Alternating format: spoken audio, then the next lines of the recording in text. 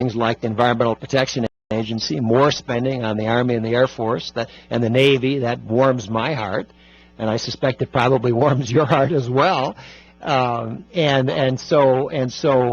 President Trump again is moving to do the things that he promised to do on the campaign trail. And when I heard candidate Donald Trump say that the Obama administration has allowed our military capabilities to be degraded through underfunding, and as president, I'm going to restore a stronger American military, I took from that there were going to be some situations where President Trump, if he won, was going to be willing to actually use our military. I don't know why else you would want to have a significant military buildup if you were going to be an isolationist, if you were going to be a pacifist, if you were never going to be willing to use military force against anybody, under any circumstances. And so I think the idea that it's a flip-flop for President Trump to now be willing to at least threaten the use of military force against North Korea to finally resolve this unacceptable situation where we've got really a crazy dictator who's got a firm grip on that country, who has been working for years to develop nuclear weapons, who has, in fact, some nuclear weapons in his possession, who has been working for years to develop intercontinental ballistic missiles so that he can use those nuclear weapons to strike not only South Korea, which I believe is already within his missile capability, but to strike Japan, to strike Hawaii, to strike the west coast of the United States. That's obviously his goal, and that's unacceptable. And yet, one American administration after another, as Senator Tom Cotton put it earlier in this program, has been willing to kick the can down the road and do nothing, in effect. Complain about Kim, but basically do nothing to try to resolve that unacceptable situation. And now we have President Trump, who's inherited this mess from Barack Obama, who finally is willing to take the bull by the horns, and we'll see what happens. I don't know that he's going to use military force against the Kim regime, but as we all know, he's got an aircraft carrier task force that has moved toward North Korea, and reportedly, I assume this is true, reportedly he's been leaning on China's leaders who have long supported the Kim regime. I made this comment earlier when talking with Senator Tom Cotton. You know, it's common when we're talking about foreign affairs to refer to rogue states. It's time for Erie Otters Hockey. Kent Radio 1400. Erie's news talk station. Now let's go to the ice with Aaron Cooney.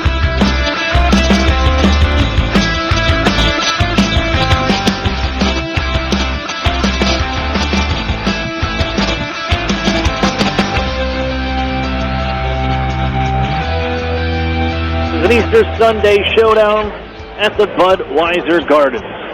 The Erie Otters and the London Knights meeting for a Game 6 in their Western Conference semifinal. And the Otters the chance to advance. And it seemed pretty good 47 seconds in when Jordan Sambrook would net his second in as many games for the Erie Otters and hand Erie an early 1-0 lead. But goaltender Tyler Parsons would mimic his performance of Game 1 as he would go on to stop his next 44 shots faced that the Erie Otters threw at him. London Crickets on the power play throughout this series, but it was this time around they would win the special teams battle. And a power play goal from Yanni Kuokkanen in 17:45 of the second would tie things up at 1.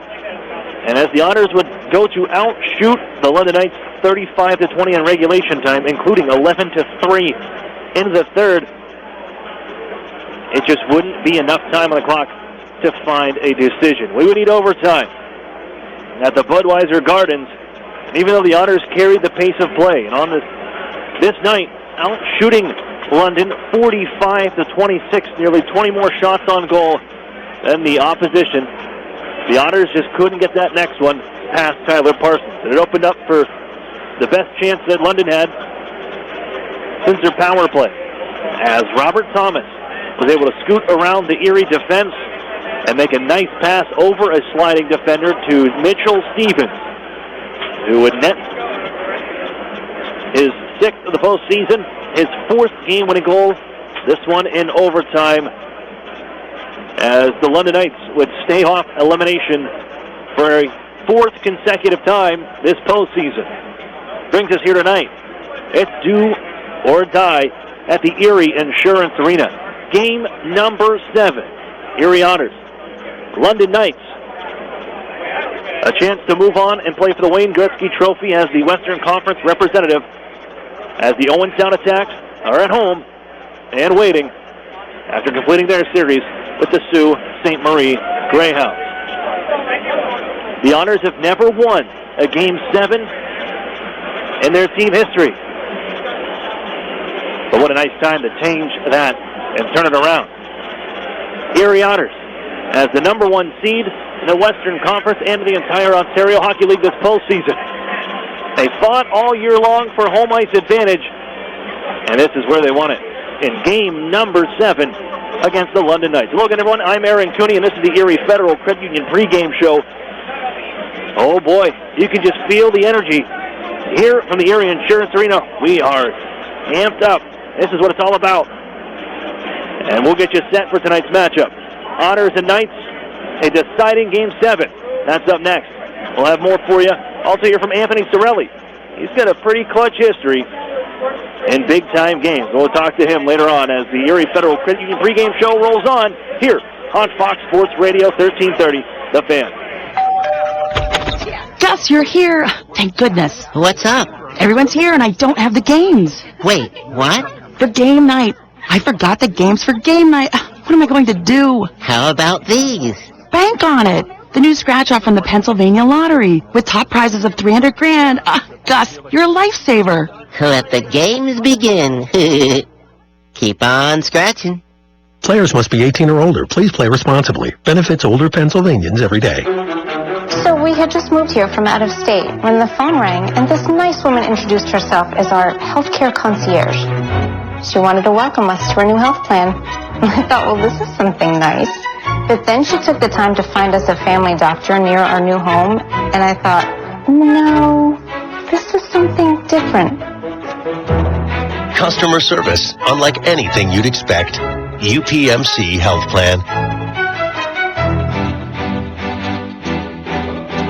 The Sheridan and Courtyard Erie Bayfront Hotels are proud sponsors of the Erie Otters. Join us for the pre- and post-game celebration at the award-winning Bayfront Grill or the brand-new Shoreline Grill. Let us help you fuel up for the high-energy game with our extensive menus and craft brew selections. You Otter be dining with the best. Crossover utility vehicles, called CUVs, are more popular than ever, and there are too many to choose from.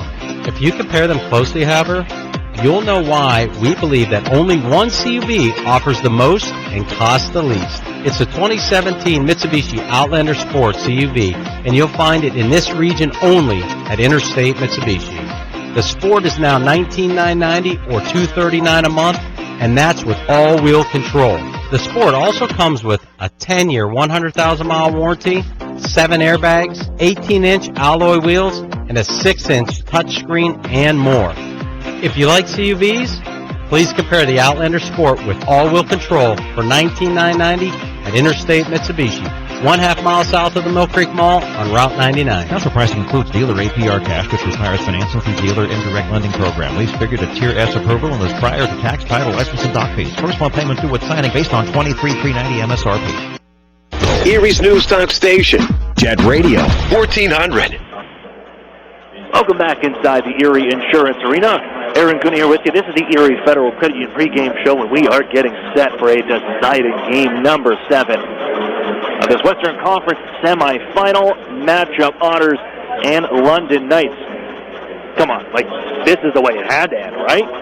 The history of these two teams, and especially the last 2 years, rivals, trading sweeps and consecutive postseasons, and now here you are defending Memorial Cup champions against the number 1 team in the Ontario Hockey League, and a team that is looking for a championship, their first one since 2002.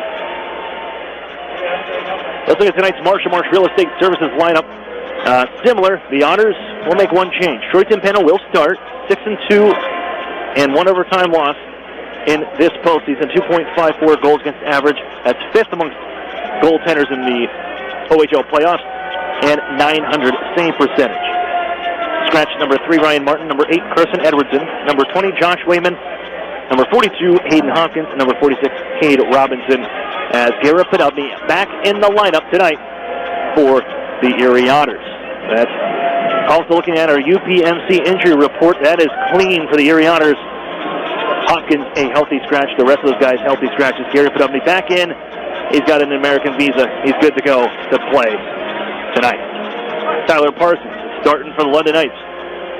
7-4-1 with one shutout here in this building. 2.55 goals against average in the postseason. 923 save percentage for Tyler Parsons, the 19-year-old Chesterfield, Michigan native.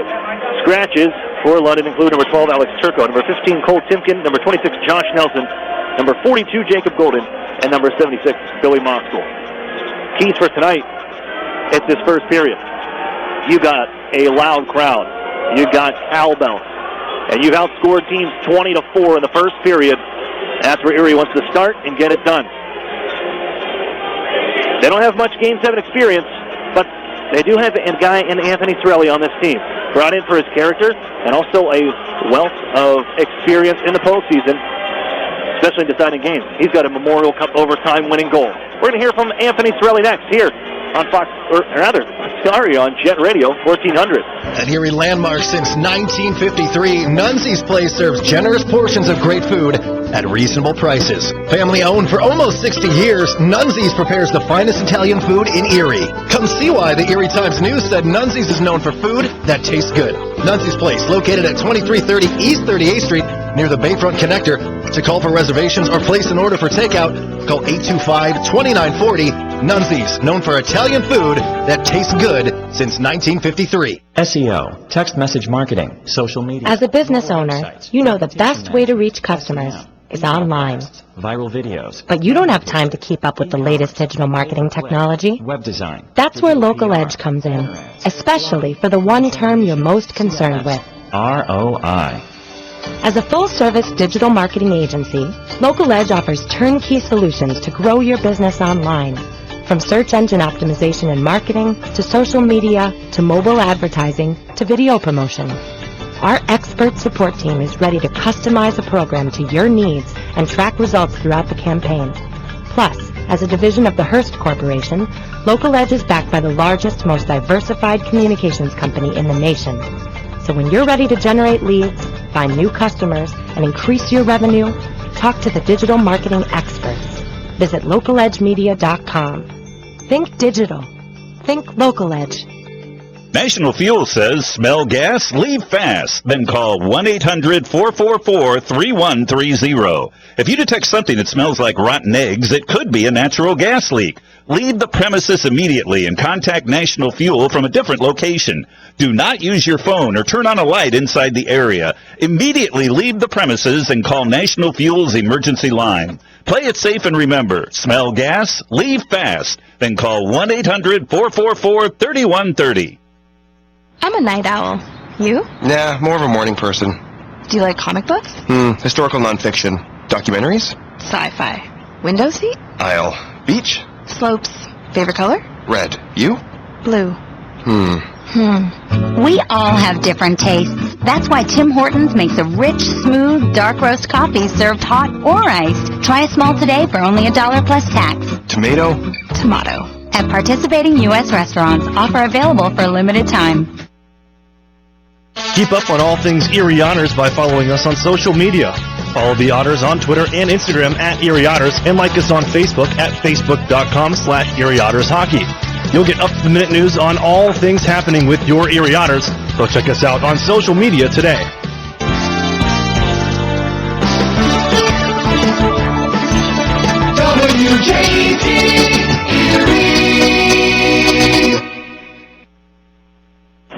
Welcome back inside the Erie Federal Credit Union pregame show. Aaron Cooney here. Joining me at this time, Erie Otters forward Anthony Sorelli. And Anthony, it was interesting reading your comments, and it was in the London Free Press right after the game on Sunday. It seemed like you guys were pretty happy with the way the game you guys played. You didn't get the outcome you wanted, but the style and the way the game went for you guys. If you continue that, do you guys continue to feel well going into this thing in Game 7? Yeah, I thought last game in London, we came up pretty strong. We outshot them, we got pucks in that. We played the kind of style that we wanted to play. I think, we continue doing that tonight.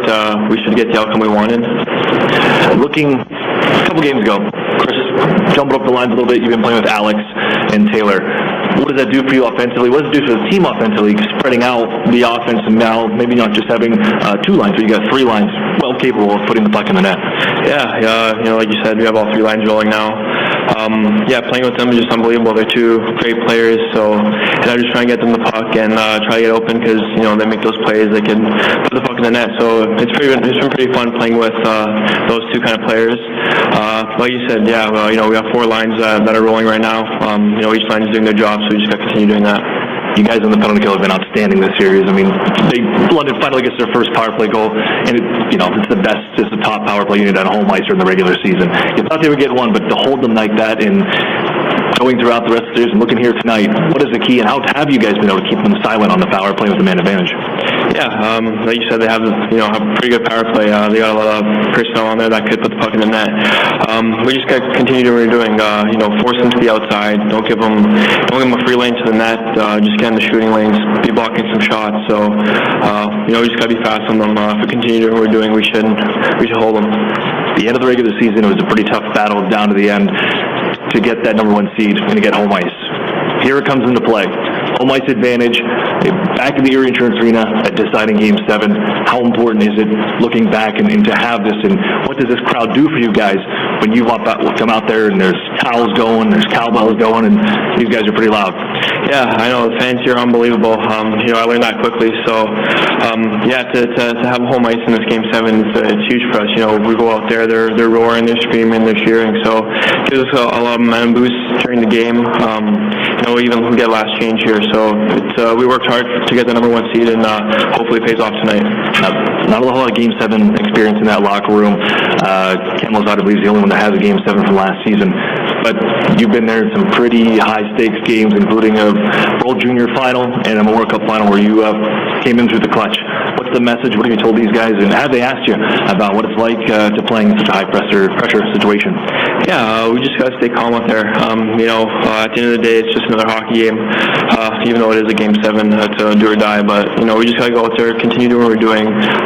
Just taking it in that we just got to go out there and play our game. It's just, like I said, another hockey game. 60 minutes, have fun out there. Anthony takes 16 wins to raise Robertson Cup. You got 7. Get halfway there tonight. Thank you. We will. That's Anthony Sorelli of the Erie Otters. Face-off is next on Jet Radio 1400. Otters fans, if you're looking for the best hand-cut steaks, fall-off-the-bone ribs, made-from-scratch sides, ice-cold beer, legendary margaritas, and fresh-baked bread, then look no further. Texas Roadhouse, located 7475 Peach Street, Erie, is the place for legendary food and legendary service. Whether you're looking for a special occasion or just a night out with good food and friends, think Texas Roadhouse. And don't forget to cut your wait time by using their famous call-ahead seating. That's Texas Roadhouse, 814-864-9494. Over the years, technology has greatly improved the productivity of the business office, from faxes and copiers to multifunction printers. Now we don't know how to get things done without them. And that means you need a reliable printer copier and a dependable service plan. That's why you should trust Cooper Business Machines. They are Erie's only authorized dealer for Sharp document systems. And most importantly, they will maintain your machine so that it continues to, work. Just like your car, it needs regular maintenance and parts need to be replaced regularly. If your copier isn't properly maintained or you're not getting toner in a timely fashion, then you've been reminded what it's like to work in the dark ages. Don't wait any longer. Your business requires dependability. Shouldn't you expect the same? Cooper Business Machines, Erie's only authorized Sharp dealer and service provider, helping you get back to business since 1980. Online at cooperbusinessmachines.com or call 456-7585. Programs, get your programs! Mill Creek schools have all the programs you need. Really? Yes, they have preschool programs, Center for Performing Arts programs, Honors College and ROTC programs, dual enrollment and student internship programs, not to mention 16 advanced placement courses, 30 varsity sports, and over 50 high school clubs and activities. Sounds like they do have a program for everybody. Programs, get your programs! In the Mill Creek School District. What's 10,000 square feet with 100-plus arcade games, all set to free play, including air hockey and 1 round of glow golf, all in one great space? If you said Playport Erie Arcade, Erie's largest indoor arcade center, you're exactly right. And if you haven't had a chance to stop in and enjoy all those old favorites and new challenges, now's the perfect time. Race your friends head-to-head with the 4-player simulators, ride motorcycles, boats, skis, and more. Playport has bowling, pinball, basketball, hunting games, and of course, all for a one-price admission. Come on into Playport Arcade. It's like having that feeling when you wish you were a kid again. Yeah, that's the feeling you'll get at Playport Erie Arcade. Playport is more than just an arcade. Playport is Erie's first indoor glow golf attraction. It's like walking into another world as you enter the glow golf room filled with neon and different fun obstacles at every hole. Playport is fun for all ages. And now for a limited time, grab 3 people along with yourself and take advantage of the 4-pack special. But hurry, it's only for a limited time. Playport Arcade on West 12th Street in the Big White Building just east of Peninsula. I beat my best score. I love this game.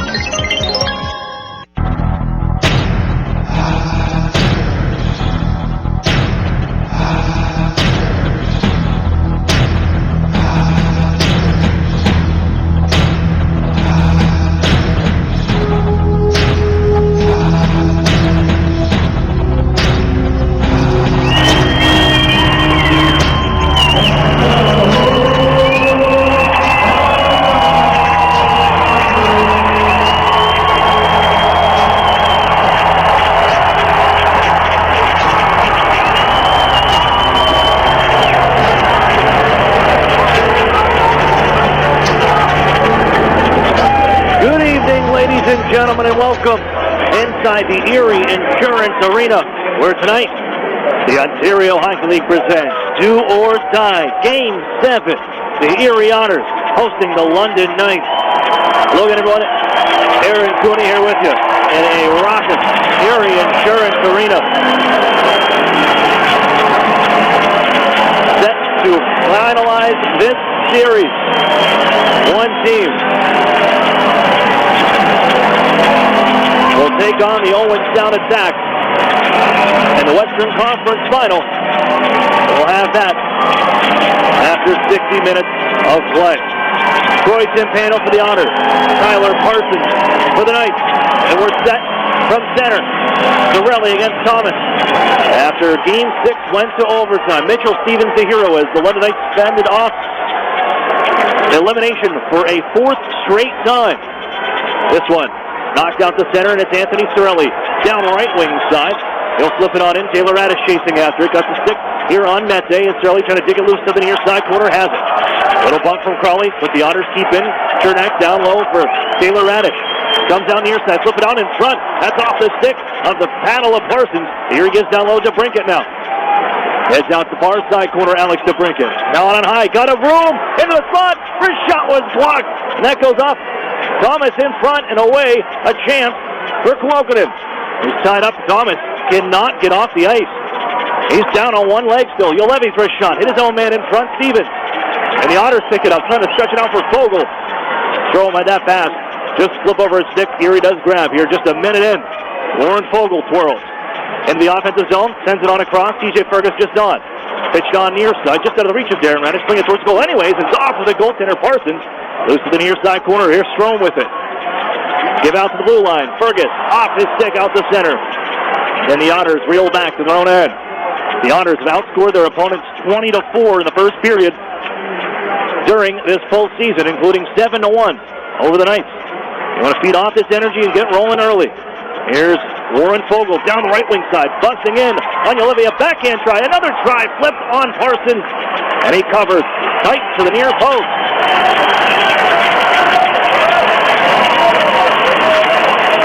A minute 34 seconds in. Offensive zone draw coming up. As the Otters in the first 3 shots on goal. Parsons, an elimination game, has been, as of right now, undefeated. 8 straight elimination game wins if you count the Memorial Cup championship game in Red Deer last year. And then 4 of them with Team USA at the World Junior Championship. He's done a couple here with the Knights in this postseason. Wadnia, right wing side. Down and drop pass. Here's Maximich. Wrist shot. It was blocked. Still with Maximich in front. Rodney can't put it towards the net with a sprawling Parsons. The D gets across, and Pickenish sends it into Erie territory 2 minutes in. Timpano to move it. Skips away from Hendrick. Lazard. A full tie-up on Salaturtle. Still loose. Sticks towards Timpano. He'll shuffle it on for Mitch Byrne. Ahead for Lodnia. Missed on that little one-touch pass, but Garrett Podubny back in lineup for Erie has it. He'll send it in from center end. Parsons to move it. Flip it up the near side. Bodied was Podubny, and it's out to center for Liam Coody. Working right wing, drops off Bouchard. Wrist shot save, made a rebound. Knocked on in front. Look out, a try. Oh, coming up with a save is Timpano. Salaturtle gives the blue line. Bouchard with it. His try. Wide. It sits behind the net. Timpano, he'll cover and hold on. As you can hear the crowd. Troy Timpano matching Parsons in the 3 stays as well. The Otters 0 for 3 all time in Game 7, including 0-1 against these London Knights. That back in 1998. Mette holding. Given down near side. Cliff Pooh replaces Robert Thomas on this line with Klokanen and Stevens for right now. As Taylor Radish after the puck to the opposite zone, it's Chernak. He'll let a little flapper go. That's deflected away by Yolevi to the wall. Stevens up and out in the center. Glove down by Sandberg. Poked away by Cliff Pooh, and he's got Klokanen with him. Here's Pooh into the zone. Puts it off the pad. And a stop from Parsons. Or out of Timpano and the Otters. Picking up the other way. Looking for Taylor Radish. And it's just out of his reach. Behind Parsons now. An icing call to Erie after that try 2-on-1. That's how they connected for the game-winning goal in overtime, London. It was Thomas to Mitchell Stevens. So that time, a little pass off the pads from Cliff Pooh. Timpano the first stop. Erie able to move that rebound away. On the icing call to draw, here's a shot from Jones, and that sails high. Off the end glass. Back after Milicic to the near side. Erie lifted up the wall, not out Crawley. Just feed it back down low. Sam Milicic. Tied up by Eric Chernak of the Otters. Sorelli digs it loose. Moves up the near side, and off goes Taylor Radish. Gets it out to center. Jones knocks down the intended pass for DeBrincat. They leave it for the defense. It's Bouchard now. Drop off Crawley. Looks left, gives right. And on that way, Milicic. He's tied up by Fogle and Darren Radish. They would take the puck away. Leave it on for Max George along the wall. He stops, looks cross ice. It's Fogle. Down right wing side into the offensive zone. Saves it for Dylan Strome. He shoves to the wall, but left the puck for Maximovich. Down for Fogle. Turn around. Wraparound try. Parsons is there. Big save. Milicic carries ahead to center. Red line and down. The Knights back off. And the Otters pick it up out of the corner. Darren Radish leading the march ahead. He leads all defensemen in scoring in the postseason like he did in the regular season. Flipped in, and he'll chase it down against Bouchard. In behind the net, tries to swing it out in front on Carbonera. They will knock it down, push to the line. Fogle here for Erie. Gets to Maximich, on for Strome. Comes to Fogle. His shot just over the glove of Parsons, and it sails off the glass to corner and out to Erie territory. Changes for the Otters as DJ Fergus trying to run the gauntlet. Hook check at the line by Carbonera. That was center red. Lodnia. Now Fergus looks left. And they pushed in. Here's Patrick Fellows for Erie. Going to turn it down low. It's taken off the stick by Pickenish, but a good keep in there by C.J. Fergus. Carbonera, he'll make sure this one gets to center. Little air underneath that one. And the loft gets back to the Erie line. 5 minutes in. Scoreless in Game 7. Erie, look out. Cough the puck up. There's Stevens just in. Cutting towards the front. Just missing on the shot. Throws it in front. And the Otters steal. They'll go to center ice. Here's Patrick Fellows, right wing side. Shift it down low. After it is Pettis, he swoops in. Going to power out near side. Hands off. Chernak to the back end. Oh, what a stop. It's still loose. Otters whacking away. And Parsons slides to the front of the crease and takes the puck away. Picking up right where he left off. Tyler Parsons, who has now stopped 50 consecutive shots against the Erie Otters as they're giving up the first one. On the Otters' first shot, 47 seconds into game number 6. He was perfect throughout. So far, so good for number 1. It's DeBrincat out of the corner. Man in front, Sorelli. Oh, he's tied up by Cliff Pooh. Great defensive effort to not allow Anthony Cirelli to bring that one on the forehand, but DeBrincat gets the puck back. Bounces away from him, Yolevi out of the corner. Up the wall, not out Chernak. He keeps it alive. Knocked down in front by Alex DeBrincat. Puts to the near boards. Tie up with Radish. Cirelli there also. Cliff Poo and leaning in on them. Also, it's Yolevi. Here's DeBrincat. Rubbed out of the play by Mete. Puck still loose. It's DeBrincat kick it up to himself now. Taken behind the goal still. Cirelli trying to fish that one out if he can. Trapped between skates right now. Cirelli got it loose for a second. Now it's back in that pile up. As reaching in, Cloakinen, DeBrincat still there. Taylor Radish comes in. Cirelli has it. Walks in front. He stands on the try. Chernak has it. He comes into the near side corner. Hit by Stevens. And Yolevi with that puck freed up. Played up the far side boards. Off the leg of Jordan Sandbrook, but Chernak gets back. It's Cliff Poo on the right side. Drops it off for Mete as he tries to pass across. Wiping out with Sandbrook. And it allows Cliff Poo to grab the puck. Puts it back down low. Stevens trying to power out in front. Mitchell Stevens for Cliff Poo. Off his skates, just wants to keep it in. DeBrincat will grab. He finds Fogle. He's going to slowly make his way to center ice. Now flip it hit. Glove down by Strome. Strome to the zone. Wait, fires. Walker saves Harson. And back onto center ice. Fogle hunting down Milotic. The Otters steal. It's Strome to Maximovich. Right wing side. Wait, deep. Maximovich off to the goalpost.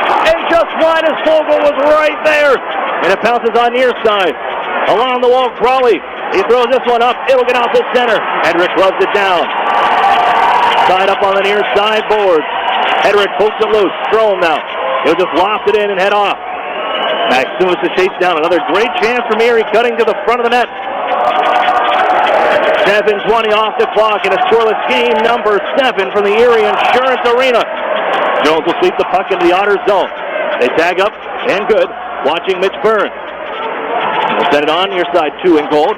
There, Hedrick. Nice little dish to Garrett Podubny. Has some room up ahead. Gives to Gurney. Bounce it into the zone.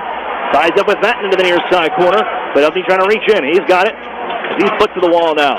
Garrett Podubny, ranked the 130th skater from the NHL Central Scouting Service final rankings.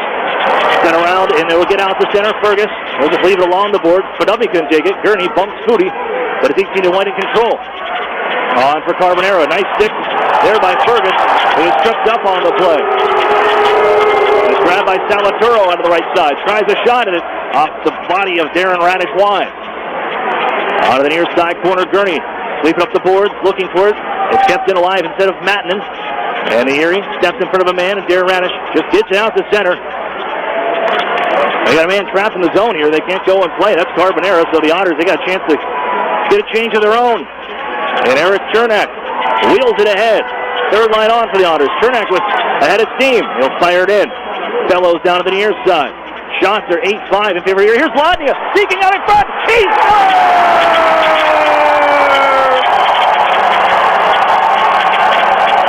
And you can't beat that.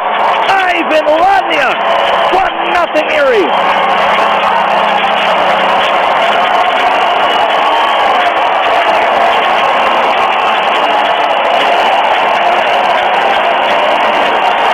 His first 5-on-5 goal of the postseason, and his third goal in just 27 games. Ivan Ladnia comes up big. 1-0 Erie.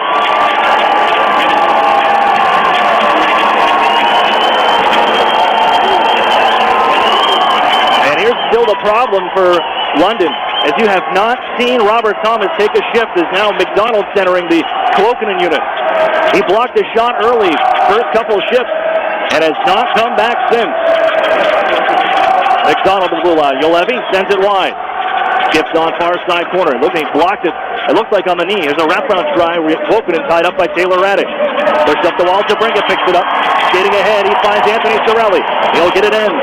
On the backhand and chase it down to the near side corner. Beat it behind the net. Taylor Radish bouncing it back on for Cirelli. But it's pushed up the near side. Darren Radish pinching in it. Stepping in on Stevens. Here he gets out to the blue line. Played in front. Knocked away by Victor Mete before Cirelli could get a blade on it. Behind the goal. On for Alex DeBrincat. Trying to turn it back down for Taylor Radish. Man just on is Dylan Strome. Hands off to the older brother. Darren Radish waits, and he'll give off to Dylan Strome. A little interference for the Otters, and they try. Pass off a leg. Darren Radish will keep it alive, though. Along the right wing side. Erie changing behind the play. He'll get reinforcements in Fogle and company. Given in front for Fogle. Going to get a stick on it. McNush, one-timer. That's kicked away by Parsons. Fogle, loose biscuit. Going to drive out to the circles. And he'll hold on now. Wait. Find Maximovich in the cycle. Ducks onto the far board. Plays it down low. Here's Fogle with it. Ducks around Pooh now. Comes down near side. In front. Here's a try from Darren Radish just wide. Fogle back to the puck. Up the board. TJ Fergus calmly holds and comes across the blue line.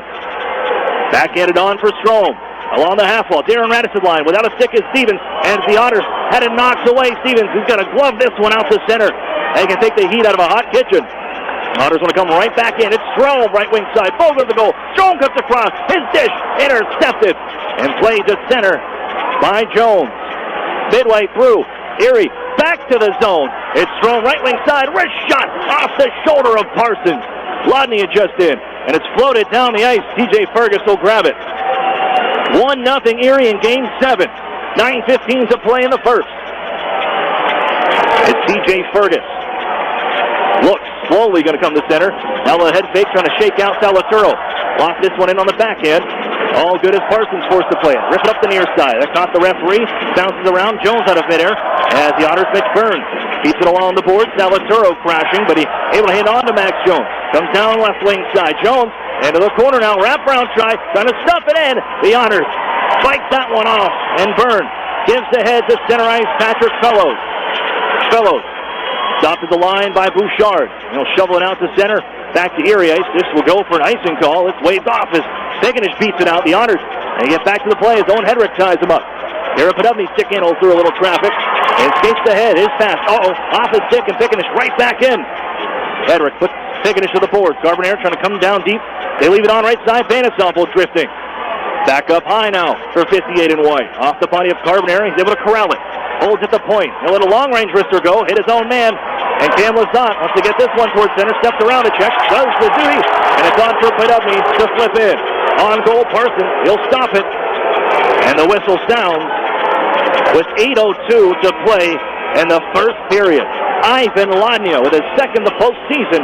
And the Otters lead 1-0.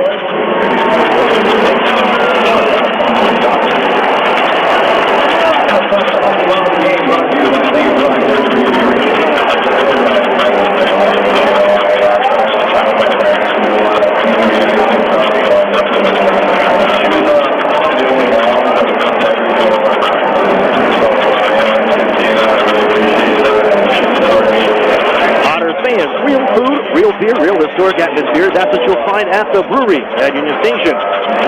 Erie's original brew pub and restaurant.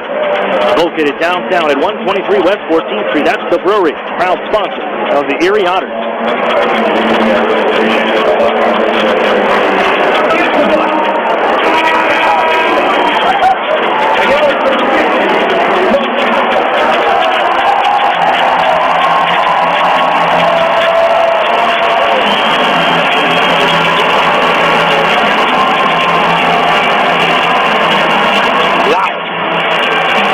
Cowbell's out in force. Draw to the right of Parsons, and it's Sorelli. Angle it down low off the body and stick of DeBrincat. Dished up the near side. It skips off the shelf, and here's Clokenin on ahead. A stick, and what's the call there? High sticking to Sorelli as he barks away. And the Otters will lose Anthony Sorelli for 2 minutes.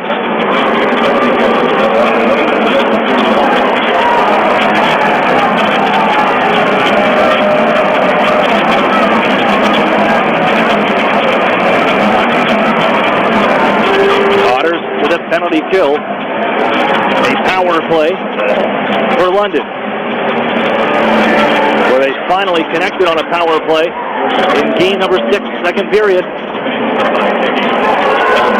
And high sticking is the call. Draw will be to the left of Troy Timpano. With 2 minutes on the clock. Game 6 is also the first time that the London Knights have beaten the Otters in the special teams panel. Here's Yolevi. He gets down low. Who in front for a try. They score. Clokenin does it again. Yanni Clokenin from the right circle on a one-timer. It's 1-1.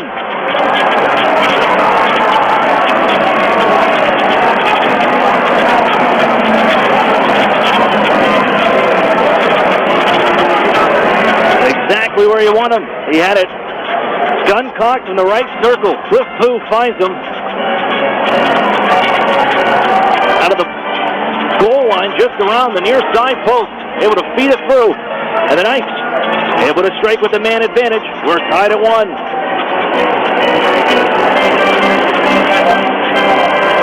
Early back on with his unit of DeBrincat and Taylor Radish. Face off one by Cliff Pooh. Lifted ahead to Otters territory. And the Otters going to reel it out of the corner. And it's Eric Chernak after a poke check from Stambro. On ahead off the skates of Taylor Radish. He's going to slow down to pick it up. And he leaves it ahead for Sorelli. He'll fire it on in. After it is Alex DeBrincat.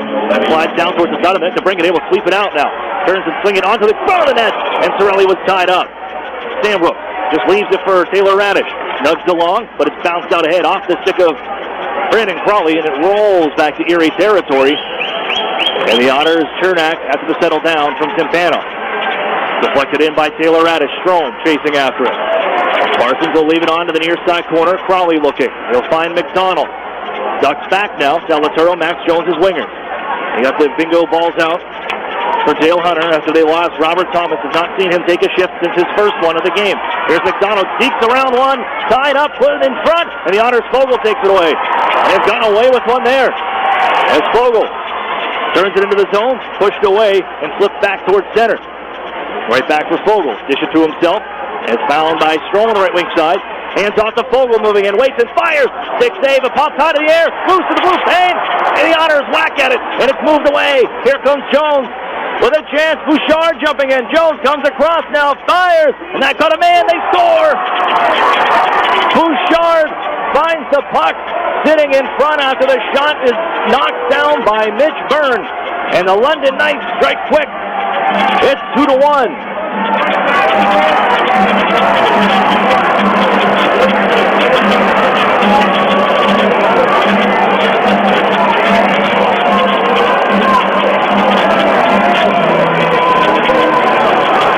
Well, Jones almost lost the handle coming across the ice. He's able to reach and settle it down and just throw it towards the goal. It's blocked, catching the body of Mitch Byrne. As it sits there, the Otters couldn't find that rebound once it fell out of the equipment of Mitchell Byrne. Bouchard, who jumped up on the play, has his second of the series and third of the postseason. And the Knights now take the lead 2-1. Crashing in is Pickenish, reaching Darren Radish behind the goal on the near side. But in front, here's Carbonear on performance and shot just wide on the other side of the net. Whizzing wide was Pickenish. It's Fogle on the near side towards Ulevi. He'll just feed it right back behind the net. Ulevi dumped by Darren Radish on a check. Timpano, he'll take the slow down. Nope, the whistle sound it did. You can't barely hear once they get the cowbells rolling. Timpano wants to play it and slid it along, but the whistle does sound for a draw coming up in Erie territory. 2-1 London. A power play goal from Cloqueton. Then Evan Bouchard, a little over a minute later, as the Knights take a 2-1 lead. Here in Game 7, 5:46 to play in the first. Shots 13-9. Stevens after the draw. Takes it to the corner, flips him to himself, now on the near side. Mitchell Stevens, the hero in game number 6, has the puck again on the left side. That's a shot go. That's blocked away by Timpano. And on the near sideboard, Cliff Pooh, he comes out, his try, he scores! Cliff Pooh from the left circle, sneaks it past Timpano. And it's 3-1 London. Cliff Pooh's first of this series. And the Knights jump ahead by 2. Oh, just fooled him. And Joe Mordaka is coming in for the Erie Otters.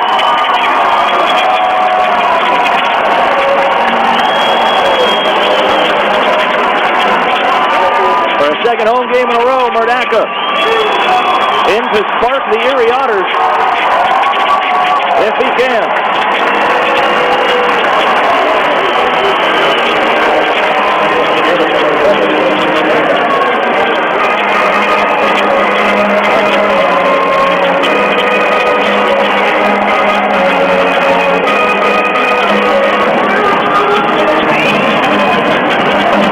Face off at center. unit takes the ice. As they win it back for Bouchard, London. Angle it up ahead. A lot of energy now for the London Knights. Riding the wave coming from game number 6. Here's McDonald trying to bring it up the near side. Fogle takes it away from him, and the Otters move it ahead. Back to it, trying to one-touch it on for Strome. Knocked down at the line, and it's controlled by Crawley. Back to Bouchard, leaning to his left. Moves that way, center. Oh, he caught his own man Jones as Fogle trying to get it. It's worked up the near side boards. Fogle going to charge to the offensive zone, protects on the back end, hits the brakes now. Walks down top of the circle, out high now, wrist shot through some traffic, and it just sails wide. There's Maximich taking it back down towards the corner. As he's tied up along the boards, knocked down by Bouchard. Reaching in, Strome, and a hit from McDonald. Down goes Dylan Strome. The Otters floated towards the net. Stopped, and McDonald's going off. Erie gets their first power play of the night. A 3-1 hockey game. Checking from behind the call. And a pivotal moment early in this game, number 7. First period, the Otters. Power play chance late here. Try to draw within 1. Face off 1 and Mete angle it onto the near side board. Jolevi will dish it down the ice. Back to move is Joe Murdaka. He settles it down for Darren Radish to move it ahead. Out for Strome, left wing side. Taylor Radish just in the zone. Stop. Able to find his older brother Radish through a traffic. The shot. That's off the stick of Parsons, and it's picked up by Pooh. Out right wing side. He protects this one and will send it in off the feet of Darren Radish, who's back to pick it up as Pooh heads off on the change. 30 seconds off the power play clock. Aaron pass to Stevens. He's hit by Radish, but keeps on moving and almost lost the handle, though. Going to leave it for Jones. Tied up on the backside by the Otters, and they move it ahead. Oh, the Otters, they're really going to start taking care of this puck. Frustrations, you can tell. Here's Murdaka. Settle it for Darren Radish. The Otters down by 2 here in this first.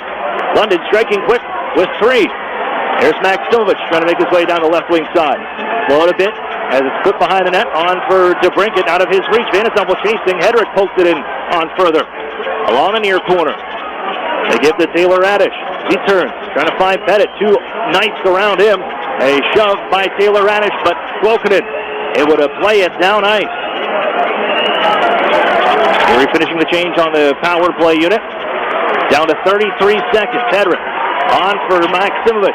Pushed ahead for Fogle left wing. Reaches in, sends it around the horn. There's Ivan Lodney. He's got the goal for Erie. Back down low, Crawley. Angle it off the near boards for Jolevi. And it's down ice. The defending Memorial Cup champs trying to keep the season alive. Ahead by 2. Here's Owen Hedrick. He'll bring it into the zone. Time to get down to the power play. 10 seconds. On for Eric Chernak. Seawheel fires one. Stopped by Parsons. Gathers it up along the shoulder. And the face-off will be along the near side. With 2:44 to play in the first. And the Knights ahead, 3-1. Goals coming. 3 of them in a span of 2 minutes and 11 seconds. That day up the near boards. Chernak couldn't keep in. It's out to center, and they've killed it off. McDonald backs up. After he comes out of the box, Garrett Podubny will see it ahead. Right wing side, Podubny trying to flip it to himself. Pushing and shoving with Jolevi down in the near corner. Jolevi with the body position, slides it right in front of his own circles, but it's gathered there by Miletich, and then Pickett will dump it in deep. Moves up the boards. They throw it down low. Pickett was looking to angle it on for Miletich, but Christian Gurney on to pick it up in style.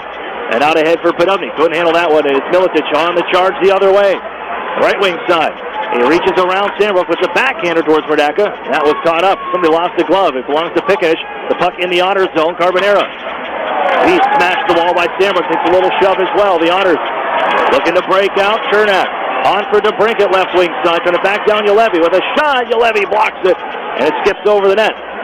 All the way to center ice. Backhanded towards Erie territory. It'll be picked up by Darren Radish. Shots are 16-11. The Otters open things up. Great start to the period and got the first goal, but another short lapse of time as Radish brings it off. Hands off to Sorelli. Turns and trying to get a backhander towards the net. Heads behind the goal now. Tuck it on to the circles. Here's DeBrincat. Waits, looking towards the goal. Glove save with traffic in front. Parsons holds on. They draw near side.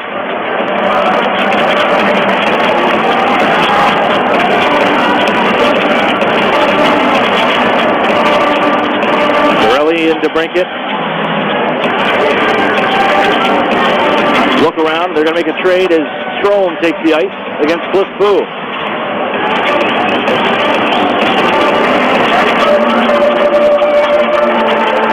They win the draw to DeBrincat with a wrist shot, blocked by Crawley, and skips onto the far side. Stays out high in the air, but stays in the playing surface. Erie offside, trying to keep that puck in. Base draw coming neutral ice. Well, it started with the Otters and a lot of pressure, and then London losing. Robert Thomas, who blocked a shot and was down to one knee and could not get back up to his skates at all, had to drag himself to the bench and get off, and is not on the bench right now for the Knights. A 3-1 hockey game. Here's Taylor Radish, reaching on near side, pokes it ahead, whacking at it is Alex DeBrincat, turned along the near side, he'll float it into the zone. Slowed down by Parsons, picked up by Mete, ripping around the near side boards. Radish with the shove onto Stevens, with the puck's out to center, and Klokonen plays it on in. Murdaka, in the final minute, settles it down for TJ Fergus. Fergus wipes out, but is still able to move it on for his partner Radish. Ahead for Dylan Strome, trying to deep down right wing side, hands off to Brinket, right back for Strome, trying to drag out in front, push to the front of the gate. The Otters couldn't get there. Lifted towards the blue line, and Klokonen the other way. He'll launch it on goal. Stop for Murdaka, that's his first, but McDonald following up, moving in, his shot, just off the leg of Murdaka, who makes the stop. Max Jones after, but it's Darren Radish behind the goal. On his back, and a hit, but the Otters floated out to center, looking for Maximich. Mete gets there first, 13 seconds ago. Otters D's been out there a while. Darren Radish will skate, though, right wing side with it, 8 seconds in the period. Trying to deep around Crawley. Given down low by Strome. They collide into the end board. Maximich's time running out. Put in front. Scores! Darren Radish! Oh, that's red! With .2 on the clock. There's a pulse at the Erie Insurance Arena.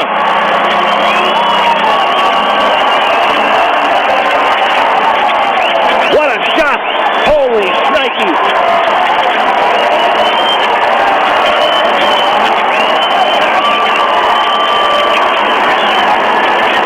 To look at the clock, but my goodness, he buried that one. Clock says .2. They will, I'm sure, review. But Darren Radish appears to have his 7th of the postseason as time was running out on the first period.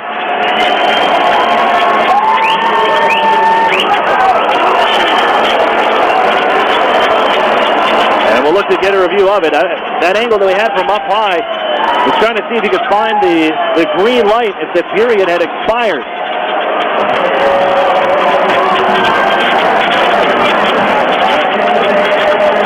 But I think we're going to be fine, and it's going to be a good goal. 3 points. We have a face-off from center, .9 on the clock, and a 1-goal game from the Erie Insurance Arena. That'll end it.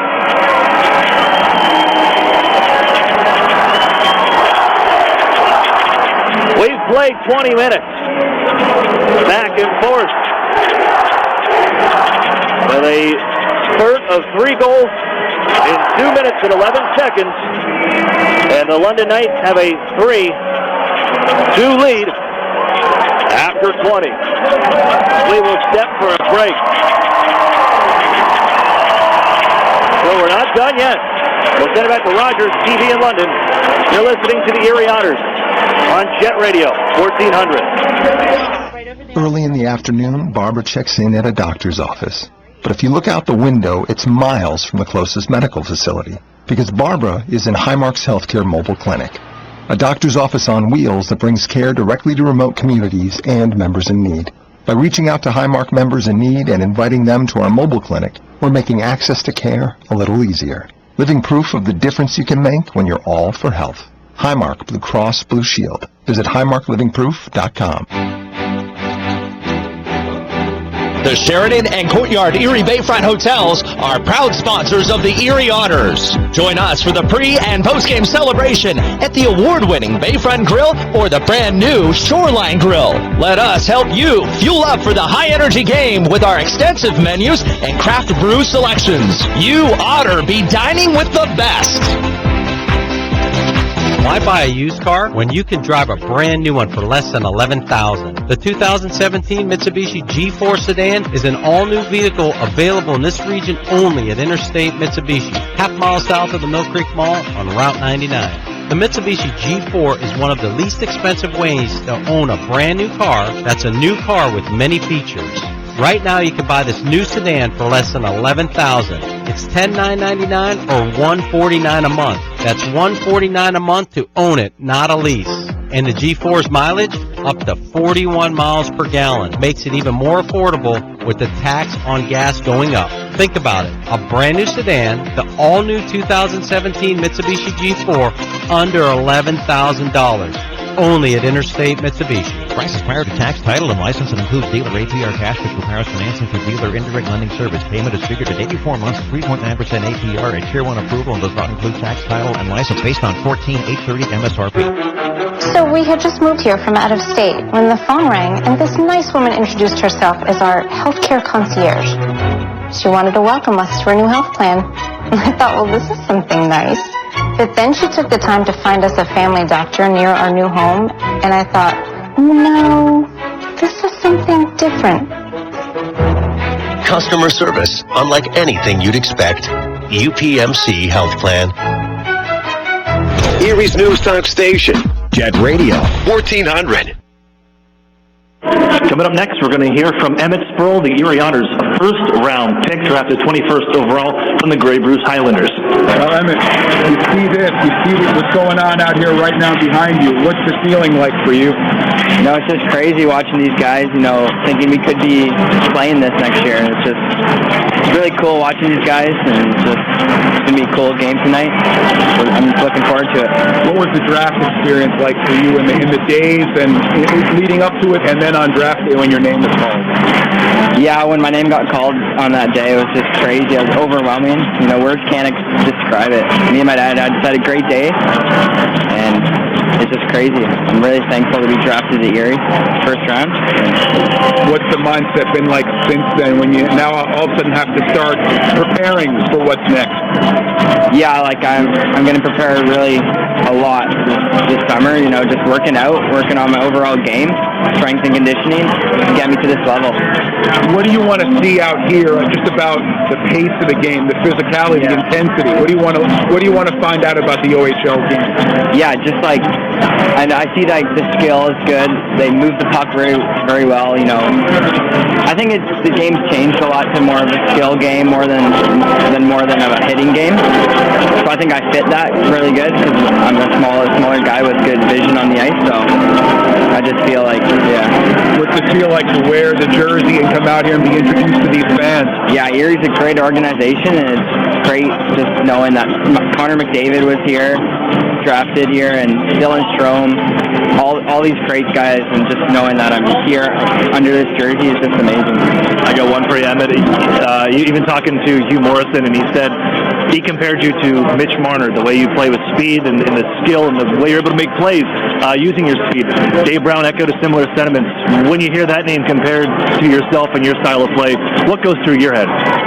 Yeah, it's just great. You know, Mitch Marner's a guy I look up to since day one, and he's just a great player, I think, and I just feel like I fit that role.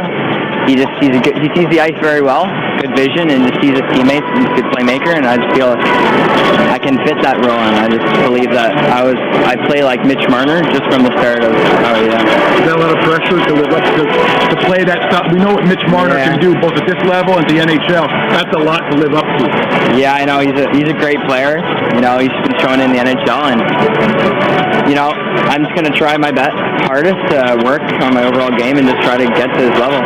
That was Emmett Sproul, Erie Otters' first-round pick. We got more hockey coming up in the first intermission, brought to you by UPMC next on Fox Sports Radio 1330, The Fan. An Erie landmark since 1953, Nunzi's Place serves generous portions of great food at reasonable prices. Family owned for almost 60 years, Nunzi's prepares the finest Italian food in Erie. Come see why the Erie Times News said Nunzi's is known for food that tastes good. Nunzi's Place, located at 2330 East 38th Street, near the Bayfront Connector.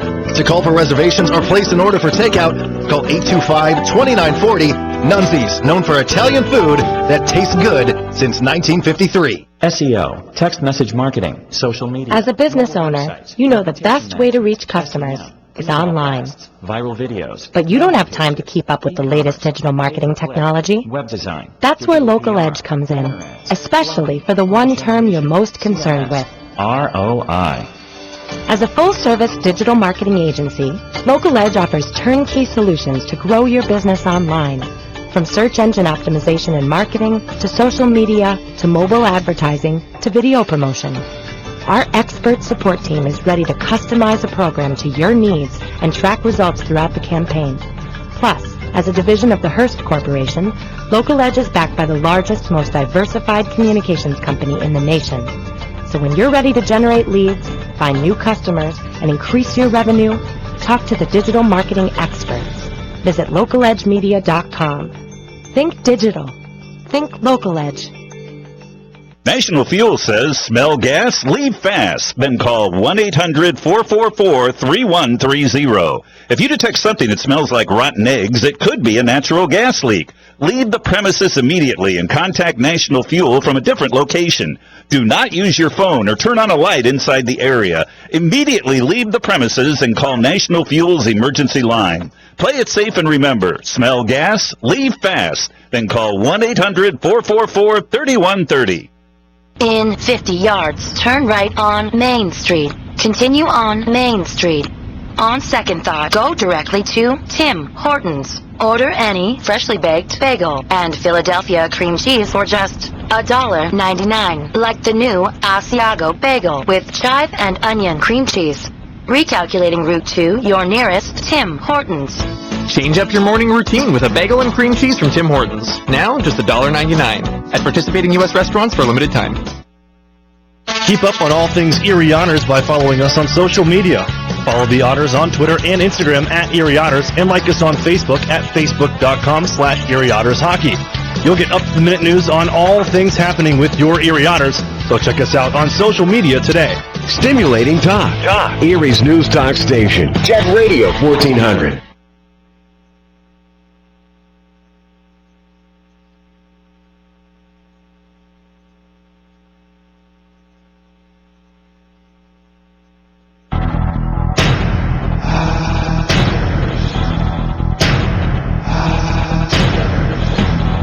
Good evening, Erie Otters fans. I'm Cale McLaughlin, and tonight I'll be bringing you the UPNC intermission report. We'll head right into the Arctic Spa. Recap, the Otters are trailing the London Knights 3-2 after 20 minutes of play. The Otters are leading in shots, however, 18-12. They've beaten Parsons twice here, one with just a couple of seconds to spare in the second intermission, but it's been the Knights that only took over about 2 minutes of the game, but they scored 3 in that span. It was Ivan Lodnia who got the Otters on the board first in the first period, just before the halfway mark there. He deked around the defense, deked around Parsons, and put it on the backhand to score, making it 1-0 for the Otters. And then, as the Knights have done several times in a row heading into tonight, they scored 3 in just a couple minutes. Jani Kuokkanen drew the high sticking penalty on Anthony Sorelli, and then just a few seconds into the power play, Kuokkanen scored. He's been the Knights' MVP so far in this series, and he's added another one tonight. And then just a minute later, Evan Bouchard capitalized on a fortunate bounce off an Otters defender to pick up the puck and put it past a sprawling Troy Timpano to make it 2-1. But we're not done there. The Knights scored one more just 40 or so seconds after that, as Cliff Fu wheeled around and scored short side on Troy Timpano, putting the shot just under his blocker to make it 3-1. And that was the end for Troy Timpano, as Joseph Murdaka has come into the game in relief. Murdaka but he has appeared in 2 other playoff games this postseason, and he'll be featured prominently, I'm sure, here through the second and third periods. But the Otters weren't done with the goals. just with 0.2 seconds left in the first period. Darren Radish caught the puck off the boards and put it through Parsons just on the short side of the post, just over his shoulder to make it 3-2 with just 0.2 seconds left in that first period. And that's where we stand now with the Knights leading the Otters 3-2, though the Otters have more shots, 18-12. We'll move to the out-of-town scoreboard, brought to you by the Sheraton and Courtyard Erie Bayfront Hotels, proud sponsors of the Erie Otters. You ought to be staying with the best. No other OHL games in the playoffs right now, as the Owen Sound Attack eliminated the Sault Ste. Marie Greyhounds in 6 games to move on to the Western Conference Final. Whoever wins tonight will face them in the Western Conference. But in the NHL, playoffs are afoot, and the Montreal Canadiens and New York Rangers are tied at 1 at the end of their first period, and the Columbus Blue Jackets on the brink of elimination in Game 4 are tied with the Pittsburgh Penguins at 0, just starting their first period. It's an important game for the Blue Jackets, as they could be heading home so soon in the postseason, just 4 games in. But that'll do it for this first period intermission report. We'll be coming right back with some second period action on Fox Sports Radio 1330 The Fan. Over the years, technology has greatly improved the productivity of the business office, from faxes and copiers to multifunction printers. Now we don't know how to get things done without them. And that means you need a reliable printer copier and a dependable service plan. That's why you should trust Cooper Business Machines. They are Erie's only authorized dealer for Sharp document systems. And most importantly, they will maintain your machine so that it continues to, well, work. Just like your car, it needs regular maintenance, and parts need to be replaced regularly. If your copier isn't properly maintained, or you're not getting toner in a timely fashion, then you've been reminded what it's like to work in the dark ages. Don't wait any longer. Your business requires dependability. Shouldn't you expect the same? Cooper Business Machines, Erie's only authorized Sharp dealer and service provider, helping you get back to business since 1980. Online at cooperbusinessmachines.com or call 456-7585. Programs, get your programs! You know, Mill Creek schools have all the programs you need. Really? Yes, they have preschool programs, Center for Performing Arts programs, Honors College and ROTC programs, dual enrollment and student internship programs, not to mention 16 advanced placement courses, 30 varsity sports, and over 50 high school clubs and activities. Sounds like they do have a program for everybody. Programs, get your programs! In the Mill Creek School District. Otters fans, if you're looking for the best hand-cut steaks, fall-off-the-bone ribs, made-from-scratch sides, ice-cold beer, legendary margaritas, and fresh-baked bread, then look no further. Texas Roadhouse, located 7475 Peach Street, Erie, is the place for legendary food and legendary service. Whether you're looking for a special occasion or just a night out with good food and friends, think Texas Roadhouse. And don't forget to cut your wait time by using their famous call-ahead seating. That's Texas Roadhouse, 814-864-9494. What's 10,000 square feet with 100-plus arcade games, all set to free play, including air hockey and 1 round of glow golf, all in one great space? If you said Playport Erie Arcade, Erie's largest indoor arcade center, you're exactly right. And if you haven't had a chance to stop in and enjoy all those old favorites and new challenges, now's the perfect time. Race your friends head-to-head with the 4-player simulators, ride motorcycles, boats, skis, and more. Playport has bowling, pinball, basketball, hunting games, and of course, all for a one-price admission. Come on into Playport Arcade. It's like having that feeling when you wish you were a kid again. Yeah, that's the feeling you'll get at Playport Erie Arcade. Playport is more than just an arcade. Playport is Erie's first indoor glow golf attraction. It's like walking into another world as you enter the glow golf room filled with neon and different fun obstacles at every hole. Playport is fun for all ages. And now for a limited time, grab 3 people along with yourself and take advantage of the 4-pack special. But hurry, it's only for a limited time. Playport Arcade on West 12th Street in the Big White Building just east of Peninsula. I beat my best score. I love this game. Got talk? Erie's News Talk Station. Jet Radio 1400.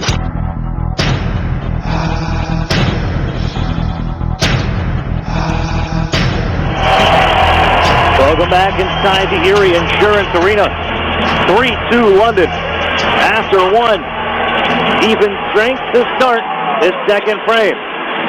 For London, Robert Thomas back out there. Missed most of that first period after blocking a shot on his first shift. But he's centering once again with Cloakinen. and Stevens. The Otters control after the draw.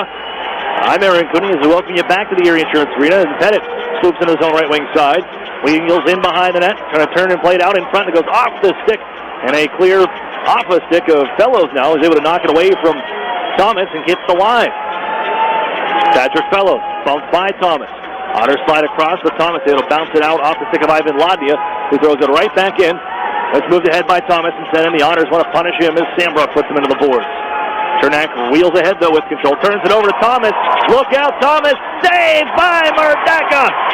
And the Otters send it out towards center. Here's Strome. Slow it down a little bit as he moves and fires it onto the near side. Lifted ahead as London was out ahead of the play. That was Jones, but Darren Radish able to close in on the puck. Sends it across. No one home. It's intercepted. And off goes Robert Thomas with numbers. Reaches around, but he's offside. Jones just could not keep the right skate on that blue line. But a huge save from Joe Murdaka. And the first minute of the second period keep this game a one-goal game. Murdaka in relief for Timpano, who gave up 3 on 11 shots in that first period. And Murdaka into relief like he did in game number 5 here at this building. But it's Cliff Boo into the Otters zone. Along the near side, hand off Mete. Militic went down, kind of tripped over the referee down in that corner, but Fergus in control for Erie. Moved on to Darren Radish, who scored with just .9 on the clock to end the period. As Sorelli chases this one down into offensive territory. Puts to the boards as the Otters follow up. Max Simic, a little too much on that pass. And it's floated ahead to center by London. The Otters have only trailed once after one period in this postseason, and that was in this series where they came back to win. Here's Fogle, chipped along for Maximovich into his own left wing side, fires it off the end boards and was looking to skip it onto the corner for Sorelli. Hammered up the wall, Fergus keeps it alive, knuckles down low, that goes off of Yolevi. He's able to wheel ahead, reaching for Maximovich, who was sliding out of control there, but it's moved ahead for Cliff Poo into his own right wing side with Militic. Jones with him also, tried to feed Militic, throws it in front, and it's elevated off the twig of Murdaka. Jones with the puck now. Waits from the left corner, just fires it. That one high and wide up the near side, kept alive by Vandesample. In a 3-2 hockey game, London ahead here at the Erie Insurance Arena. Do or die, game number 7. Jones leaves it for Militic. Coming up the wall. Sends it back down low. Otters didn't know McDonald was there. He comes flying in. He's got the puck. They've been trapped with this line out there. It's unit for a little bit. To bring it the only fresh body for Erie. Darren Radish ties the man up behind it. That's Pickenish, but he squeaks out of that now and heads over far side. Radish lost his stick. Pickenish to the blue line. It's Vandesample, right side. Throws it off the end boards, off the side of the net. From behind the goal, trying to center McDonald. Got it in the corner, drops it off to Pickenish. He turns, gives off Carbonera now. Put it in front, good stick with the Otters defend. And ahead for Warren Fogle. He'll bounce it around one man. Crawley drills it back to center. The Otters still unable to change. Pushed ahead for McDonald. Winds up. Flat shot save. Murdaka played up the near side boards. And Vandesample there. He's going to give ground and move it on to his partner Crawley. Chased by Strome. Given to Carbonera center. The Otters defensive pairing still out here. It's Radish and Fergus. Murdaka leaves it for Darren Radish. A little bit of space on the near side. Lifted ahead for Taylor Radish. Busting down right side. Cuts to the middle now.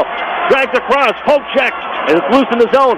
DeBrincat, rolling puck, finds Strome, waits, DeBrincat fires, and was blocked by a sliding Bouchard. Chernak holds in. DeBrincat, slow down, he's down along the ice. Sambrook walks in, his wrist shot with traffic in front. It's stopped by Parsons, and he holds on. DeBrincat bleeding, it looks like, on the play. And unhappy as he barks away with Darcy Virtual. One of our officials, our officiating crew, brought to you by Laser Eye Surgery of Erie. That's Sean Reed, Darcy Birchall, linesman Dustin McCrank, and Drew Jackson. 3 minutes and 29 seconds off the clock here in the second. A 3-2 lead for London. Game 7. The winner of this will take on the Owens Sound Attack in the Western Conference Final. All the action in the OHL. Eastern Conference has been set for a few days. Here's Pettit. Gives down low. Bouchard there. Fired up the near side boards. Over the stick of Jordan Sambrook, and this will be an icing call.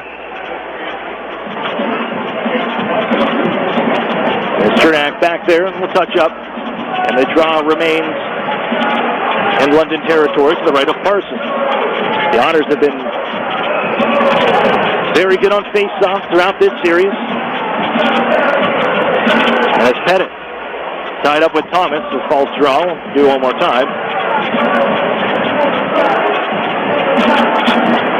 As Drew Jackson directs, and now he can drop.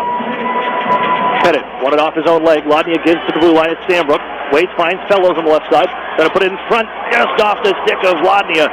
And Stevens sends this one out to center. Broken hits Chernak, where the puck is at center ice. And a hand pass called after it was played by Chernak, then followed up by the Otters Lodnia. And they held in action with 16:09 to go in the second. 3-2 game. Here at the Erie Insurance Arena, the Otters trying to get the monkey off the back here in Game 7. 0-3. In franchise history in Game 7. As we're back to action, it's Formanton right wing side, shuffled it across, goes right in front of the Otters goaltender, Liam Flutie. Tripped along the side. Lazat trying to knife it ahead. Followed up by Podubny. He overskates, lost the puck, but he's able to recover and knife this one back towards center. On for Burns. Hedrick on ahead. Gurney trying to tip it on for Podubny. Gets to the blue line. That's about it. Salaturo now. On for Flutie. And the pass just behind him. Garrett Podubny loses the handle. Here's Formanton. Turns back for one-timer. Sails just wide by Flutie. Oh, the Otters in their own end have not been that great to start tonight. Hedrick bodies Flutie. Knocked down as Hedrick trying to move the puck into that far side corner. Tied up by Liam Flutie, the rookie. Now Formanton. He's dumped by Burns. Tie up still back in the Otters zone. Moves up the wall, not out. Crawley able to control and slide it off for Bouchard. Nicely along the blue line. Angles it off the end boards. Formanton back behind the net. Burns takes there. Guided up the wall. Lazat has a little bit of room to skate. Sends it across for Garrett Podubny. That's off the mark and coming right back in. It's Formanton. He's tied up, knocked down by Podubny. Owen Hedrick is there. Here he's got to start connecting on passes. Room for Mitch Byrne to skate the center, and he'll make sure this one gets in from center red. Just on Anthony Cirelli. Wholesale change coming up for the Otters as Cirelli bounces it down low. Going to move to Lazat, through out in front. That's off the stick of Parsons, moved away by Cliff Fu. Glove to stick, and now skates to center. Looks around Darren Radish. He's the first man to it, 63 in white. But to the boards on the bouncing puck near side. Fogle crashes in also. Here with 5 minutes over, a little over off the clock here in the second period. They'll try to move that puck loose. It's Miletich comes out of the pile-up. Radish continues to hold Fu along the boards. Miletich battling away. It's played ahead. The Otters speared away, and Fogle can skate the center. Fogle has numbers with him. Waits now, throw it in front, and it's sticked away by Parsons. Was looking for Max Simovic coming in. Here's Miletich. His back down low. Mete. Chased by Cirelli. Angle up near side. Reeled in by Miletich and given right back. Mete with speed. Wrist shot. Let's say the rebound is loose near side. And they tied up back behind the goal. Fed onto the corner by Pooh. Followed up by the Radish brothers as Darren had it knocked away. Pooh, and now Miletich trying to move it in front. They had Mete creeping in, but it's TJ Fergus. On for Max Simic, and now Taylor Radish. Chip and chase. He'll find it back behind the goal. Erie changing behind the play. Strome on with DeBrincat. They give to DeBrincat on the right wing side.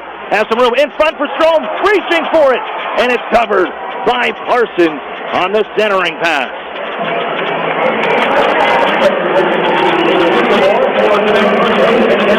13:33 to go in the second. Game number 7 in a one-goal game. All scoring coming in that first.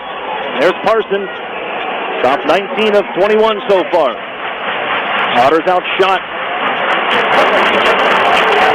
the Knights 18-12 in that first period.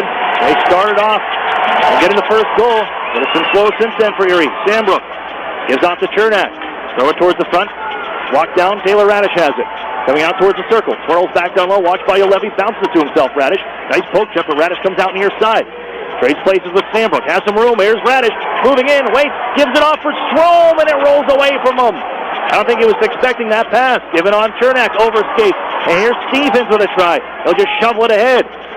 Right through the legs of Dylan Strome. Bernacka out to play. Just moves it onto the far board. Strome overskates again. Man coming in. Stevens looking for him. It's just behind him. And the Otters loose puck to center. They watch Vandeselp grab it. He throws it in off the stick of DeBrincat. And it's wheeled ahead by Eric Chernak. 14 in goal. Launching on into the near corner. Bounces back towards the front. Oh, it's moved away by Parsons calmly. Up the boards one more time. Turning there with some time was Pickenish. And Carbonero sends it into the honor zone. McDonald after it. But it's moved here, and the stick knocked out of the hands of Joe Mordaka. The Trans, they want to call. They will get one. It's going to be a slashing call coming up to McDonald. Fellows can lead the march ahead. Looking for Lodnia. Now Pettit left wing side. Fellows in front. Looking for him. He was tied up. Otters pull up. Taylor Radish's try. Stick broke. And it bounces on near side to be touched up by Vanna Stoppel. And the call is coming. Flashing call to McDonald. Second power play for Erie. And the second unit will begin for the Otters. With 12:14 to go in the second, 1-goal game.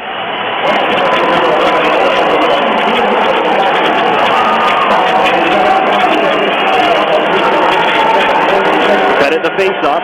The second unit spent the entire 2 minutes of the Otters' only power play in game number 6. As they move it on, Maximich Hedrick doesn't want to shoot. It's Maximich. They spent the entire time in the offensive zone. Maximich, his try, glove saved by Parsons. And a lot of good chances. The second unit gives the top line a bit of a breather, and now they're going to step out with 11 seconds off the McDonald minor. In a 1-goal game. Strom on the draw. Wanted onto the wall. Darren Radish, who has the goal to give the Otters, bring them within one. Has it wrist shot through some traffic. Fought off. Then drilled ahead by Jones. Mordaka stops it. And we'll find Darren Radish as the Otters look to march ahead. 25 seconds off their power play clock. DeBrincat moving right wing. It's the break now. Sorelli moves in front. They give off to Darren Radish, the blue line. Moves on near side, skating with it. And angles it down low. Sorelli. Poked away from him by Mete. Strom has it in the corner. Gives out to Taylor Radish now. Loose the circle. Sets up Darren Radish with a one-timer. Stick broken. Otters after it. Knock it out of midair. Taylor Radish played by high stick. And here he touches it. And there's the whistle. But the setup for Darren Radish. And the twig just fails him. This one's coming deep the other way because of the high stick on the puck. 11:24 to go, nearly midway through game number 7. It's London by 1.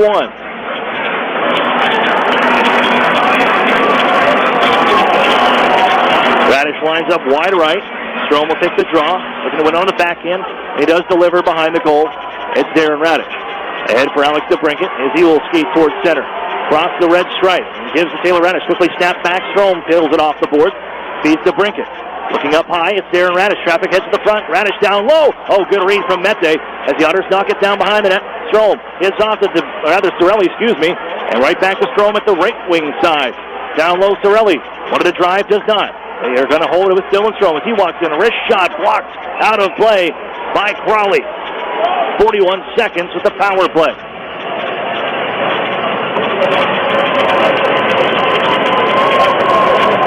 Strom has been involved here in a few opportunities. Just has not been able to connect on much. Strom on the draw. Bounce back to Brinket. Gives to Strom along the half wall. Hands right back to DeBrincat. At the right point, now Strom at the circle. Gives down low, it's Sorelli. Going to come out near side. Backs up. Heads over. Looks at the Strom. DeBrincat wants to shoot. They don't have it. His Strom fires. Stop Parsons. The rebound. Covered. As he bounces on top of it and smothers with the left paw. And another draw upcoming. Strom and DeBrincat exchange the game plan. As Strom looks to win another face-off on his power play. He's won 4 of 5 tonight. Steps in against Robert Thomas. Strom trying to win on the backhand. Tied up with Thomas. It squirts loose, and Darren Radish has it at the blue line. Nudged for DeBrincat. And the right-hander looking, trying to bounce it on front, and it's off a leg with Crawley. After it is Alex DeBrincat, comes to Darren Radish. Trying to feed it down low. We picked up by Sorelli, who's time seeking down on the man advantage. Sorelli, DeBrincat. Now Darren Radish, center point. Waits, they get the Strom. Doesn't shoot. Holds now. Backs up, down low Sorelli. Power move towards the front. And it's defended by Ulevi. Who's behind the net. Jammed up the boards and out. McDonald's going to try and chase this one down. And a foot race to the Otters' corner. There's Darren Radish as he's tied up. Freshman on for London. Heading to the front of that was Quoken. They find Stevens instead. Otters defend, but Stevens gets the shot away, and it kicks off the corner. And will roll to center. Blasted back in. Trying to slow it down was Murdakin. Odd bounce off the corner now, and it's picked up by Warren Fogle. Makes a move around Quoken. Carolina prospects there. And Fogle headed steam now. Back down McDonald. Trips on his own feet as Maximich follows up onto the corner. Maximich trying to spin away. Mesa has some room. Maximich bounces it across for Lodnia. And it's no one home. He was tied up by Stevens as Mete. Ahead for McDonald. Glove. And now towards the stick. Lodnia bounces it back down towards his own corner. Stepping in front of Quoken. Leaves it for Owen Hedrick. And the Otters snap it up the near side. Maximich off of his stick. Glove down by Mete. Deflected around. Here's Carbonera coming in. Lets one go. Stopped by Murdaka. And he holds on with 9:14 to play in the second. 3-2 London from the Erie Insurance Arena.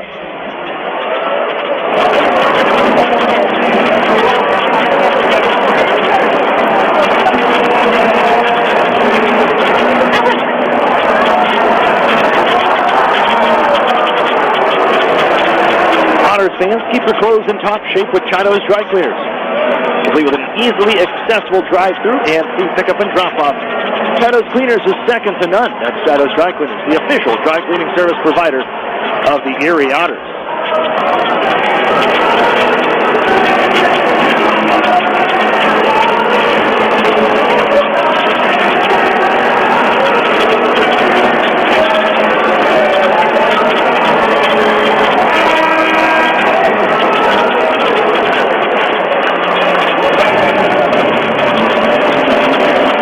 Goal game from Erie, and it's game number 7.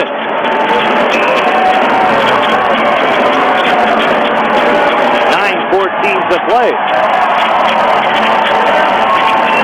in the second period. Carbonera against Pettit. Pettit wins this one to the corner. Hedrick bounces it along for Fergus. Erie ahead for Ivan Lodnia. Looking to snap it out to center ice. Following up, Pickett will knock that pass away. And it comes back for Milicic, who finds Crawley. Shuffled for Bouchard, skating on the near side. Right back for Crawley. Skating ahead, left wing side. Center red. Will rim it around. Along the near boards, Fellows. East side up. Carbonera gives it back in down deep. Fergus the change. Pickenish gets there first. Left it in the corner. Followed up by Kyle Pettit, who sweeps it up along the near side on the reverse. And Carbonera tying up Fellows in the corner. Cup powers his way out of that. Muscled down to the ice by Owen Hedrick. Fellows follows up. And they give to Ivan Lodnia on the right side. Chip and chase. Got to duck around Crawley. Puck's down deep. Crawley steps in for a nice body position. Wasn't fooled by the moves from Ivan Lodnia as they get it back to Erie ice. TJ Fergus is there. Left it up the near side. Bouchard takes. Throw it from center. Off the end glass. There's Jordan Sambrook for the Otters in goal. 8-10. 3-2 game. The Knights ahead in game number 7. One to decide it all in this semifinal. Fergus almost turned it over. He lost it to Jones. Podubny follows up, drops it off for Fergus. As he turned around on the near side, they give to Garrett Podubny. Flipped ahead, Sorelli out there with Lazat. Lazat behind the goal. Tied up by Bouchard, who follows up. Elevate up that far side board. Chernak keeps in. Bounce it off, and it's hit for the high stick by Sorelli. Lazat's going to get there first. Touch it up, and a whistle will sound. The high stick on the puck. With 7:38 to go in the second period. Shots are 26-17, 8-5 in favor of Erie. The Knights ahead on the scoreboard, all scoring coming in that first period. Lodnia opened it up, and then in a span of 2 minutes and 11 seconds, Brokanen, Bouchard, Fu. Strome reunited with Taylor Radish and Alex DeBrincat. This one knocked out of midair. Sambrook able to regather. Chernak at his own line. Back for Sambrook. Looking for some open ice. 4 men strung out along the blue line of the Knights. The Otters forced to jump in. Swept up that far side. Stevens knocks it out of midair, and they chase out the center ice. Stevens right wing side. Moving in to the circles. Good poke check Sambrook. Puck is loose on the near side. Klokanen turns it back down loose. Looking to get out in front for Thomas. That's knocked away. And Strome blows it down to his own line, gives it a Brinkett. He'll feed it into the zone. Parsons will stop it. Waits, give near side. There's Mete. An easy out. Klokanen Lets it drift down towards the Otters line, and now Sandbrook for Erie. To Chernak. Put across to Brinkett, trying to drag through. Good reach. Quilkinen recovers. A drop piece of the pass, and then fishes the puck out. Quilkinen, wrist shot, save made. Bounces onto the near side, and the Otters will pick it up. Head off in flight. To Brinkett, to Strome. Got his back down for Alex DeBrincat. He's pushed the wall by Ulevi. Muscled around, and Strome trying to fish that puck out. He does so. Loose behind the net now. Given out. Here's Hedrick. Waits, fires. Getting across is Parsons to stop Hedrick. Oh, a sprawling save from Parsons once again. Holding that far side post.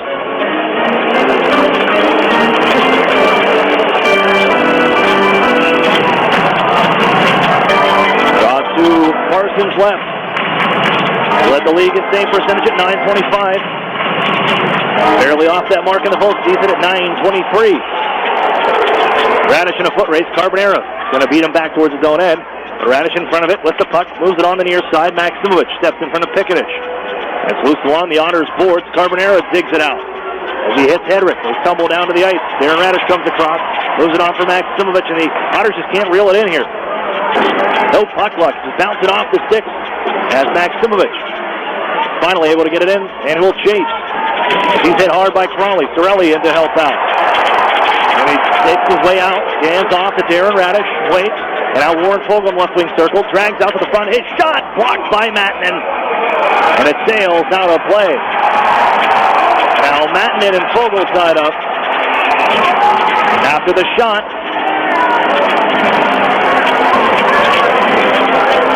They will be separated and ushered towards their respective benches. They have not been short of the rough stuff through these 7 games. 3-2 from Erie in game number 7. And the Knights ahead, looking to continue the Memorial Cup champion defense. Drops right of Parsons, Pettit and company on. Against Cliff Pooh and his unit. Face-off win. Here's Sambrook. Lines doesn't shoot. It's Lodney on the right wing side. Throw it towards the front. That was blocked by Bouchard. Reaching on near side Milicic. Good poke from Sambrook. Kept it alive in the offensive zone, but the Otters had backed out, expecting the defense as Jones is ahead of the play. Calling for it. Now Crowley trying to get it that way. He flubbed the pass. Lodney now kind of blew a tire on his way towards his own bench where the puck was at. As bringing it offside is Milicic. And a whistle here. And not shy of the post whistle stuff at all. These two teams. Then down the stretch, looking at Midwest Division title race. These two teams a part of it. Owens down there as well as they sit back now and watch after defeating the 2 Greyhounds in 6 games on Sunday. Here's Sambrook. Whistle up the near side, Fogle. He can carry into the zone across the line. Now Fogle says a shot, walking away. The near wall by Parsons. Again, Lodney goes down. Fogle trying to jump through Bouchard, who's tied up, and Vandersoffel has it. Angling up off the glass and out towards center ice. Formanton slows it down and hands off to Flutie. Salaturo. Now Formanton winds up. Big slapper. Saved by Merdaka.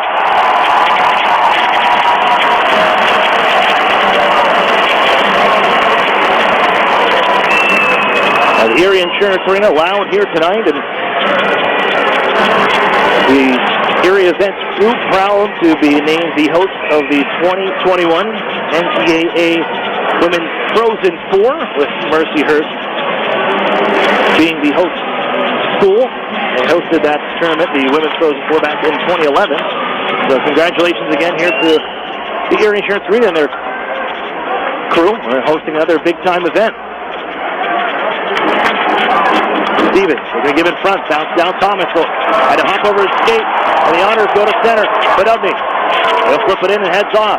Parsons wanted to play it, Mete, move it up the far boards, Gurney steps in front of him, as Taylor Radish looking for it, just on replacing Podubny. But it's the Knights moving ahead, Glogonen, turned to the wall by Sorelli, following up, Ulevi right back, they move to Thomas, his shot just whistles wide, back to the goal, Merdaka stops it, Thomas has it, net comes off, and the whistle will stop action. With the crash towards the cage in the 4:29 remaining of this second period. Otters on home ice and trying to use last change as much as they can to their advantage.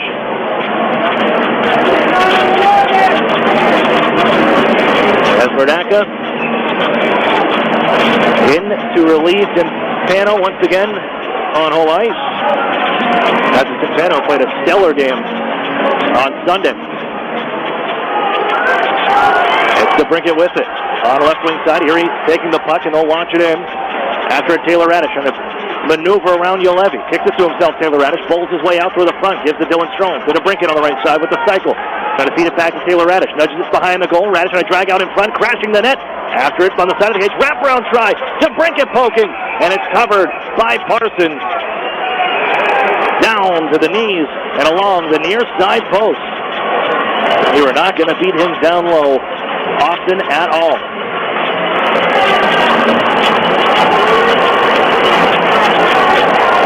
Face-off stays inside here. They reach the right of Parsons. Already seen 30 shots. Nearly through 2 periods. Strome against Clifford, one to the near side, and Vanisovil moves it on for Crawley. Rifle it ahead. It's off the skate of DeBrincat. Stays inside London territory, so they just pitchfork this one out the center. Kicked away, though. They move it on to Taylor Radish into the zone again. Looking for DeBrincat. Pass knocked away, but Strome follows up. Back on to Taylor Radish. He's loose. His shot. Oh, sticked away by Parsons. Just got enough of that one. Jones is tied up. It's held into the line. Cernak with a try. Held by Parsons. Another stop for number 1. 3:43 left in this second. London ahead by 1. It's 3-2.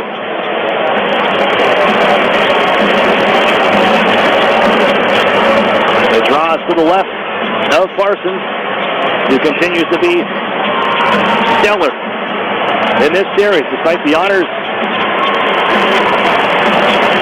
heavily out shooting the Knights throughout this series. London only outshot Erie once. Through the 6 games, 32-19, through 2 right now. 3:43 to play. Draws to the left. Turley steps in. One on towards the circle, but Ulevi steps around Fogle. Softly sends it from center, and Fergus looking to track it down. It comes to Merdaka. He'll just slow it. Looked to play it, but in front of him was Kuokkanen, who picked up his 10th of the postseason. Goals in 5 straight for Yanni Kuokkanen now. And he draws within the postseason lead with Spencer Watson and Petrus Palmu. Early the defensive zone draw against Thomas. It's one on the near side. Max Silvich had to help around him, but he's able to reach it out to center. Kuokkanen back for London. Yanni Kuokkanen moves it on near side, lifts it towards the Otters line, gets across as Fergus has got to chase down the rolling puck. Heads on near side. Fergus ahead for Sorelli, who reels it in, slows a bit, now comes in right wing side. But the wrist shot goes, save it, rebound back, Tribovich couldn't find it. It angled off of his body, but the Otters are going to keep in here. Fogle, he tripped up his own man, Sorelli, and it gives out the center, Kuokkanen. On for Thomas. Right back, Stevens right side, wrist shot, grazing the body of Merdaka, and the Otters are going to push ahead. Max Silvich from center. He'll flip it in, and a change upcoming. Moved by Parsons in the final 3 minutes as Bouchard looks ahead. Deflected in by Kuokkanen. And down low, Erie chasing. Sigonish crashing there with Sandbrook. Tries to center. It's off the skate. Puck bounces high to the slide as Erie trying to push it ahead. Sandbrook able to lead the march now. Gets around 2 men. Left wing side. Jordan Sandbrook makes his way to the goal. Run in front. Strome sends it just wide. And the net comes off on the try. Parsons, he got bumped over that net after the collision with Sandbrook and his own defender. And that came up, reached in on him. Sandbrook centering in front for Dylan Strome. Face-off will be neutral ice. 2:32 to play in this second period. Carbonera in a discussion here. Strome in also. And they're sending them both to their benches here. Face off here at neutral ice. Clifford takes his face off for London. Pettit in for Erie.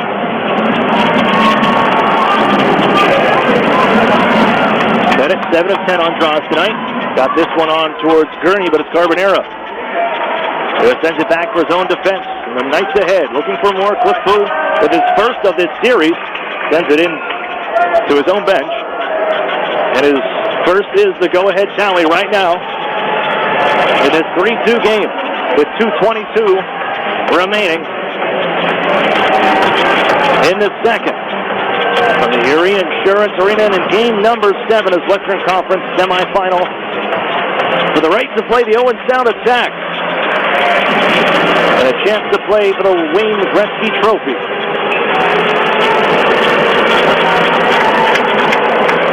Chris Knobloch going back to the Strom unit. It'll be against McDonald. The face-off here at center ice. Taylor Radish and Alex DeBrincat blank here so far. Strom has an assist on the Radish goal. But London controls Bouchard. Tossed in, blockered on towards the far board of Erie territory. As Sandbrook ties up McDonald. Down goes McDonald, 11 and white. Buried by Jordan Sandbrook. Puck nearly popped out ahead. But Chernak able to slide across ice for Alex DeBrincat. DeBrincat trying to charge through. Ducks around one man. Poked on. Here's Strom. Waits. Fires. Ran out of room. The net barely knocked off. Given in front. And the whistle sounds. But Dylan Strom just waited until there was no room.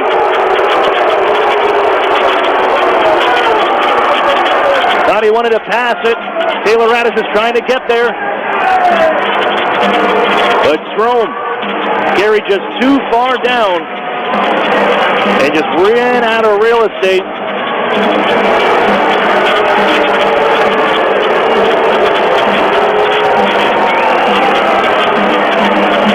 They're going to have to come and maintain this ice.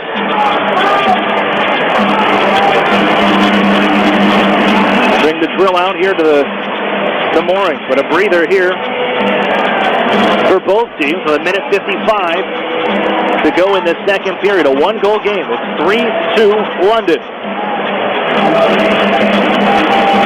But you won't get many more chances like that. Dylan Strom getting ahead of the Otters, or rather the London D, after a bouncing play. And just it was DeBrincat trying to duck through. And had it knocked away and just pinballed on for Dylan Strom. Just ran out of room as he came down the left wing side. Well, I just don't think he was able to make up his mind on the play. As we get the net back on, and we can get back to action with the draw coming to the right of Tyler Parsons, who has made 32 stops through 38 minutes. Crowd coming alive here. Sorelli, Maximowicz, and Fogel reunited. Face off one, Stevens. Moves it on the far side. Taylor Radish pinches in. He gives it down low. Fogel trying to drag in front. Stevens towards the goal. And it was tied up by a sliding Victor Mete. Lifted ahead. They're trying to find Stevens. Gets it to himself. Reaching in. Centers. Back is Maximowicz. Slows down and bounces this one ahead to center ice. Sorelli leading the march with Radish to his right. Picks it up. Radish fires. Saved by Parsons.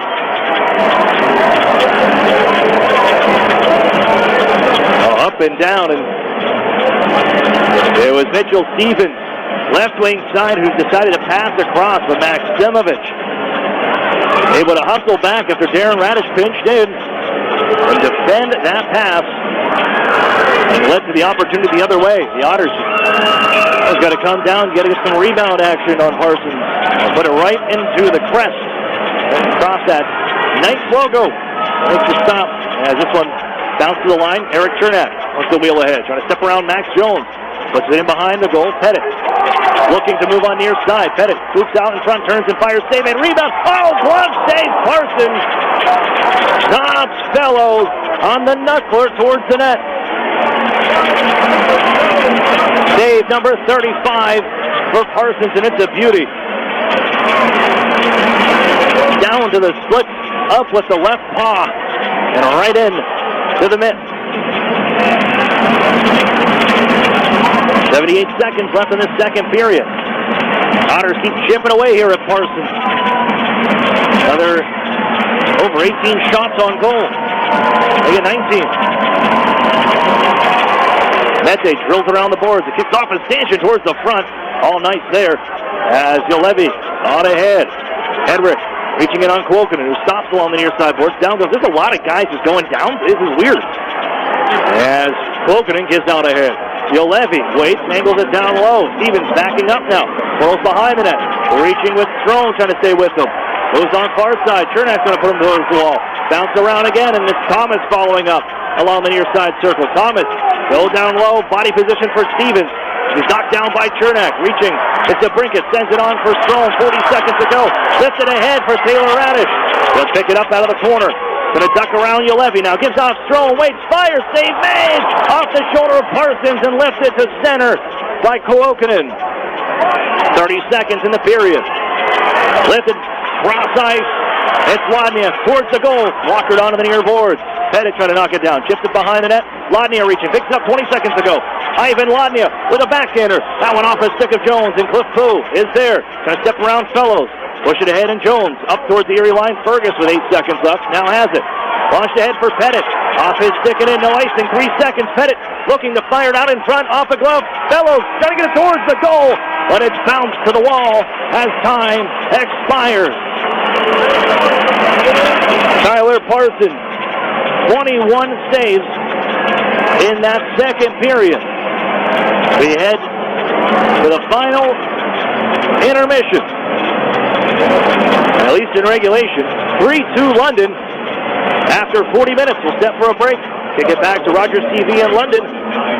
You're listening to the Erie Otters on Jet Radio 1400. Otters fans, Bertrand here from Cloud9 Wine Bar. If you want a place to get great food and great drink specials before Otters game, stop in and see us at Cloud9 Wine Bar for happy hour from 4 to 6, featuring half-off draft beer, draft wines, and selected menu items. Cloud9 Wine Bar on the corner of 10th and French Street, Erie, Pennsylvania.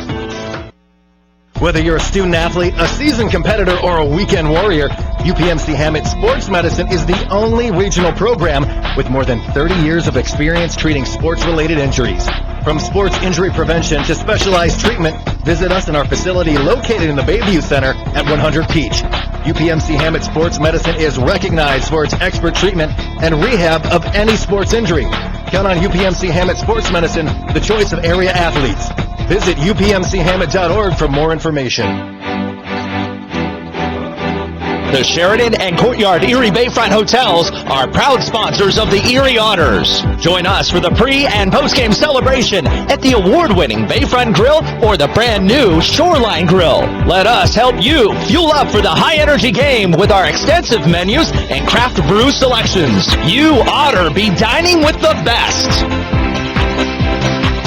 Crossover utility vehicles, called CUVs, are more popular than ever, and there are too many to choose from. If you compare them closely, however, you'll know why we believe that only one CUV offers the most and costs the least. It's a 2017 Mitsubishi Outlander Sport CUV, and you'll find it in this region only at Interstate Mitsubishi. The Sport is now $19,990 or $239 a month, and that's with all-wheel control. The Sport also comes with a 10-year, 100,000-mile warranty, 7 airbags, 18-inch alloy wheels, and a 6-inch touchscreen, and more. If you like CUVs, please compare the Outlander Sport with all-wheel control for $19,990 at Interstate Mitsubishi, 1/2 mile south of the Mill Creek Mall on Route 99. Transfer pricing includes dealer APR cash, which requires financing through dealer indirect lending program. Lease figured at Tier S approval and is prior to tax, title, license, and dock fees. First month payment due with signing based on $23,390 MSRP. WJET Erie. Talk it up. Erie's News Talk Station. Jet Radio 1400. Welcome back inside the UPMC Intermission Report. Aaron Cooney here. Joining me at this time is Erie Otters head coach Chris Knobloch. And Coach, looking here through the series, coming down to a final game, Game 7, probably the way it was meant to be after you had the sweep 2 years ago, the Otters getting the Knights, last year's sweep ending, the Erie season, and now here, one game for it all to move on. For this team, after game number 6, it seemed encouraging that the group was, even Anthony Charlie was quoted in the London Free Press as saying that their group was pretty happy the way they played. Didn't get the outcome they wanted, but the game has been there all series long. Does the team how do they continue that here in the Game 7, and what adjustments, if any, need to be made for this final game? Yeah, overall, I thought we've played pretty good throughout this series, and really well with two of the games that we've lost. Game 1 at home and Game 6 in London, where, as the game went on, I thought we got better and better and spent a lot of time in the offensive zone. And just need to find ways to get our sticks on loose pucks. And there's numerous opportunities where, if we could just get that loose puck, it was a possible goal just because of where the puck was laying, but just out of our reach, or a lot of situations like that. So we need to crash that net, looking for those loose pucks, because eventually they will be fortunate enough to score on those kind of plays. What's been the mood in the room? And there can be, it seems like the guys have been loose even after the game Sunday at the border. It seemed like a lot of the guys, they want to get right back at it and play right then and there Sunday night at 12:30. But for these guys to stay loose, how do you stay loose and focused onto a Game 7 and how important it is? Yeah, no, having the guys around yesterday, a day off, but we had a stretch and a meeting, and it's pretty relaxed. Guys are very excited to get back and start playing. Doesn't feel like it's a Game 7. It's almost a regular season atmosphere. So, I like it. The guys aren't feeling the pressure, are excited and confident, because we're going to need to play well to win. But if we do play well, I'm confident this team can win. All regular season long, and even down to the final couple weeks, it was a battle for home ice advantage in that number 1 seed. Your team clinching it and taking the regular season championship, and now here you're rewarded with home ice for game number 7. Looking back at it, and how important was that, and how important is home ice, and what does that crowd do for these guys when they step onto the ice? Well, so far in the series it has shown that it's been an advantage with each team winning 2 of the 3 at home, and now Game 7 being decided.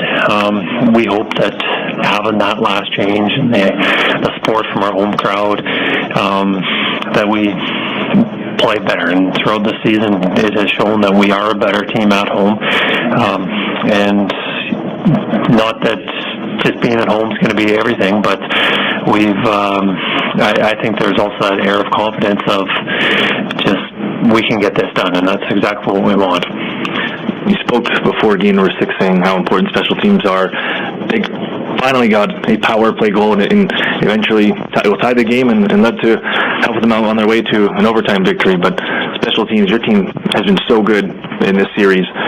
What has been the trick, and how does that continue into this one?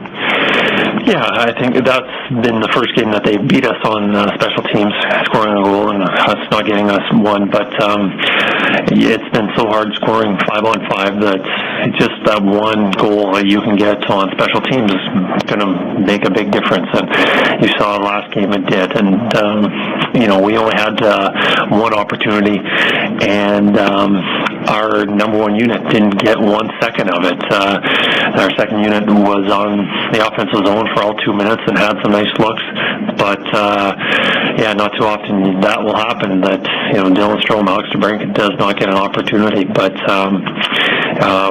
we have to work for our opportunities and moving our feet to draw penalties, and hopefully, I'm not expecting to get many, but I would like to get 3 or 4. That would be a good night for us.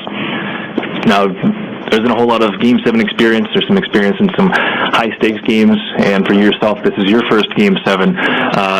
Do you maybe draw back to that gold medal game, the World Junior Championship, and how to, the intensity, it's in a game like that, the crowd and energy that goes through it, and do you look back to that to influence here tonight?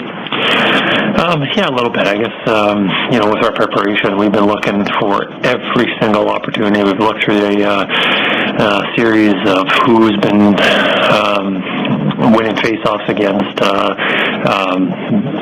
their centermen, in which locations, and that's something we'll be thinking about during the game of, if we can put, if it's Dylan Strome offensive zone face-off, or left or right, or maybe it's Anthony Sorelli who's better in that situation, we might get a better opportunity to score. Well, that one opportunity might decide a series. So every little situation. We're trying to get that advantage because it might make the difference of going home or continuing to play. Thanks for this, Coach. Good luck here tonight against the London Knights. Thank you. That's Chris Knobloch of the Erie Otters. More hockey coming up on the UPMC Intermission Report here on Jet Radio 1400. An Erie landmark since 1953, Nunzi's Place serves generous portions of great food at reasonable prices. Family owned for almost 60 years, Nunzi's prepares the finest Italian food in Erie. Come see why the Erie Times News said Nunzi's is known for food that tastes good. Nunzi's Place, located at 2330 East 38th Street, near the Bayfront Connector. To call for reservations or place an order for takeout, call 825-2940. Nunzi's, known for Italian food that tastes good since 1953. SEO, text message marketing, social media. As a business owner, you know the best way to reach customers is online. Viral videos. But you don't have time to keep up with the latest digital marketing technology. Web design. That's where Local Edge comes in, especially for the one term you're most concerned with. ROI. As a full-service digital marketing agency, Local Edge offers turnkey solutions to grow your business online. From search engine optimization and marketing, to social media, to mobile advertising, to video promotion. Our expert support team is ready to customize a program to your needs and track results throughout the campaign. Plus, as a division of the Hearst Corporation, Local Edge is backed by the largest, most diversified communications company in the nation. So when you're ready to generate leads, find new customers, and increase your revenue, talk to the digital marketing experts. Visit localedgemedia.com. Think digital. Think Local Edge. National Fuel says, smell gas? Leave fast. Then call 1-800-444-3130. If you detect something that smells like rotten eggs, it could be a natural gas leak. Leave the premises immediately and contact National Fuel from a different location. Do not use your phone or turn on a light inside the area. Immediately leave the premises and call National Fuel's emergency line. Play it safe and remember, smell gas? Leave fast. Then call 1-800-444-3130. In 50 yards, turn right on Main Street. Continue on Main Street. On second thought, go directly to Tim Hortons. Order any freshly baked bagel and Philadelphia cream cheese for just $1.99, like the new Asiago bagel with chive and onion cream cheese. Recalculating route to your nearest Tim Hortons. Change up your morning routine with a bagel and cream cheese from Tim Hortons. Now, just $1.99 at participating U.S. restaurants for a limited time. Keep up on all things Erie Otters by following us on social media. Follow the Otters on Twitter and Instagram at Erie Otters, and like us on Facebook at facebook.com/Erie Otters Hockey.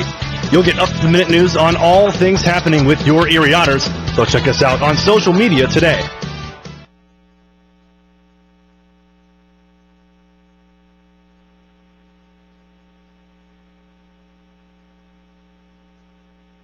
Talk it up. Erie's News Talk Station. Jet Radio 1400. Good evening, Erie Otters fans. I'm Kel McLaughlin, and tonight I'll be bringing you the UPMC Intermission Report. We'll head right in with the Arctic Spa recap. The Otters are still trailing the London Knights 3-2 after 40 minutes of play. The Otters are leading in shots, however, 39-21.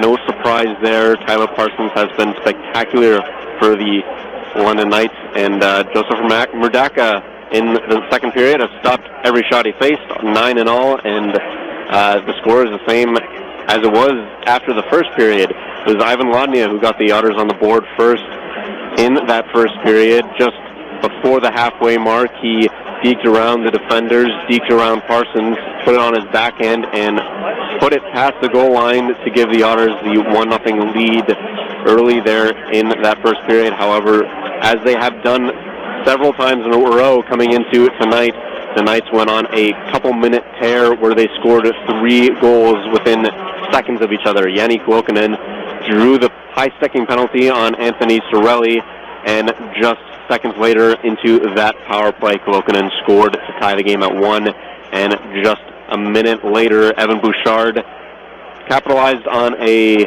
fortunate bounce off an Otters defender during the rush and put the puck past Erie goaltender Troy Timpano to make it 2-1 midway through the first. And then Cliff Pooh, just a minute after that goal, wheeled around behind the Otters net, came around short side and scored on Centeno to make it 3-1. That was the end of Troy's night as he was relieved of duty in favor of Joseph Murdacco, who has stopped every shot he's faced here tonight.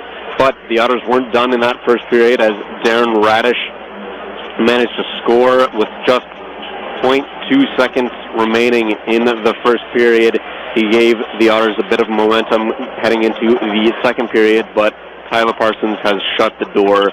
He has stopped 21 shots in the second period to keep the Knights not only in the game but leading the game. The Otters have had the better offensive chances here tonight and have played the better hockey game through 40 minutes, while they've only played a good 37 minutes as the Knights, with their spectacular 3 minutes of play, scored 3. That's happened twice now, or 3 times rather, as it happened in Game 5 and 6 as well, where the Knights went on a couple minutes there. But we'll move to the out-of-town scoreboard, brought to you by the Sheraton and Courtyard Erie Bayfront Hotels, proud sponsors of the Erie Otters. You ought to be staying with the best.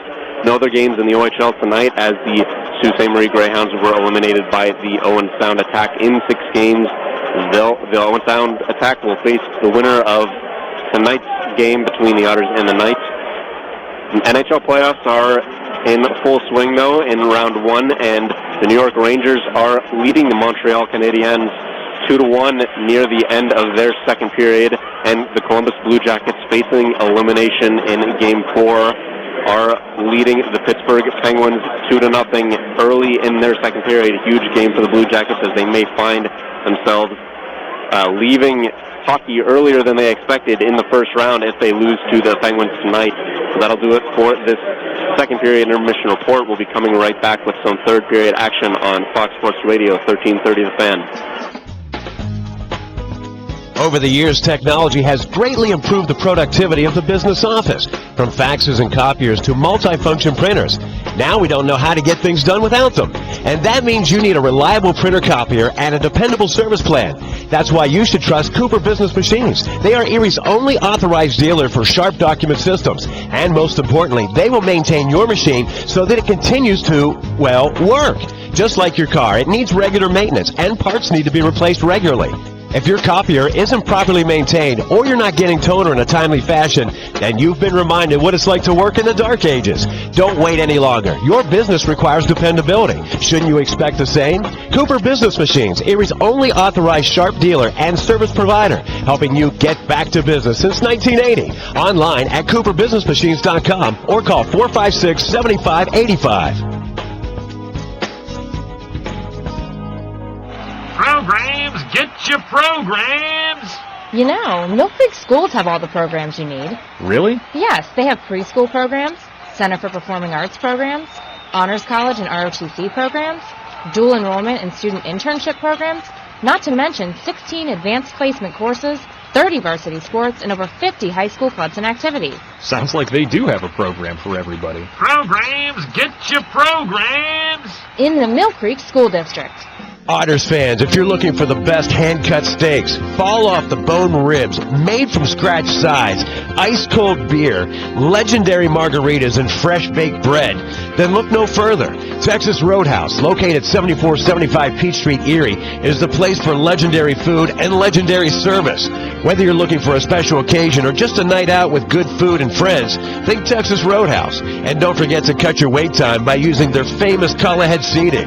That's Texas Roadhouse, 814-864-9494. What's 10,000 square feet with 100-plus arcade games, all set to free play, including air hockey and 1 round of glow golf, all in one great space? If you said Playport Erie Arcade, Erie's largest indoor arcade center, you're exactly right. And if you haven't had a chance to stop in and enjoy all those old favorites and new challenges, now's the perfect time. Race your friends head-to-head with the 4-player simulators, ride motorcycles, boats, skis, and more. Playport has bowling, pinball, basketball, hunting games, and of course, all for a one-price admission. Come on into Playport Arcade. It's like having that feeling when you wish you were a kid again. Yeah, that's the feeling you'll get at Playport Erie Arcade. Playport is more than just an arcade. Playport is Erie's first indoor glow golf attraction. It's like walking into another world as you enter the glow golf room filled with neon and different fun obstacles at every hole. Playport is fun for all ages. And now for a limited time, grab 3 people along with yourself and take advantage of the 4-pack special. But hurry, it's only for a limited time. Playport Arcade on West 12th Street in the Big White Building just east of Peninsula. I beat my best score. I love this game. Erie's News Talk Station. Jet Radio, 1400.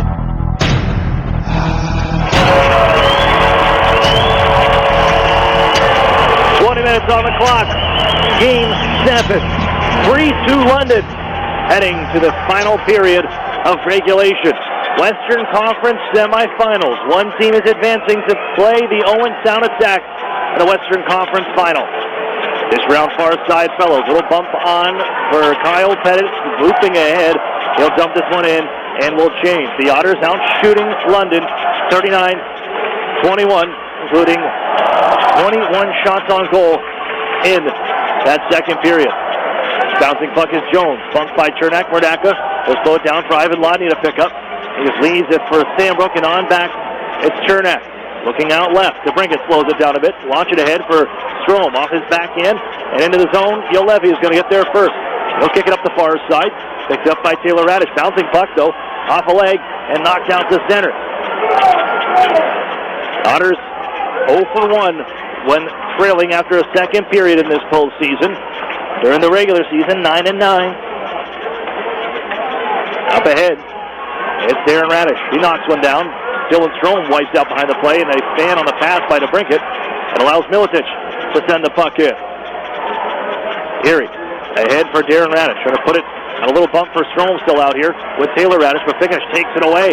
It's left in by McDonald on right wing side. Crashing in is Carbonera. Losing his stick was one of the Otters defenders. That's Fergus.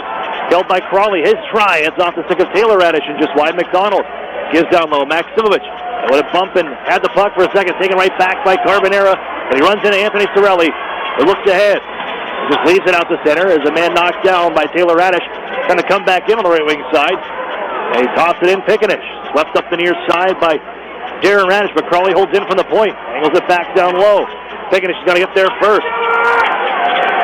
Back down low, Hedrick puts a bump onto McDonald to try to change behind the play, London. And still behind the Otters net. Darren Radish trying to flip it ahead. McDonald takes it over. As he waits the freshman on, it's Foodie chasing on near side. Here he had finished the forward change, but Foodie has the puck as he's shoved by Hedrick down to the ice. Anthony Sorelli takes over. Here he trapped in his own end here for this shift. As Hedrick, you can see London clogging up here, that neutral zone. As Fogle over skates, got it right back at center red. Ducks on the right wing side. Warren Fogle skates a stick. Wrist shot. That one sails just wide. Kicks off the dasher and hooked ahead by Salaturo. Gurney just on. He's turned around at the near wall by Formanton. And 80 in white is in the Otter zone. Hedrick right back for Mitch Byrne, but it's going to come up the wall as Fogle able to chip it ahead to center. And it's Gurney. Launch on for the near side wall, and Pettit going to work in the corner. Hits the break, spins away from traffic. Pettit gives down low to Christian Gurney. He turns the wall, trying to poke it out to the front. Glove down here by Mattinen, but still loose behind the net. It's Formanton tying up. Chernak's going to pinch in near side and pick it up out of the corner. Chernak going to drag to the front with a backhand try. Oh, it's Gurney towards the goal, but Parsons says no.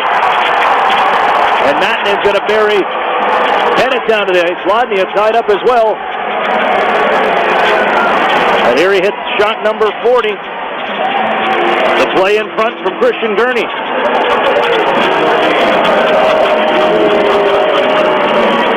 Offensive zone draw coming.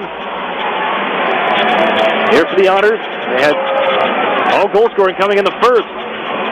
To recap, Erie was out to a 1-0 lead on an Ivan Lodny goal at 8:41. But then London, in a span of 2 minutes and 11 seconds, all three of their goals, Klokanen, Bouchard, and Cliff Poos first of the series. That's the go-ahead marker as the Otters got one back from Darren Radish with just 0.9 on the clock. Erie in the zone, though. Taylor Radish to Brinkett. On for Strome. Pass intercepted by Thomas. The middle of the ice taken away by the centerman and sent ahead to Erie territory. Chernak reaching into Stevens. Tampa Bay there. Got a lot of that. Now it's Klokanen taking over. If the Otters lose the puck, pushed ahead to the line off a skate of Taylor Radish, and Yolevi keeps it. Fed it all the way back around the horn. Held by Mete. Oh, it just skips over a stick for a second. It's Strome trying to bust down ahead. Kicks it forward, but the Otters, they're going to tag up now. And they bring it in Strome. Flipped ahead, but Yolevi there. Here got caught up along that blue line, and Yolevi. They're going to whistle this one onto the far side glass. Klokanen just elevated out towards center. Here he drilled it onto the near board, but Thomas first one there. Sends in. Almost 4 minutes off the clock here in the third. And a one-goal game. Aaron Radisher changes ahead. Looks to give it that way. It's Cam Lazat. Backhander. Doesn't get deep as Crowley pushes ahead for Miletic. Jones down left wing side. Trying to break away from Fergus. He does. Comes to the goal now. Runs into Murdaka. The puck loose to the near side. And the Otters, they got bailed out there as Miletic looking for his first of the postseason. Just had to roll off his stick as he cut in front. Here's Darren Radish. Man on his back. Rolls away from Cliff Pooh and gives to his partner, Fergus. As the Otters look to move the puck ahead. Got Garrett Podubny on a pass. He's got some room now. Left wing side wrist shot. Walking away by Tyler Parsons. As down to the ice goes Garrett Podubny. His stick came up and caught Bouchard, but it's Max Jones charging the other way. Hits the break the circle. Wrist shot sails wide on the blocker side. Changes for Erie. London doing some of the same as Jones heads off, replacing him Pickenish. Gil Levy in a one-goal game. Poked by Anthony Sorelli. And the puck is fed in by Carbonera. The Otters played up the far side boards. Carbonera taken down by Maximovich, but it's London with the puck. Vanessel throw it towards the front, off the end glass. As that shot went wide, as the Otters looking ahead for Sorelli. He's going to pick it up here. He's got Maximovich to the goal. Sorelli fires and scores! Deuce is wild! Anthony Sorelli, the gamer. It's 3-3.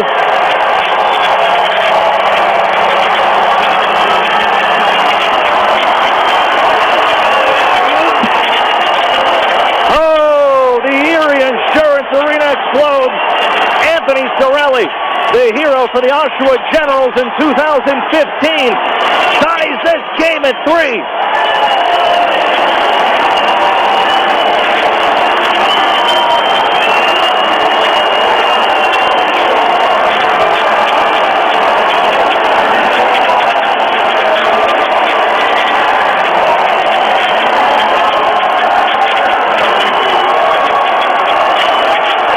Of time left.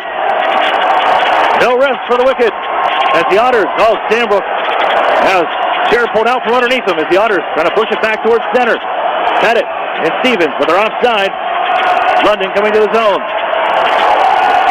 5.5 to play. Anthony Sorelli ties the game at 3. Shot number 42 for the Otters.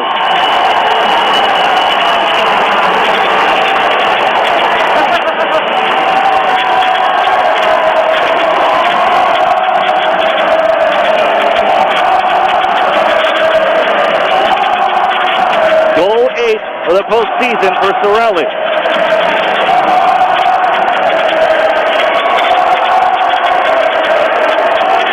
As it's TJ Fergus from his own line.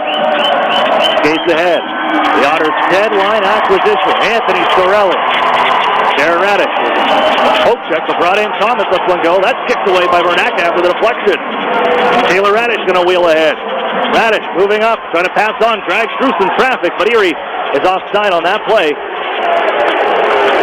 Is all it took. One break for the Otters. Kogel finds Sorelli. And we are tied from the Erie Insurance Arena.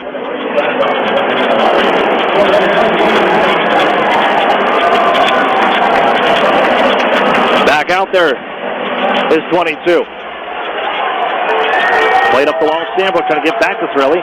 Get back towards the red line. And it's gathered by Miletic. Pochek reaching with Chernak. Bump towards the Otters blue line. Sorelli after it. So is Warren Fogel. But it's Miletic turning away from traffic and bringing it in. Offside, however. Ahead of the play was Jones on the right. With 13:50 to play here in the third.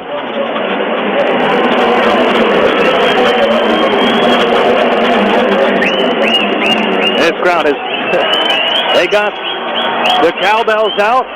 They will not stop the rest of the way. Believe that. Icing call upcoming.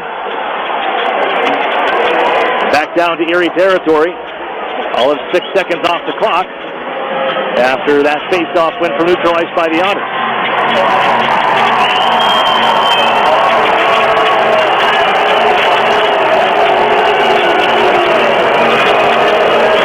The Otters are 8-2, and they have a chance to clinch a series under Chris Knobloch. But the Otters turn the puck over back behind the goal.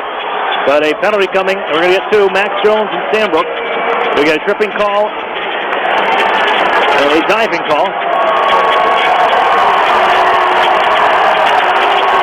We've seen a lot of that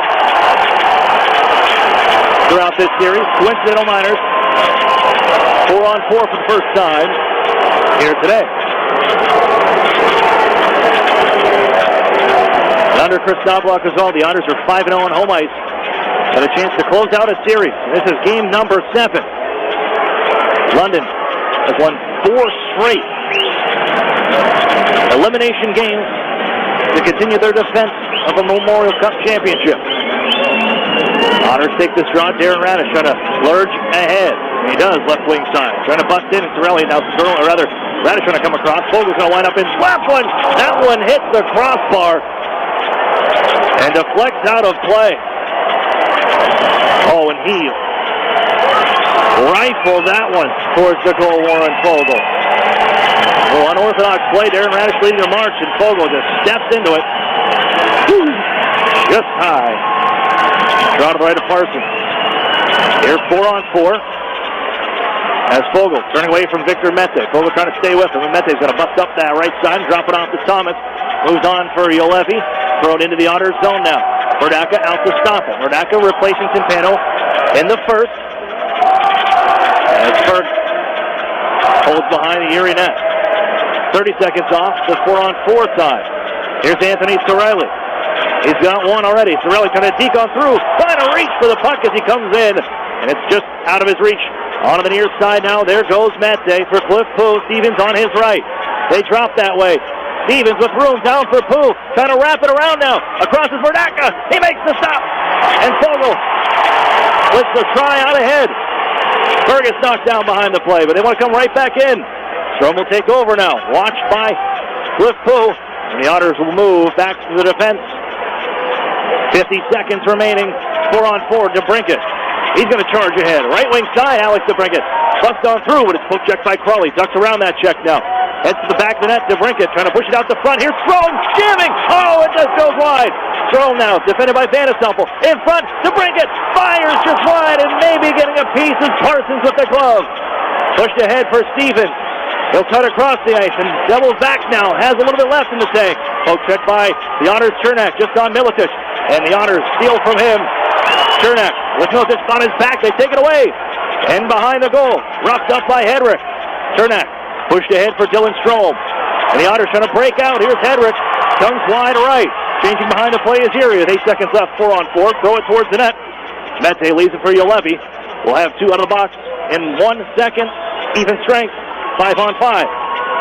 Miletich ahead. He's got numbers as out of the box is Max Jones for Pickenish.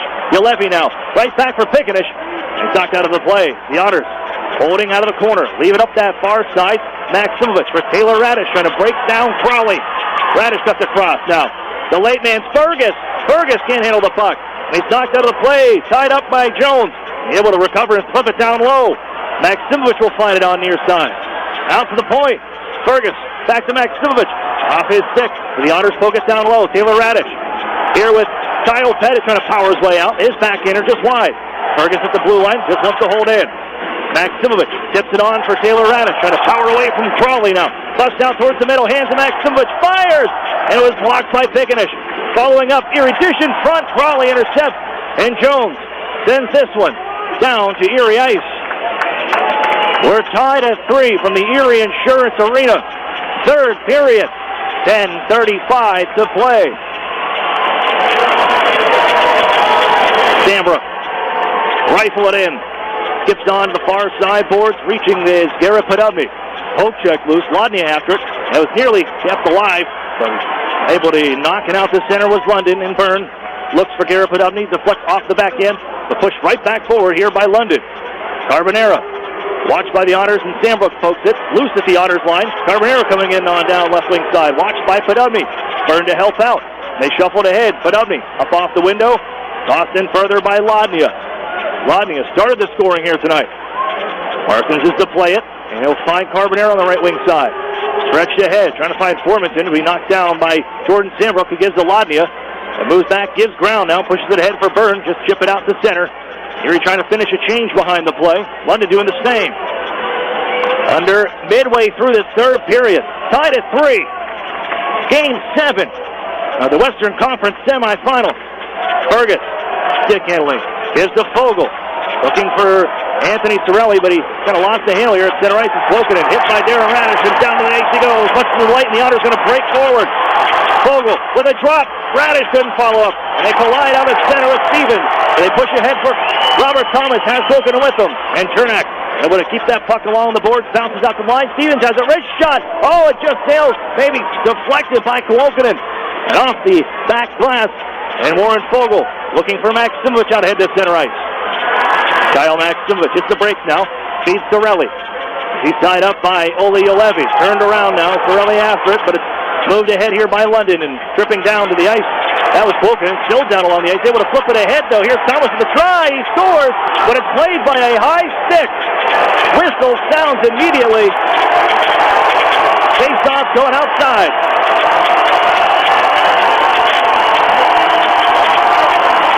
.46 to play.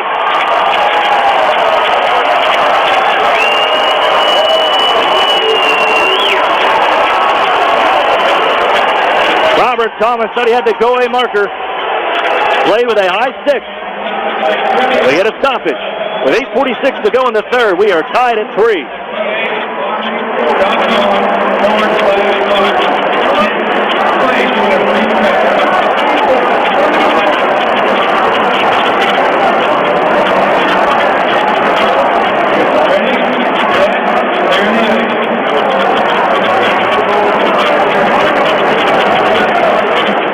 Otters fans, meet our neighbors at the new Arena Bar and Grill located at 723 Front Street. Your official before and after game meeting place. That's the Arena Bar and Grill. Proud sponsor of the Erie Otters and just a saucer pass away from the Erie Insurance Arena.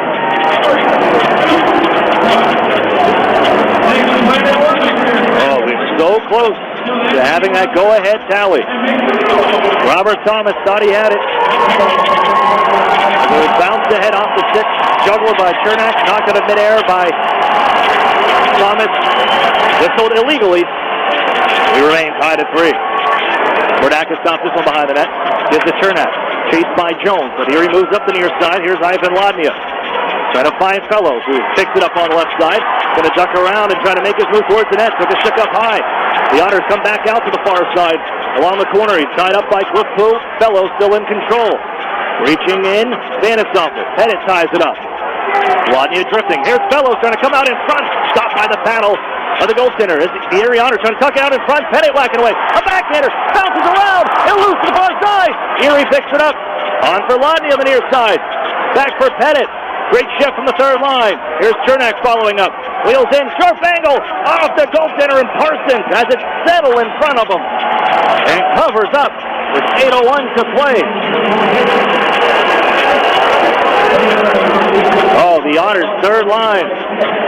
Great shift to get in low. Starting with Patrick Fellows. Get it deep. And whack it towards the front. Still tied at 3.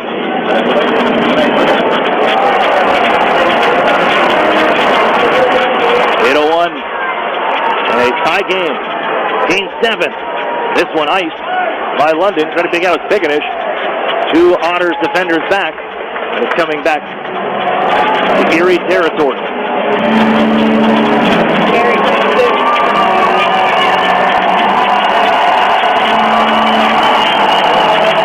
Direction for the crowd. And the cowbell. There they come. Rome. And DeBrincat the unit. As 12 in goal, takes it along the near side. Going to get away from Mete. Comes to Darren Radish, twirls out, turns and fires through the front of the net. Is off the stick of Taylor Radish, deflected wide and played up off of Carbonero. Bounced around. TJ Fergus nicely hand-eyed that one down, but it's knocked to center by Pickenish on the follow-up. Fergus, under 8 to go in Game 7. We're tied at 3. Alex DeBrincat. As he waits, launch it on near side for Taylor Radish to area pass. Throw it towards the net. Stick by Parsons and an offensive zone draw coming after that cover. 45th stop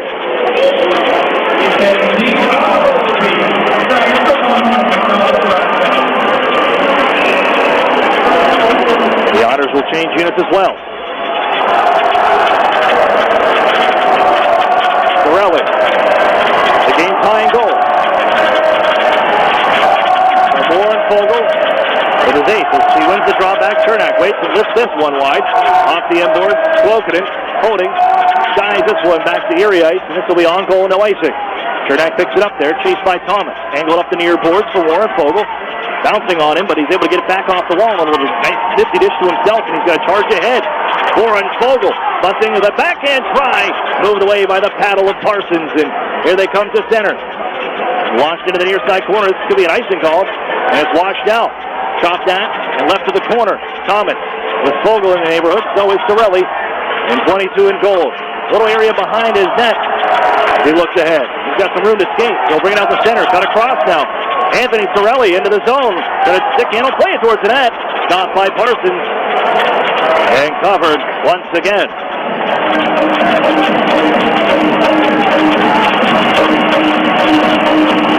Crowd of 5,223 in this Game 7 for the Erie Insurance Arena.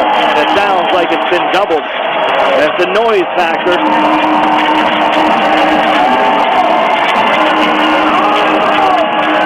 Another offensive zone draw upcoming.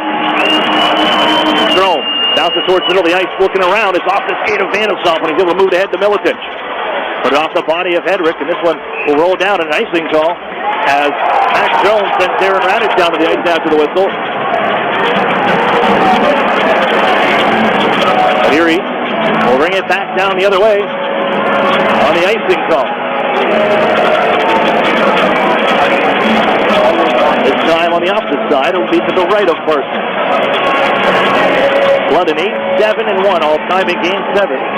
One overtime loss. A face-off switch of units for Erie. Kyle Pettit and his trio on. That third line had a great shift earlier. Shortly after the TV timeout, it bounced to the middle of the circle.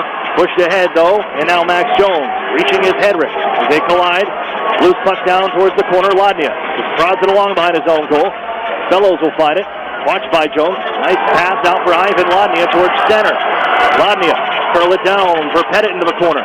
The big guys go to work. It's Pettit tied up by Olevi towards Russo. Here's the Ladnia. Fellows out in front. Ladnia, man, draped all over his back, so drops it off to the corner. Olevi, the first one there, and he'll sky this one back to center. Knocked out of midair by Fergus. Otters, they see they want to change also. London doing the same. So Fergus curls back towards his own circle. Given to Owen Hedrick. In Game 7, we're tied at 3. Ahead, that catches off the bench of London. And it's picked up one more time after the misfire by Hedrick. This time he'll find Taylor Radich up the gut. Going to hand off to the Brinket. Looking to fire. It's off a stick. Out of play. And another face-off in London territory. Erie, 50 shots on goal now. 11 here in this period. They continue to pour it on.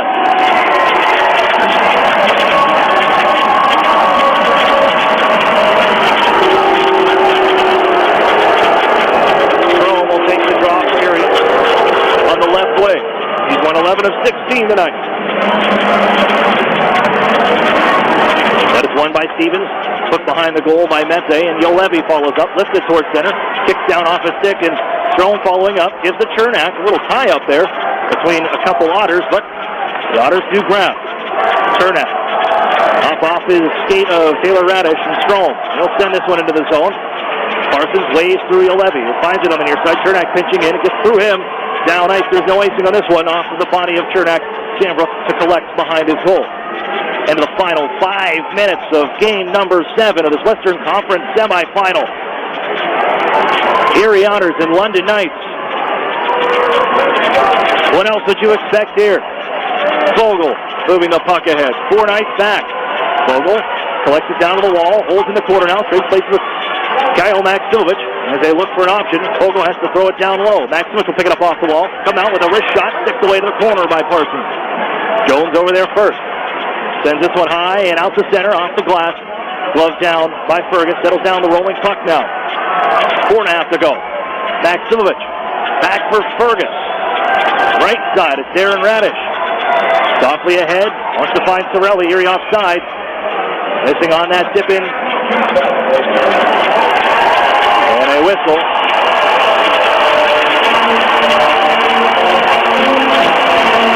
Draw from center. London finally waking up at least one of their offensive forwards. Cliff Poe with his first of the series.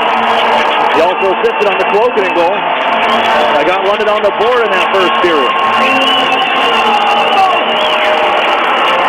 There's Julevi. Then on right side, Poe just the 6th goal scorer for the Knights in this series. No icing. The Otters will have Pickenish their head and pick up that puck at the far corner of Erie territory. Knocked away defensively by Darren Radish. The Otters find Pettit out towards center. Wadney now. Sends it back for Fergus. Stands on that pass ahead. And it's sent back into the Otters zone by Carbonera. Fergus. You can just tell Knights sitting back a bit. Only 2 shots on goal in this period. Waiting for the Otters to make a mistake and try to cash in. DeBrincat around a man. Lost his glove. Brings it in anyways. Here's Alex DeBrincat with one glove. Right shot, and it's stopped by Parsons. The rebound, it's still loose. And rolled through Parsons, and DeBrincat couldn't finish it up. Otters crash late, but recovering with Tyler Parsons.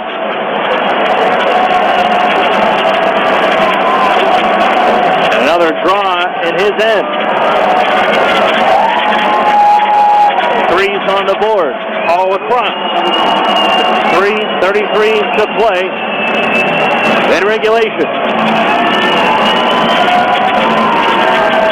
Strome's going to take the draw for Erie. Against Mitchell Stevens, former teammates. 2 years with Canada at the World Juniors. They win the draw to bring it. With shot, he scores! Pepper needs 2 shorts. Otters ahead 4-3.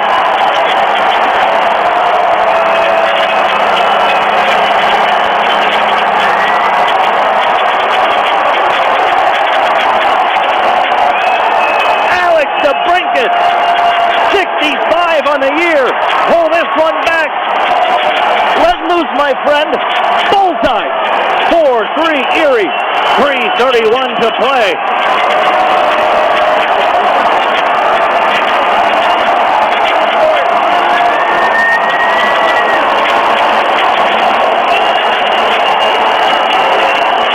Red Pilsen trophy favorite, Alex DeBrincat, crowd to its feet.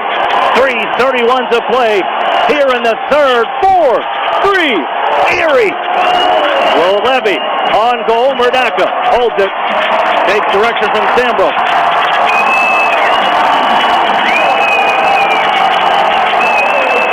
The face-off.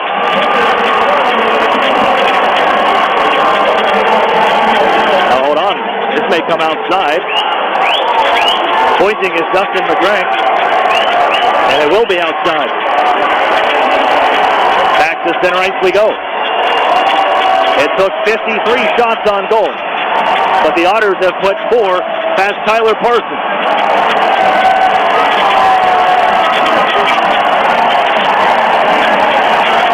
Mete controlling for London, the Memorial Cup champion. They've been on the brink before. Slowed down by Murdaka, and is Thomas. He's hit by Sambro. Swept out of the far side corner. Played up, here's Kuokkanen. He's got a punch in this series, and has one already tonight. Sambrook up to the wall. It's Stevens holding in. Julevi on the near side. Chasing his Fogel. They get down low, deflected off the stick, and bounces to the far wall. Maximich after Stevens. Bounce down low, and there's 3 to go. Moves onto the far side boards. And Maximich can get it to center. Julevi wants to bring it right back in. He'll toss it that way. Fresh pairing on for Erie. Darren Radish gives it ahead. Poked here by Strome. On for Warren Fogel, but high stick on the puck is called. The Otters moving it illegally. Back to the left of Joseph Murdaka.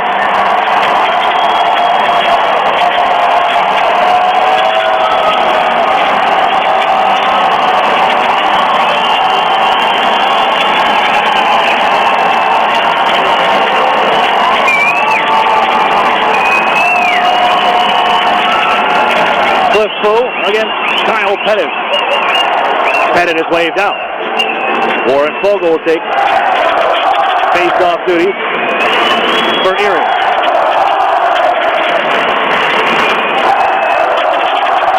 It is loud. That's an understatement. Vogel on the draw. But it's one towards the point. Held. Bouchard. He's got one tonight. Miletich. He slides it in front. Blocked by Darren Radish. Going up the wall, Miletich. Flip towards the goal. Off the skate. As Ludnia gives it on to Vogel. He'll skate left wing side. Winds up slap shot. Glove save Parsons. They force the face-off on the other end of the ice. 2:25 remaining in the third.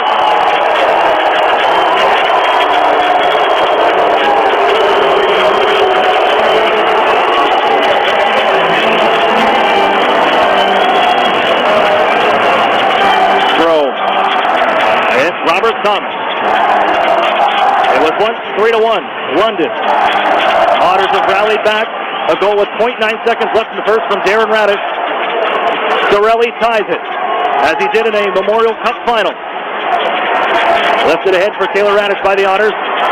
They have the go-ahead marker as it belongs. The goaltender's coming off now. Slid towards the front. It's off a stick to slide. Radish down to the ice, but it's played on to Yolevi. Extra man on is Pooh. Giving down near side. Stevens fires. The Otters get the shot away. Lifted ahead to center. They go down Yolevi. Played by, he's going to move it. He does. They're all good. Give it across. Krokanen. Poke check. Stroll finds it. Softly sends it up the near side boards. Did not go for the empty net and avoids the icing call. Fergus. He'll let one rip for it. Glove down Mete, and it's underneath him. Under 2 to play. Skipped off a stick. Radish knocks it down. A try from center for the empty net. Glove down again by Mete.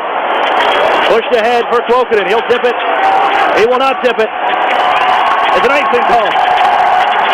1:32 to play.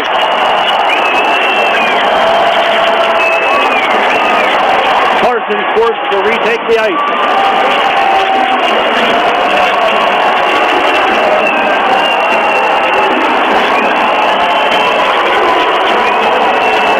Sorelli the face-off.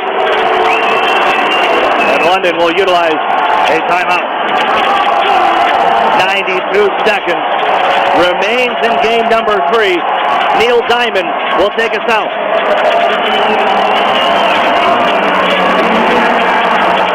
Otters fans, True Moo and Meadowbrook Dairy Pure Milk, your official milk of the Erie Otters. Be sure to pick up a gallon today at your local grocery. True Moo and Meadowbrook Dairy Pure Milk. I can't help it. They're louder than I am, even with the mic turned off.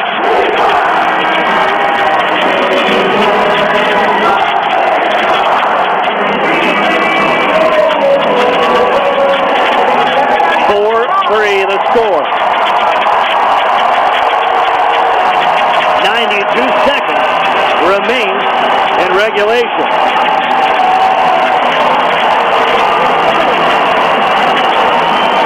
Sorelli, the face-off against Robert Thomas. A forehand draw for both men as they set in. One by Sorelli. Cernak just throws it down low.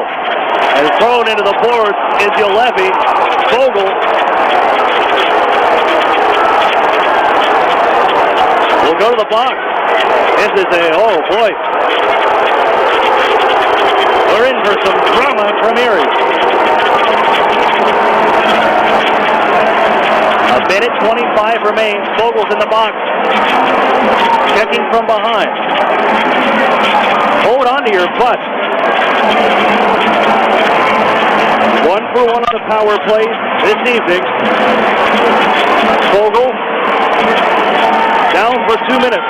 1:25 remains in regulation. The Otters, however, can play for the empty net all they want. Borelli, side with one up at center ice. Pushed onto the board, given up to the wall, across. It's Krokanen. They want to set him up in the circle. Miletich fires. Berdaka says no. 75 seconds remain.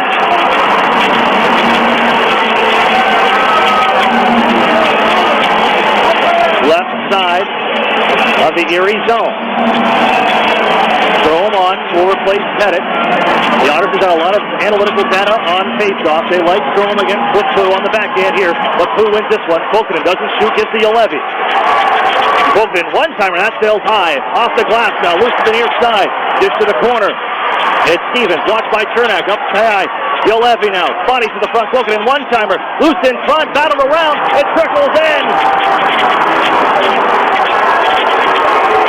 The shot came from the right side, and it sat around,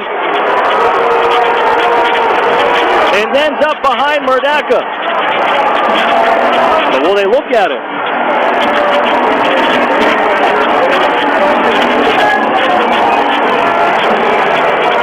Dylan Strome saying it was pushed in with a glove. That was our one look, 59.6 on the clock. They huddle up back to the near side. Here's another replay. There's the shot.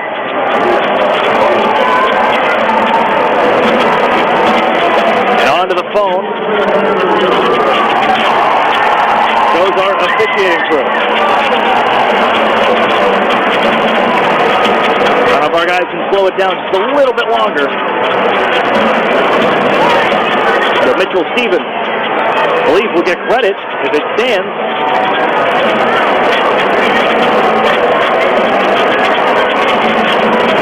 That would tie this game at 4. Hard to tell of anything right there.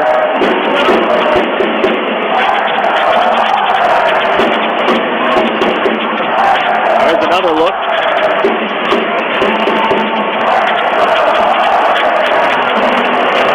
Called a goal on the ice, so you have to go by the call on the ice.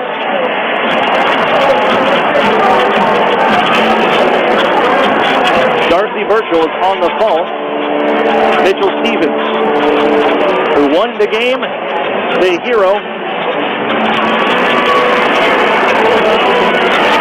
in Game 6 on Sunday. And maybe the hero here tonight, at least tying this game up at 4.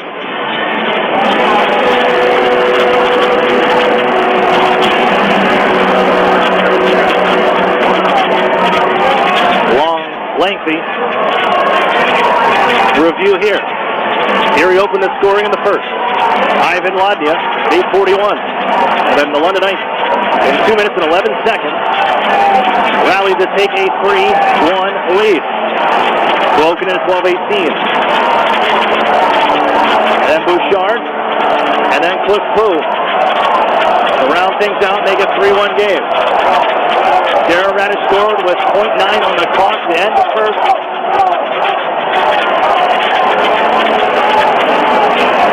As it was a 1-goal game after 1. Ended after 2. Same score 3-2 before Anthony Sorelli here. In this third, from Warren Fogle, it's 5:14, excuse me. And Alex DeBrincat. With the go-ahead goal from Dylan Strome after a face-off at 16:29. And London with a power play towards the end here, 59.6 is on the clock. And a lengthy review to see what this one went in with. And I think it will stand. I don't think there's anything that you can... How to turn it over. They got another angle upstairs. They got the overhead cameras as well. It was in tight and in the crease.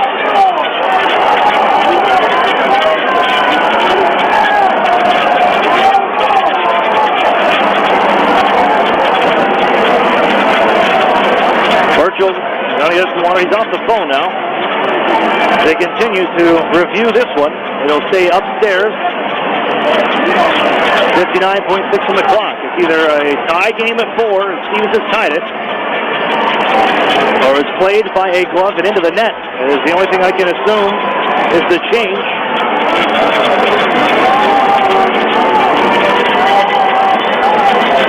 As the discussion continues upstairs. 59.6 is on the clock.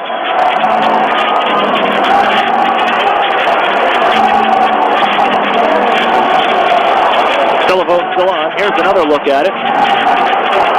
Opposite side angle. You're not going to get much from that.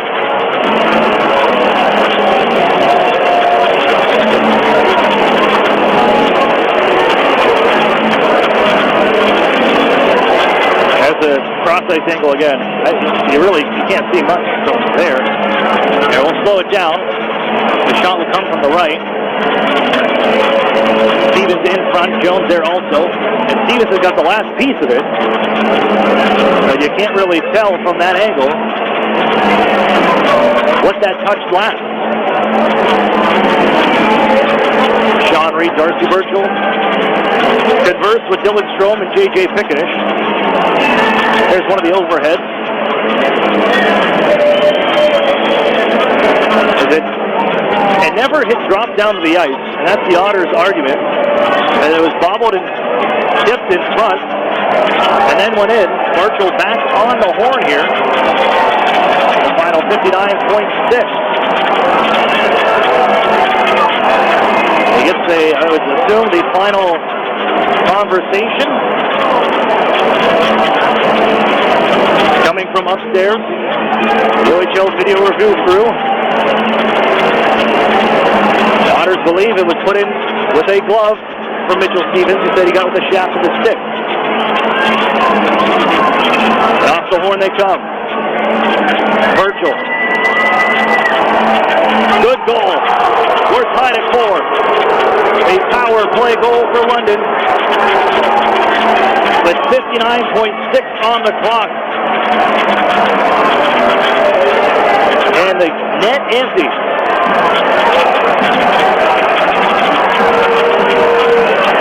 19 minutes will be the time of it. And we're back to a brand new hockey game. There's Taylor Radich. He'll flip it in the final 52 seconds now. Mete will rip it around the board.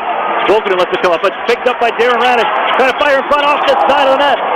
Tipped onto the near side. Here's Robert Thomas, angle up the near side. Chernak tips it down. Knocks down with a glove, and Volkinen turns, waits, fires, tipped away by Merneka. In behind the goal. The line down in the corner, 33 to go. Lifted ahead, trying to find DeBrincat. It's gloved down by Ulevi. Drills it right back in. 25 seconds to go. Game 7. We may have an extra period. Volkinen tied up by Chernak. Erie sends it out ahead to center ice. Sorelli looking for 15 seconds to go. Cliffoo has it tied up. Sorelli, they'll get loose. Vogel now, right wing side, 10 seconds to go. Vogel over skates. Got it back now. Darren Radich. Got to get it to the goal. Deflected towards the front. Here's Sorelli. Give it in front. It's loose. Right side. Milicic. Vogel to the goal. On a back try. Sorelli can't find it. And we're going to have overtime in Game 7 here from Erie. Sorelli ties it to bring it the go-ahead marker, but it's Mitchell Stevens, the Game 6 hero. Ties things up with a minute on the clock. 4-4. The sudden death overtime and a chance to play in the Western Conference Final. We will step for a break. Send it back to London. The UPMC intermission report is next here on Jet Radio 1400. Gus, you're here. Thank goodness. What's up? Everyone's here and I don't have the games. Wait, what? For game night. I forgot the games for game night. What am I going to do? How about these? Bank on it. The new scratch-off from the Pennsylvania Lottery with top prizes of $300,000. Gus, you're a lifesaver. Let the games begin. Keep on scratching. Players must be 18 or older. Please play responsibly. Benefits older Pennsylvanians every day. So we had just moved here from out of state when the phone rang and this nice woman introduced herself as our healthcare concierge. She wanted to welcome us to her new health plan. I thought, well, this is something nice. But then she took the time to find us a family doctor near our new home, and I thought, no, this is something different. Customer service, unlike anything you'd expect. UPMC Health Plan.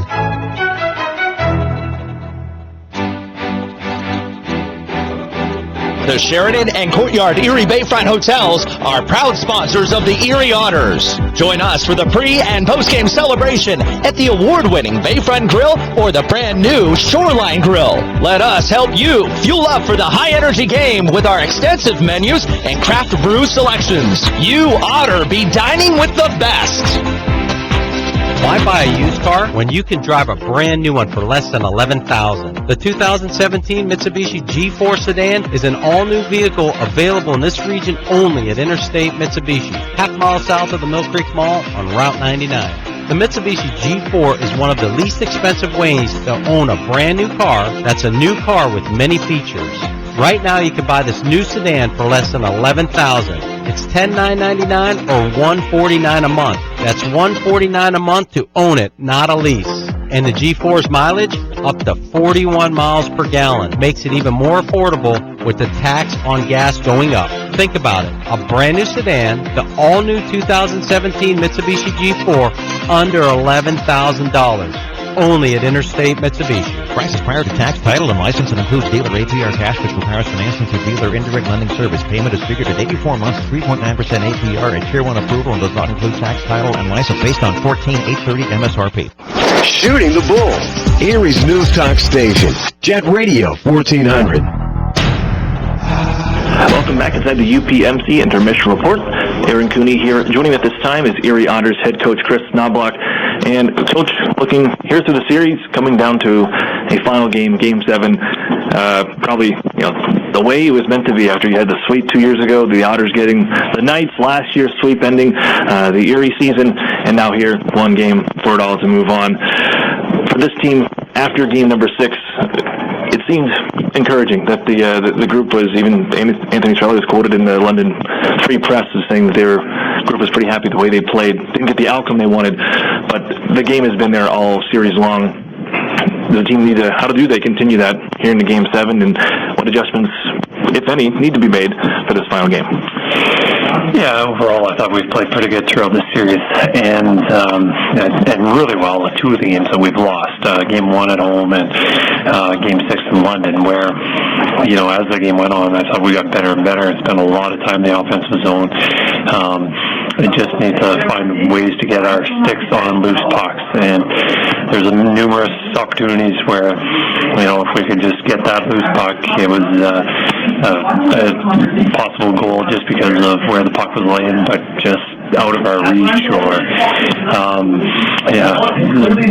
lot of situations like that. So we need to crash that net, looking for those loose pucks, because eventually they will be fortunate enough to score on those kind of plays. What's been the mood in the room? And it can be, it seems like the guys have been loose even after the game Sunday at the border. It seems like a lot of the guys, they want to get right back at it and play right down there Sunday night at 12:30. But for these guys to stay loose, how do you stay loose and focused onto a Game 7, and how important it is? Yeah, no, having the guys around yesterday, a day off, but we had a stretch and a meeting, and it's pretty relaxed. Guys are very excited to get back and start playing. Doesn't feel like it's Game 7. It's almost a regular season atmosphere. So, I like it. The guys aren't feeling the pressure, are excited and confident, because we're going to need to play well to win. But if we do play well, I'm confident this team can win. All regular season long, and even down to the final couple weeks, it was a battle for home ice advantage of that number 1 seed. Your team clinching it and taking the regular season championship, and now here you're awarded with home ice for game number 7. Looking back at it, and how important it was that, and how important is home ice, and what does that crowd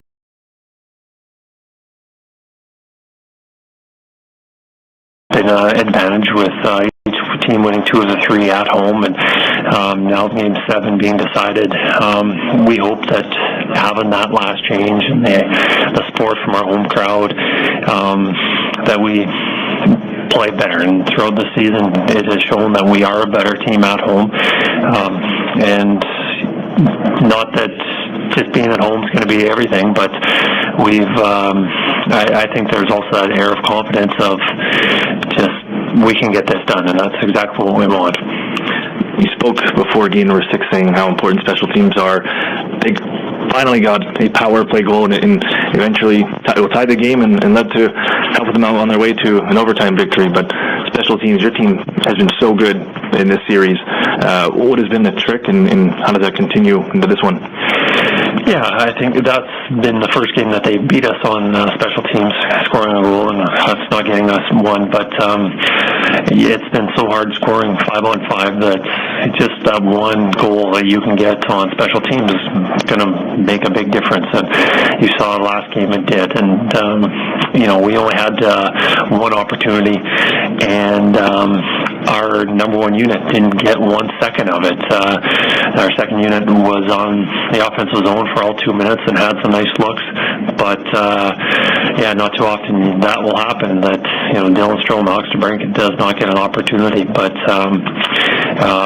we have to work for our opportunities and moving our feet to draw penalties, and hopefully, I'm not expecting to get many, but I would like to get 3 or 4. That would add just that one opportunity might decide a series. So every little situation, we're trying to get that advantage, because it might make the difference of going home or continue to play.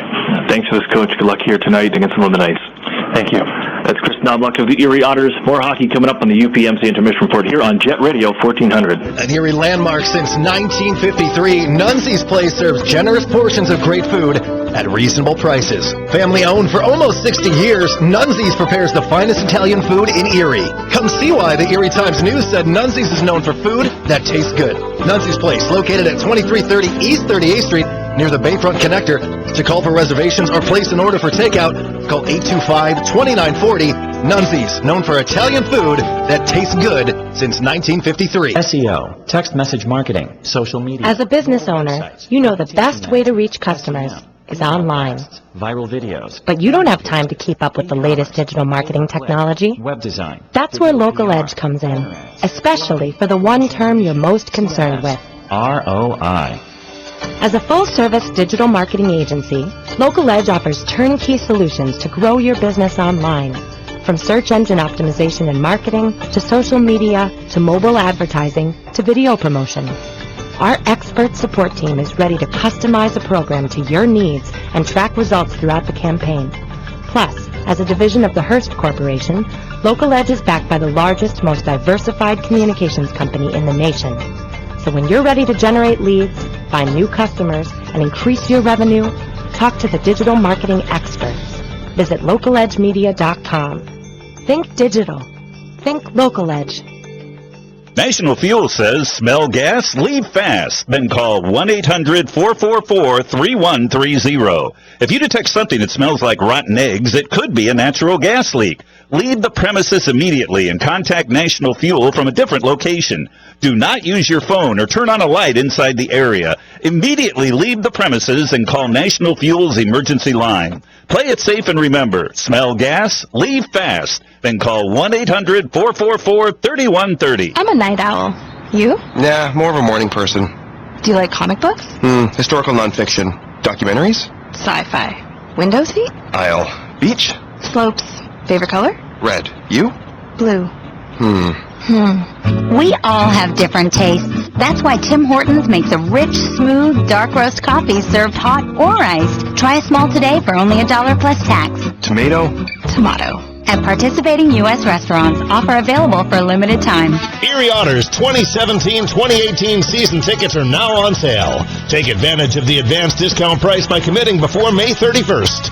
Visit ottershockey.com for more information or contact the front office at 814-455-7779. Talk rocks. Erie's news talk station. Jet Radio 1400. Good evening, Erie Otters fans. This is the UPMC Intermission Report and Arctic Spa recap. It's going to overtime. Game 7 is going to overtime. We'll head through the third period real quick here. With the game on his stick, Anthony Sorelli came down on the wing on a 2-on-1 break, or 2-on-1 odd man advantage. He chose to shoot, beat Parsons' blocker side to tie the game at 3 goals early in the third period, and then surging on offense, the Otters pummeled Tyler Parsons with shots, and Alex DeBrincat eventually broke through, scoring one from just outside the face-off circle. He put the Otters on top 4-3 late in the third period. However, a poorly timed penalty by the Otters put the Knights on the power play in the Otters' defensive zone, and Mitchell Stevens, during a scramble in front of Joseph Murdaka, managed to push the puck across the goal line and tie the game at 4. The goal was reviewed extensively for potentially goaltender interference, but it was ruled a good goal, and we're headed to overtime. Game 7, Otters are tied 4-4. Shots are 56-27 in the Otters' favor. We'll be coming up with some overtime action on Fox Sports Radio, 1330 The Fan. Over the years, technology has greatly improved the productivity of the business office, from faxes and copiers to multifunction printers. Now we don't know how to get things done without them.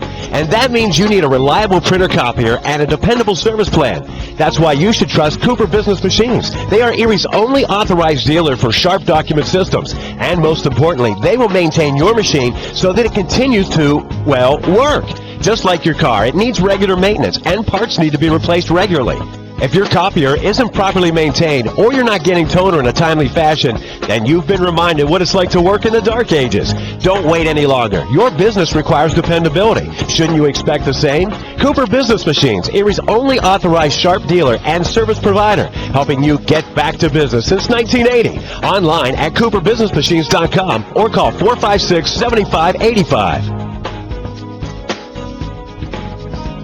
Programs, get your programs! You know, Mill Creek schools have all the programs you need. Really? Yes, they have preschool programs, Center for Performing Arts programs, Honors College and ROTC programs, dual enrollment and student internship programs, not to mention 16 advanced placement courses, 30 varsity sports, and over 50 high school clubs and activities. Sounds like they do have a program for everybody. Programs, get your programs! In the Mill Creek School District. Otters fans, if you're looking for the best hand-cut steaks, fall-off-the-bone ribs, made-from-scratch sides, ice-cold beer, legendary margaritas, and fresh-baked bread, then look no further. Texas Roadhouse, located at 7475 Peach Street, Erie, is the place for legendary food and legendary service. Whether you're looking for a special occasion or just a night out with good food and friends, think Texas Roadhouse. And don't forget to cut your wait time by using their famous call-ahead seating. That's Texas Roadhouse, 814-864-9494. What's 10,000 square feet with 100-plus arcade games, all set to free play, including air hockey and one round of glow golf, all in one great space? If you said Playport Erie Arcade, Erie's largest indoor arcade center, you're exactly right. And if you haven't had a chance to stop in and enjoy all those old favorites and new challenges, now's the perfect time. Race your friends head-to-head with the 4-player simulators, ride motorcycles, boats, skis, and more. Playport has bowling, pinball, basketball, hunting games, and of course, all for a one-price admission. Come on into Playport Arcade. It's like having that feeling when you wish you were a kid again. Yeah, that's the feeling you'll get at Playport Erie Arcade. Playport is more than just an arcade. Playport is Erie's first indoor glow golf attraction. It's like walking into another world as you enter the glow golf room filled with neon and different fun obstacles at every hole. Playport is fun for all ages. And now for a limited time, grab 3 people along with yourself and take advantage of the 4-pack special. But hurry, it's only for a limited time. Playport Arcade on West 12th Street in the Big White Building just east of Peninsula. I beat my best score. I love this game. WJET Erie.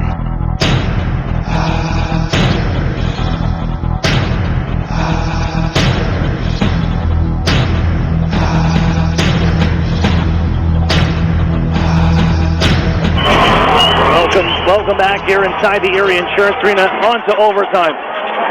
Tied at 4. Game 7. And we're underway. Sandbrook comes in. Wrist shot. 6 away to the near side corner.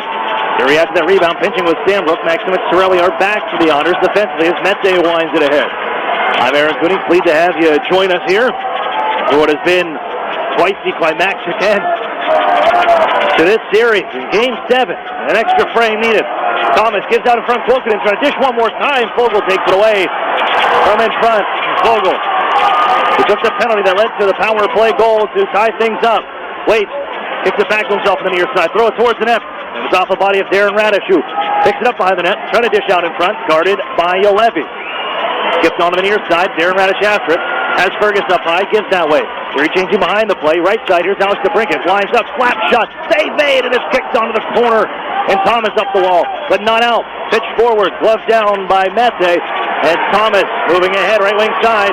Thomas lets the shot go, That sails high on the glove hand side, or blocker side, Bounces to center. Toss back towards the Erie net and onto the near side. A lot of traffic in front. Crowd wants a 2 men call on London. They won't get one.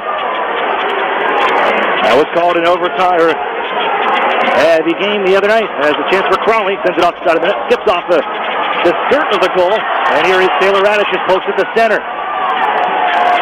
Shots, Erie head in that department by 30, 58-28. And it's Taylor Radish coming in right wing side. Now you're going to hold your breath on every shot. Radish wheels on near side. Gets a break away from Crawley for a second. Comes up high now. Going to give off to Strom in the far side circle. Posts it down low. Vanasample reaching there. Erie changing behind the play. Strom ties up Vanasample. And hands off behind the net. There's Alex DeBrincat skating on through. Strom with it. Dish near side. Lodnia. Oh, just misses on the short side. Max Jones hustling. DeBrincat reaching. It's still loose and pushed down center by Milicic. Here he gives to Owen Hedrick here. 2 minutes into overtime. Back around the horn. On for Kyle Pettit as he stops it up. Trying to charge behind the goal. Tied up by Vanasample. Still trying to curl it out towards the front. It's on the side of the cage. Patrick Fellows in front off a body. Knocked out of the blue line after the clear. Hedrick skips one just wide. Banks down to the near side corner. Fellows after it. Keeps it alive. Headed in to help out. 3 Knights on 2 Otters. Fellows with it. Trying to drag out in front. Off a leg. Loose along the far side. Post. The Otters dig away at it. And it's covered.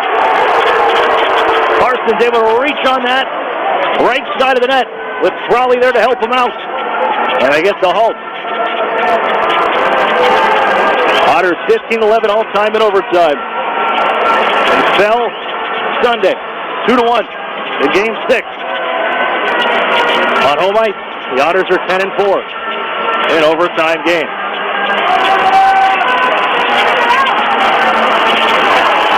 Sorelli, the face-off against Thomas. Put to the wall. Mete gets there first. Moves it on for Yolevi. And then Mete again on the near side. Yolevi again takes after the D-to-D pass. Looks ahead. Deflected in by Kuokkanen. Murdaka will play it. Played up near side, Maximovich. They were leaking out the center, and Yolevi one more time. On for Mete. Wait, looks left side. As Sorelli watching it. Thomas, though, with a chance. Poke check by Samrook. Got it right back, Thomas. The pass towards the front. Knocked out of midair, and Sorelli started march ahead, but it's played by a high stick by Erie. On the knock out of midair by Jordan Samrook, with that puck trickling high in front of Murdaka. The Knights, overtime experience. We go back to the Memorial Cup final, and it was Matthew Tkachuk.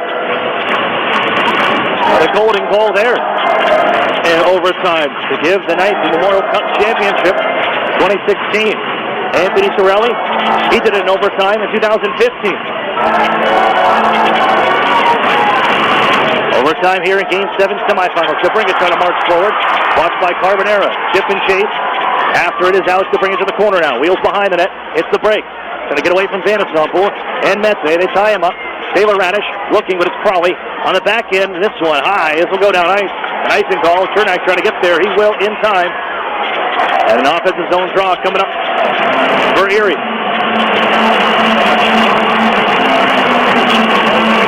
16:28 to play. Tied at 4 in overtime. What else can you say? Game 7 in overtime. This is a hockey player's dream. McDonald against Strom. It'll be near side corner, or circle rather. Strom got it towards the wall. DeBrincat pushing it down. Going to come out with a sharp angle shot. It's off the body. Crawley blocked it. Move forward by Pickenish. Jammed up the wall. Not out here. Taylor Radish follows up. It does squirt loose. Here he sends it right back in near side. DeBrincat chasing after it, along with Mete. Got it behind the boards. The net. Crawley. Right back for Mete. Otters come off. Some changes coming. As Pickenish marches ahead. Tips it around Dylan Strom. Right back up ahead by Owen Hedrick, but it's fed in deeper to the corner. Chernak pokes it away. On for Ivan Lodnia just on. Has some room to skate to center. Across the red stripe. Across the blue line. Leaves it for Fellows. Looking. Throw it towards the goal. Glove save. And Parsons, he thought about moving it. Bouchard was to his right. Instead holds on. And an offensive zone draw coming. One again for Erie. Shot 59-28. In favor of the Otters. Parsons, 55 saves. to go on 40 for Alaska. Wadney along the half wall now. Fires. Blocked by Bouchard and picked up by Milicic. He's going to go in flight 4. Knights ahead. Milicic wide left. Jones to the goal. Saucered across. Bouchard picking up off the wall. Throws it back door. The Otters able to escape that. And the sails wide. Wadney can't pick that one up on the drop from Fellows. Sent back into Erie territory. Darren Radish around for Patrick Fellows. Couldn't keep it on the back end on the near side. It's in deeper again. Fergus tied up by Jones, but moves it up the wall. Patrick Fellows protecting, turning, but it's given right back to Milicic. Fouled by Fergus in front of his net. As London backs off the change, Radish has a little bit of room to skate ahead. Overage defenseman for the Erie Otters. Overage's last game was Radish. Going to duck towards the front, up towards the goal. Sorelli looking for that puck in front. Jammed up the wall, now out. Fogo, wrist shot. Blocker save made. Sorelli fires just high on the glove side. Sorelli chasing Stevens down. Trying to back down Fergus. Stevens, a backhander. That one sails high. Maximovich on his horse to center ice. He kicks off the corner glass. He's able to chip it into the zone. Comes back off the end board. Van Assemble. Send it around. This one all the way. It'll be an icing call to London. Oh. If that doesn't give you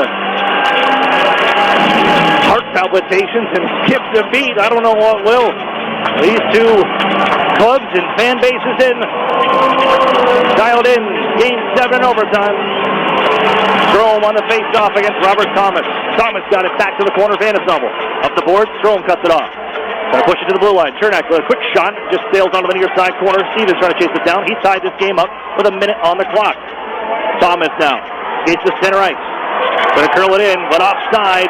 One too many moves. Klokanen ahead of the play. It'll be on just outside the Erie line and in front of me. Drew Jackson will drop the puck. It was once 3-1 London. Erie chipped away. And the end of the first. Radish on the board with under a second to go. That was Darren Radish.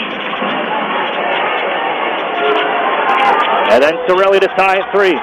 As Erie guides this one ahead. It'll be nice and call to the Otters now. On a lengthy pass.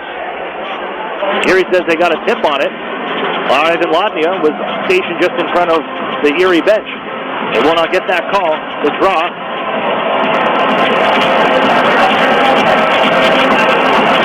To the right of Joseph Murdaka. Pettit will take the face-off, and he has been good.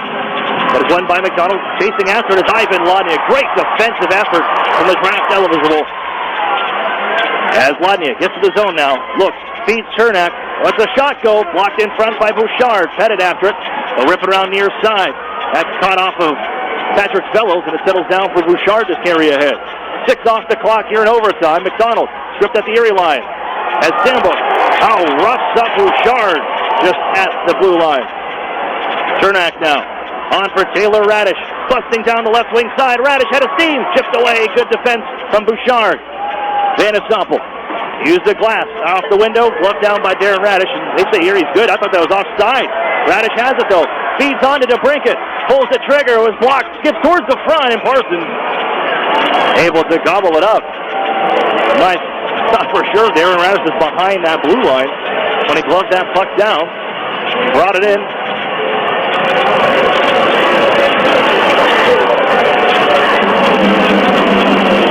But the offensive zone face-off coming for Erie.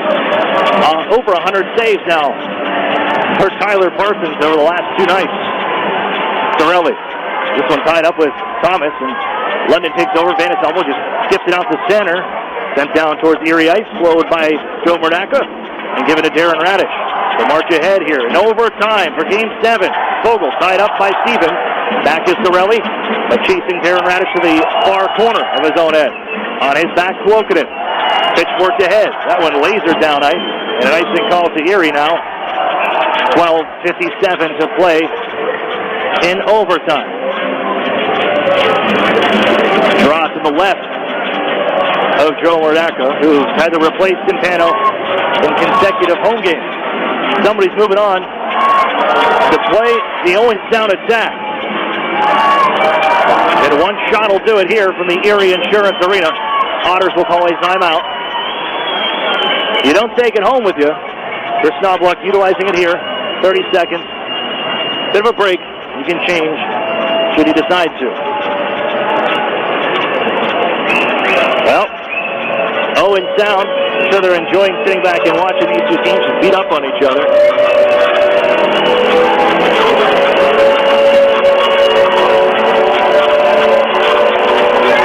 As we need a winner in this series. Overtime. Tied at 4. Late heroics again from Mitchell Stevens. The tying marker at 4 with a minute left. Goaltender pulled and a power play goal in the third. Draws to the left of Murdaka.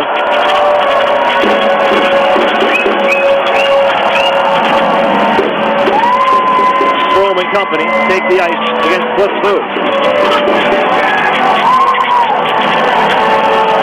Clean face-off when Dylan Strom. Chernak up the far boards on the pass. Taylor Radish just lets it drift to center ice. And Crawley wants to send it back in. Murdaka out to slow it down. Leads the onto the far side. Boards Pooh. Going to give back down low. As down to the ice goes Miletic trying to help out. Battling with Eric Chernak. Strom up the wall. Skips off a stick. Just skips down to the corner. Chernak back onto the near side boards the poke. And here's Dylan Strom. Softly sends it ahead to the line. Guarded right back up. Miletic trying to chase this one down. Out is Murdaka. Sweeps up the far side. He's out of the net though. Fired to the goal. Murdaka comes up with a miraculous save. Miletic, another one. Sails wide with the net empty. Mete holds in. Oh, goodness. The tries, but Miletic still snake bit. Otters take from Jones. Out ahead goes to Brinkett. He'll softly send this one towards the goaltender. Moved by Parsons to the far boards. Crawley tied up there with Taylor Radish, and it's skied out of play into the bench of the Otters. And Erie will get a draw after Joseph Murdaka forced to come out and play that puck with Miletic on the bounce. And he could not get that one into the open net. Murdaka way out to the circle. Cojones, my friend. Pettit now on the face-off. Third line on for Erie. 12 minutes to play in overtime. Tied at 4. Tied up at the dot. Everybody in to help out. Squirts loose. Levy. Carries on near side. Trying to stay with him as Pettit dished up the near wards. And a good stick here from Fellows. Trying to move in with Ladnia. Here's Fellows with a bush shot. At 6 behind the goaltender, but laying down is Parsons. Oh, Tyler Parsons. Another stop on the near 2-on-1 for the Erie Otters, and Fellows nearly squeaked that one through the Calgary Flames prospect.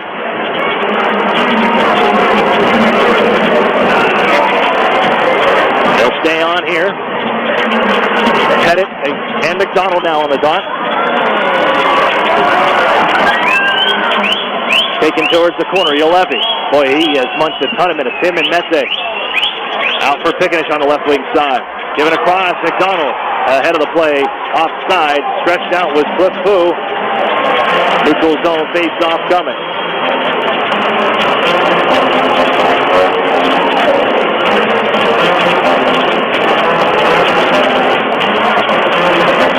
.35 in overtime. Crowd with them the entire way. The Cowbells have not stopped. Sorelli will take the ice. Fogo and company on. The bank down the boards. Fergus steps into it. Gives it to Sorelli. Now Darren Radish. Chased here by Pickenish. Snapped it up the near side. Fogo got a piece of it. And able to enter in left wing side. But Bouchard reaching. Put to the boards by 37 in Golden. He'll get that back one to push it out ahead for Sorelli. But it's loose onto the near side. Moved there by McDonald. Carbonera up. Off the back side of Sorelli and followed up by McDonald, who kicks it into the Otters zone from center. Fergus up the near side. Radish trying to follow through. Pickenish giving deep. 3 Otters right here. Stationed on that pile up, but Darren Radish can move it ahead out of the reach of Vogel and Cliff Pooh. That one come out of the zone. They keep playing because Erie has it though. Here's Maximovich. Waiting to get in the zone. Offside though. Sorelli just ahead. Erie waited too long. With 10:53 to play in overtime. 4-4. Somebody's going to punch a ticket to the Western Conference Final.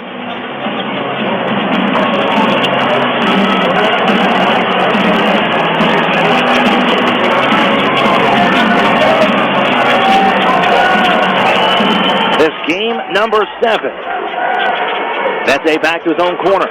Moves it on to the near side. He's bumped by Taylor Radish, but able to spin it through that and move it up on ahead. Left wing side. Levy's got some room. Gets the break now at the circle. Staying with him is Chernak. Nice little poke, but it bounces down. Close through. Oh, good defense from Darren Radish to get over the top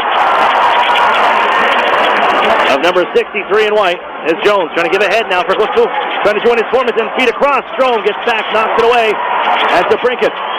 Shuffle for Taylor Radish. Chip, and we'll head after it. In down low. Radish drops it off for DeBrinket. Gets it right back, though. Down to the corner. DeBrinket turns out of that corner. Just on. There's a try. Pettit gets away. Sandbrook ahead on her. That rises well high. Vogel making changes are the Otters. Hedrick trying to leave it for Gurney, but Erie ahead of the play.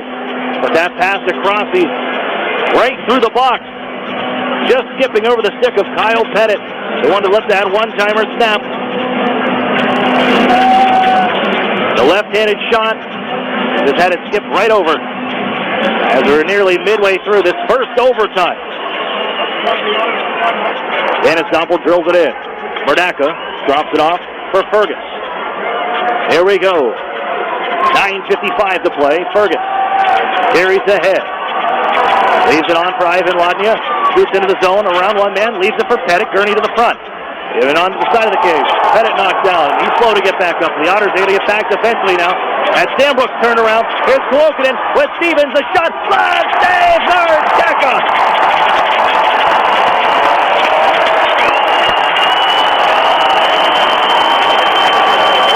Oh, Joseph Murdaka on a 2-on-1. Klokonen in the hot hand. Just busts right through Sandbrook. Trying to go glove hand side. And the Otters, Joseph Murdaka, the mayor, comes up with it. 9:37 to play. Midway through here of overtime. Tied at 4.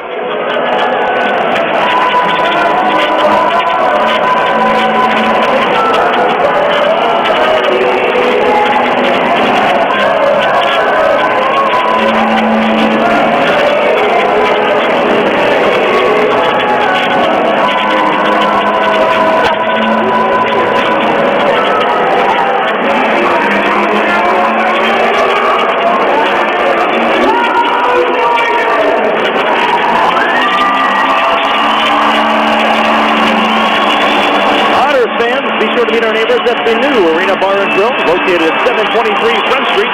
They're official before and after team meeting place. That's the unofficial away watch. A lot of fans head to the Arena Bar and Grill. Just next door here to the Erie Insurance Arena. We are tied in overtime. Eric me along with you. Buckle up. 9:37 to play in the first one. We'll keep going. We need someone, one team, will take on the Owens Sound attack. The Western Conference Final. Klokonen trying to pass it to himself. Knuckled away. DeBrinket trying to settle this one down. He can skate out with a man wide. Left side. Darren Radish pushing the pace. Vogel hits for the net. Trying to slide that way. Vogel! He's scored! And now your watch has ended. The London Knights are done. Erie Otters move on to the Western Conference Final. Redemption for Warren Vogel.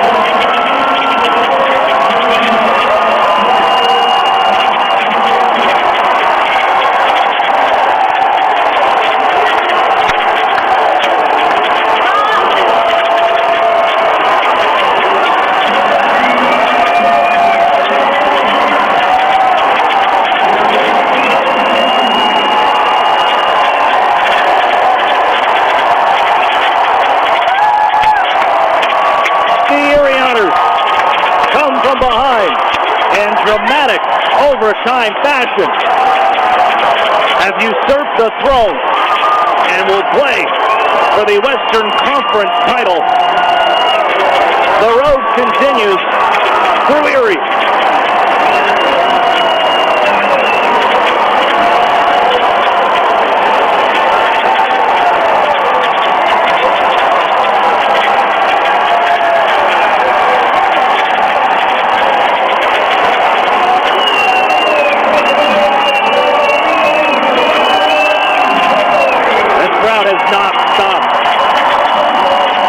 Frenzy on French Street will be rocking Friday night.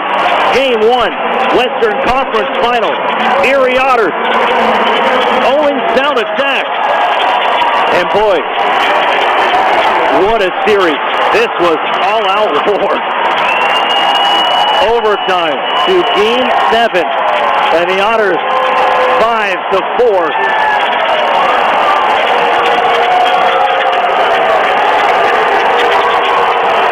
There will be a new champion in the Ontario Hockey League as the Erie Otters move for a 4th consecutive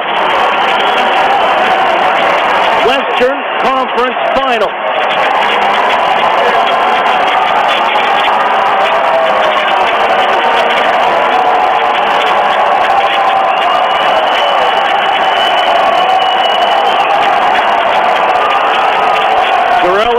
Vanderstoff will meet up at the end. Teammates beginning the season. Memorial Cup champions together. Sorelli has tied this game at 3. To see another trade deadline acquisition. Mitch Stevens ties the game with a minute left at 4.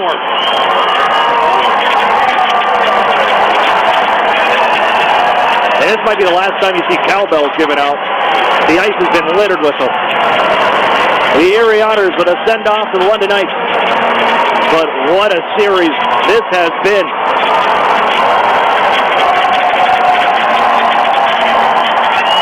We'll send it back to the Rogers TV crew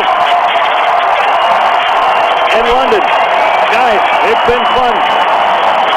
Thank you for joining us on Rogers TV. We're going to step for a break.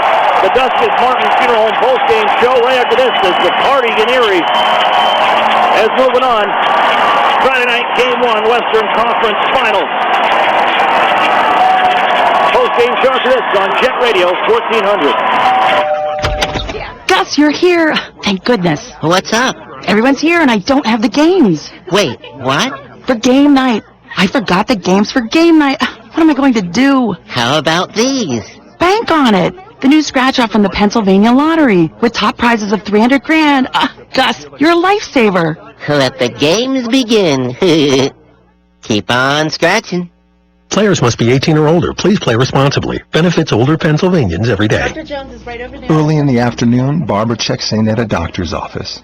But if you look out the window, it's miles from the closest medical facility. Because Barbara is in Highmark's Healthcare Mobile Clinic.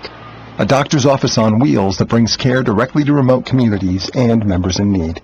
By reaching out to Highmark members in need and inviting them to our mobile clinic, we're making access to care a little easier. Living proof of the difference you can make when you're all for health. Highmark Blue Cross Blue Shield. Visit highmarklivingproof.com. Hey Otters fans, Bertrand here from Cloud9 Wine Bar. Do you know where you can get a great Sunday brunch? Cloud9 Wine Bar is now offering Sunday brunch from 11 a.m. till 2 every Sunday. Our brunch features over 20 items, an omelette, a carving, and a crepe station. Stop in and see me at Cloud9 Wine Bar on the corner of 10th and French in Erie, PA. Erie Otters 2017-2018 season tickets are now on sale. Take advantage of the advanced discount price by committing before May 31st. Visit ottershockey.com for more information or contact the front office at 814-455-7779.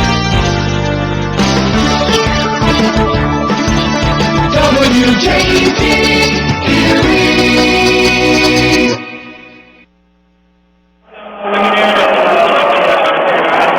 Welcome back to an Erie Insurance Arena that just blew the roof off with number 37, Warren Fogle, ends the ninth reign in overtime. in Game 7. You know what? I had a moment here. Not only is this, I mean, come on, guys, this is like major moment. Game 7, overtime. Players live for this. Broadcasters live for it, too. Just take a second to enjoy what the Otters have just done. An emotional roller coaster that goes nearly 3 hours.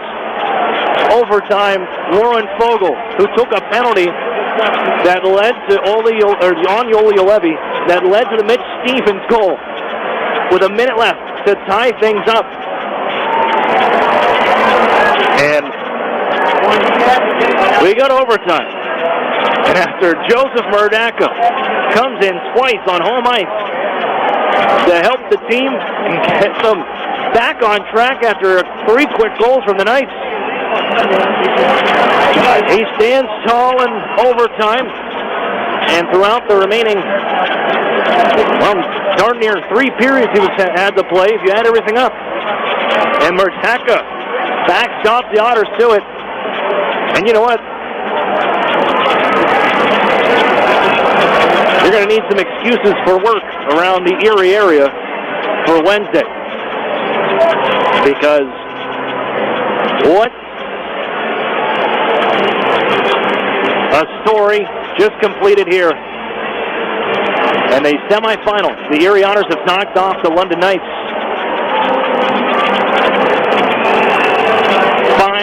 5-4 in overtime. And I'll tell you what, that play is going to earn Darren Radish a professional contract. You're in overtime, you give everything you can, and Radish, he's been so good offensively all season long. He stretches out the D. That made such a huge difference as they bottle up the middle of the ice on that overtime play. London, you can tell, just holding on. It's rope-a-dope hockey. They'll take all the shots they can. Erie fires 63 of them at Parsons. And as it breaks down, Darren Radish spreads them out. Fogle. This guy's been up and down the ice, relentless every shift. He gets loose. Radish finds him on a beautiful pass and just enough elevation over Parsons. I mean, really, it was similar to the goal in overtime in Game 6 that London scored. Stevens did the same thing. This time it's Erie on Cowbell night. And we're going to the Western Conference Final. We'll welcome in the Owen Sound Attack. Friday night, Erie Insurance Arena.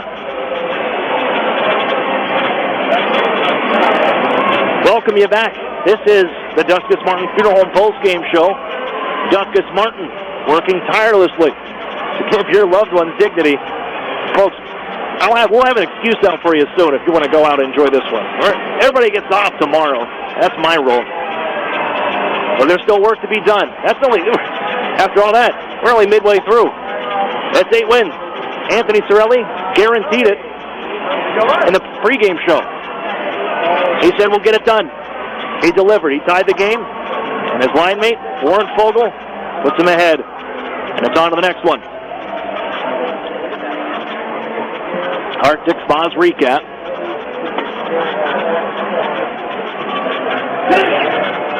And we go to the first period. The Otters here on home ice. This is what you fought all season long for, to get home ice. I hope it goes to your advantage, and it did to start. Erie at 8:41 in. Ivan Ladnia with his second of the postseason, just his 3rd goal in 27 games for Ivan Ladnia, the draft eligible.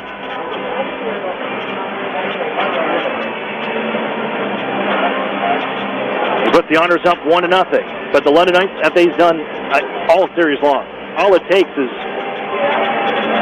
just a little lapse in a short period of time, and the Knights, in 2 minutes and 11 seconds, are up 3-1. Quokkanen, again, his 10th on the power play. Then the 13:44, just seconds later, Bouchard chips one home. He finds the back of the net for the 3rd time of the postseason. And then Cliff Pooh at 14:29, his first of the series. We'll go to game 1 of the next year. And it's 3-1 London. Erie, though, he gets out. Frustration a little bit settling in and trying to avoid a collapse here on home ice. But they didn't give up until that final buzzer. And Darren Radish with .9 on the clock roofs one. Top shelf to put the Otters within one at the end of one. Second period was scoreless. Erie shot 21 pucks towards Tyler Parsons. You have to give it to Tyler Parsons. It's a hell of a series. Heavily outshot. Over 100 saves the last 2 games alone. 103 to be exact. As the Otters needed 63 shots tonight to get 5 past McDougall. What a series from him. They needed him to be big, and he did. But the Otters kept pushing. And at 5:14, big game guy Anthony Sorelli buries one. Coming down the right wing side, set up by Fogle. Sorelli just did the rest. Just roofed it from the top of the right wing circle. Ties the game at 3. Then a face-off to the right of Parsons. Strome right back for DeBrincat. Takes a step to the middle. Snaps it home. 4-3 Erie. And now it's just run the clock out. Empty net and everything. But in the final minute and a half, Warren Fogle checking from behind on the forecheck to the power play goes London. And with just a minute left, they get the puck on goal. Cloken with the shot, bounces around in front, deflected somehow off of Stevens. He got the equipment on it, knocks it home, and across the goal line. Tie game at 4 with a minute to go. And we are going to need overtime. This is what you dream for. In the driveway, mini sticks, you name it. You want a game 7, you want overtime, and we had it. And you know what? If you're a fan, you were in this building, you could just feel the tension. It was tearing your heart out. It's much different. And then when you're out in the driveway and out in the street. But at 10:40, Alex DeBrincat stretching things out. Darren Radish, who jumps up on the play. And that was the key to everything. It backed them down. You got a defender and a forward trying to catch up with Darren Radish. And Radish, a beautiful pass across the ice. Fogle snaps it home for his 4th of the postseason. And the Otters usurp the throne. 5-4 over the London Knights in Game 7 in overtime. And a 4th consecutive Western Conference final for the Erie Otters. Boy, wait, we're going to keep going. We will keep going. We're midway through, and if that wasn't enough for you, Game 1 is Friday here at the Erie Insurance Arena. Tickets will be going on sale tomorrow, 10 a.m. 5,223 on attendance, and it sounded like there was 10,000 in this building. Cowbells all over the place. As we wrap things up, 3 stars. The Ironworkers local unit with 3 Ironman of the game tonight, 3 stars. Darren Radish, the 3rd star. Alex DeBrincat, the 2nd star. Warren Fogle, redemption in overtime with the game-winning goal. I want to kick it back to Greg Mons. Thanks, as always. Great job producing for us and helping us out, and we're going to keep going. Only midway through for the Erie Otters. Long path still to go. You've been listening to the Erie Otters. We're moving on to the Western Conference Final for a 4th straight time. 5-4 over the London Knights in overtime in game number 7.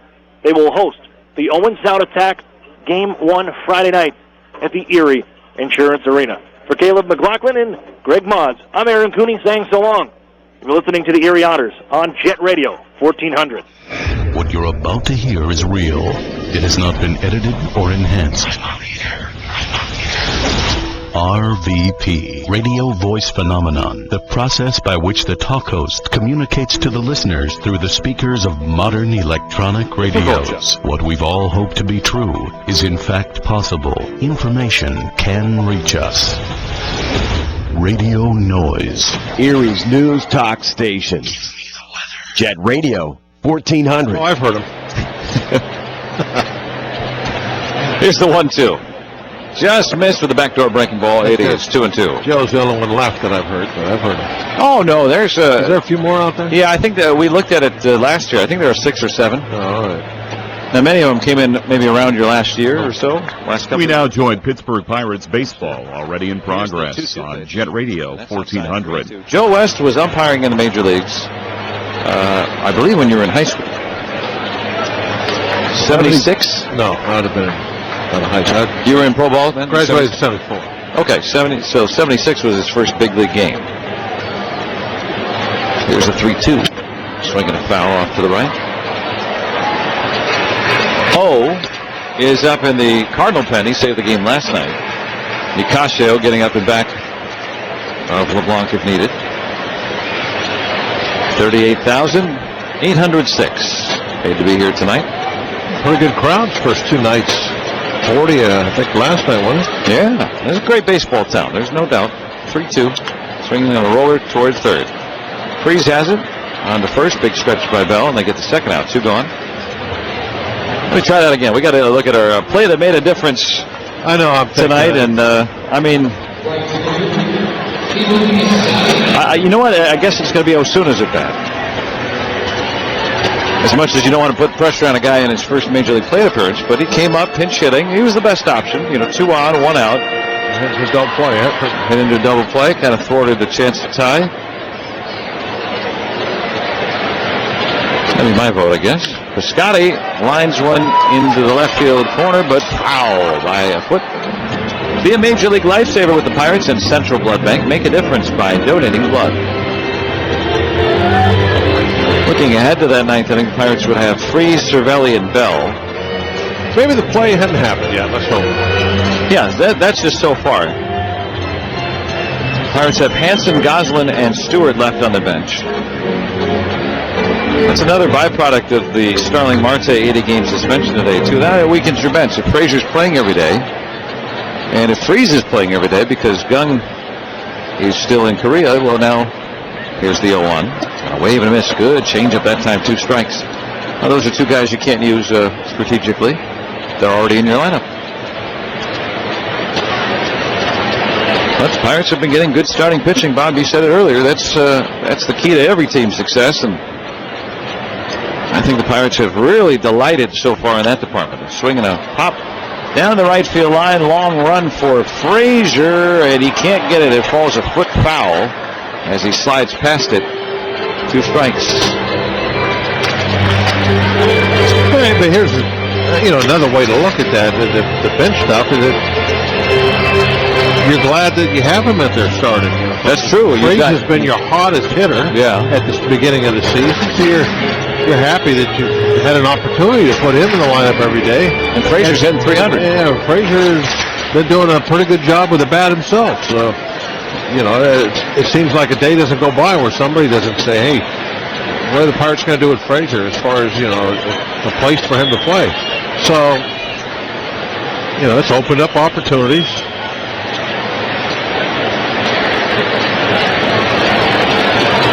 LeBlanc's 0-2 again. That one's outside 1-2. I want to point out. There's no getting around it, though. I mean, it's almost kind of like we're trying to rationalize things. No, it's a spin on it, but there's 2 big bats that aren't in the lineup now. Marte and Jung Ho. There's power, there's speed there, and they're not there. You just have to turn the page and move on. There's a pitch and a wave and a miss. Good ball down in the zone, and LeBlanc strikes out Piscotti at 1-2-3 8th inning. To the 9th we go. It's Freeze, Cervelli, and Bell coming up for the Buccos, down 2-1. Most Tuesdays are just Tuesdays, except at Buffalo Wild Wings, where Tuesdays are Wing Tuesdays. But now even Wing Tuesdays aren't just Wing Tuesdays, because Wing Tuesdays are half-price Wing Tuesdays, which means your boring Tuesday that became Wing Tuesday now costs you half as much.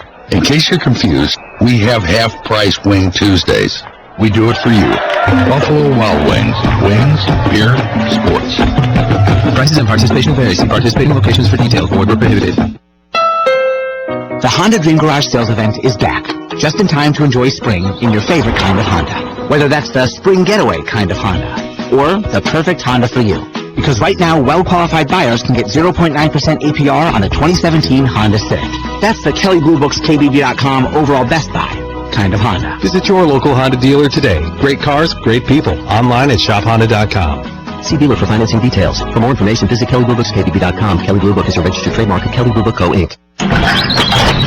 Joe, why is the basement full of hamsters? Efficiency. The little wheels generate power for my home business. Efficiency, huh? Try the FedEx Small Business Center. Their tools and advice can help streamline shipping and improve your e-commerce business. Yeah, and unlike hamsters, FedEx would be fine with the cat. The cat? The power freezes up whenever she comes around. Help make your e-commerce more efficient. Go to FedEx.com/smallbusiness. Allergy congestion. Cut grass. Cat on the sofa. Dust in the carpet. Whenever allergy congestion makes you feel trapped, break through with Allegra D for 5-in-1 24-hour multi-symptom relief.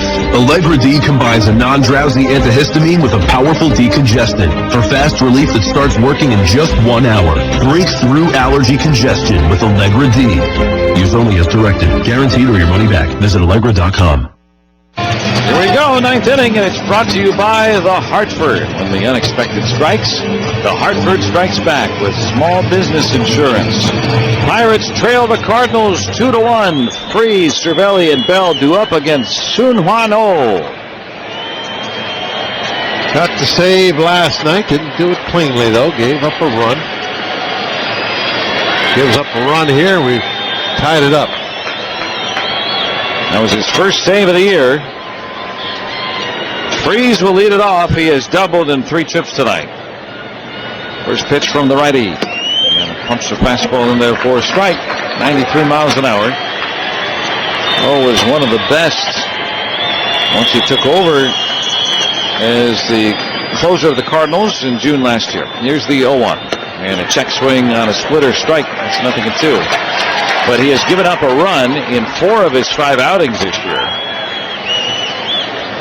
And the one that he didn't, preserving a 5-run lead, he still gave up a hit, a double in that one. Here's the 0-2 pitch. Skips to the backstop, 1-2. Now, he's given up an extra base hit in every one of his outings this year. And runs in 4 out of 5. That's not a good stat for a closer. So, what I'm telling you is, there's a chance. Down a run in the 9th. Playing no doubles. Here's the pitch. Swinging a ball, loop foul off to the right. Which makes that stat even worse. The defense is set up just to prevent what he's giving up. To start the inning. Yeah. Yeah, they're going to try to, They're always playing no doubles when he's in the game. I guess not. Yeah, I take that back. If he came in with a 3-run lead, they're not going to be playing no doubles. Ball outside, 2-2. That means that the third baseman Garcia with the righty batter guarding the line. The outfield playing deep, although not incredibly deep for Freeze. Maybe a couple steps back, especially in center for Fowler. Here's the 2-2. And he hung with that splitter down and away, 3-2. That was a good pitch, and it moved out of the zone late. And you were talking about his approach, being able to see that come in. He's off the plate, gives him... we're talking about a very small fraction of that second. Was it about 4/10? 3-2, a swing and a ground ball hit hard. Diving stop by Diaz from his knees on the first, and Freeze beat it out. Base hit to start the 9th. Yeah, that was a heck of a throw by Diaz to make it close. That was an incredible play. Laying in the grass, he threw a nice one-hopper over there, but Freeze going hard down the line, able to leg it out. Now, Alan Hansen came out of the Pirates dugout as if he were going to pinch run. Yeah, he is. And they had to wait to call time, I suppose. Hansen very excited to come in. So now he's going to run for Freeze, the tying run. They were waiting because St. Louis had put the wait sign up. Oh, to challenge. Well, not the challenge, but the look. Okay. I'll tell you, that somebody needs to really start and stop a stopwatch for an entire game. Every time, you have to stop for like 10, 15 seconds and wait to see what a team wants to do. I mean, how much time is that by the end of the game? A couple of minutes, sometimes more. And now they're looking for any way to do it. I mean, to try and save time. It's like cleaning the baseboards. You don't think about it all the time, but once you do it, man, you feel good. Here's Cervelli after Joey Cora, the third base coach, came down the line to have a word with him. Really? Baseboards? It makes you feel good. Come on. 9 hits for the Pirates, down a run in the ninth. Toss to first, Hansen back. I know what I'm doing first day home. Because I want to feel good when I get home.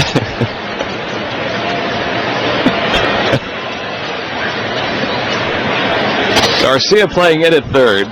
About on the edge of the cutout of the grass. Cervelli tonight has grounded out 3 times. Oh, sets. And delivers. Swinging a foul back, strike 1. Pirates down a run here in the top of the ninth. Need a run to keep the game going. Speedy Hansen's been involved in some of these late comebacks for the Buccos on the bases. Kind of handy to have that speed weapon.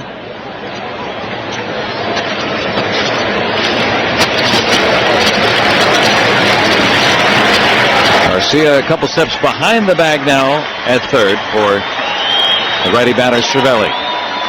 Oh, pickoff play at first. Hansen back. Pirates trying to even the series. They have trailed from the get-go tonight. Cardinals scored 1 in the first, and they've been behind ever since.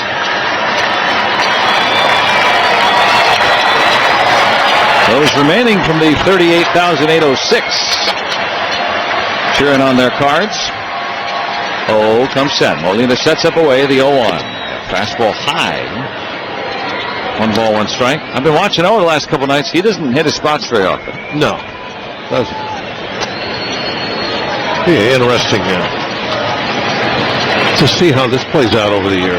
Rosenthal really looks like he's got his fastball back.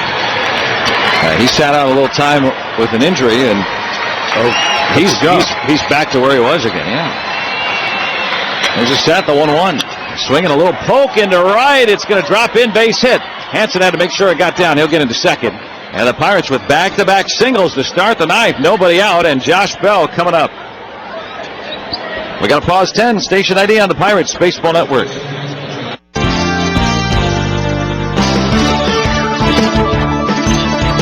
WJT Erie.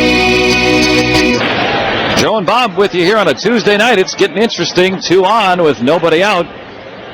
Pirates with 10 hits, but they're trailing the Cardinals 2-1.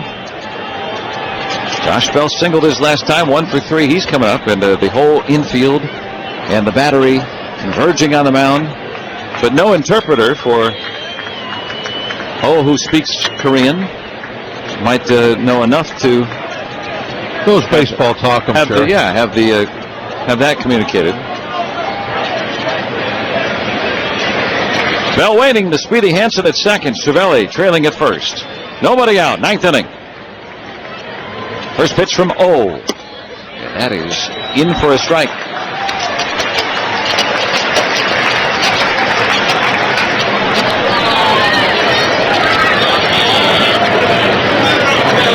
Tony Watson getting up. If there's a bottom of the ninth. Need to get Hansen in from second. Oh, sets. And the 0-1. And a big uppercutting swing and a miss. 2 strikes. Brought his hands in and took a It looked like it was a kind of swing. An uppercut swing, but at the same time, like he was going the other way with it. Yeah. Really odd looking swing. Yeah. Very, very unusual. Push it out toward left field. Yeah. Bell waiting, the 0-2. Swinging a foul. Similar swing. Very similar, yeah. He's definitely trying to fight the inside ball off and push it the other direction. You know what? The 2 batters that I see swing like that, Ichiro and Norichika Aoki, remind me of, I don't ever remember seeing a swing like that lately.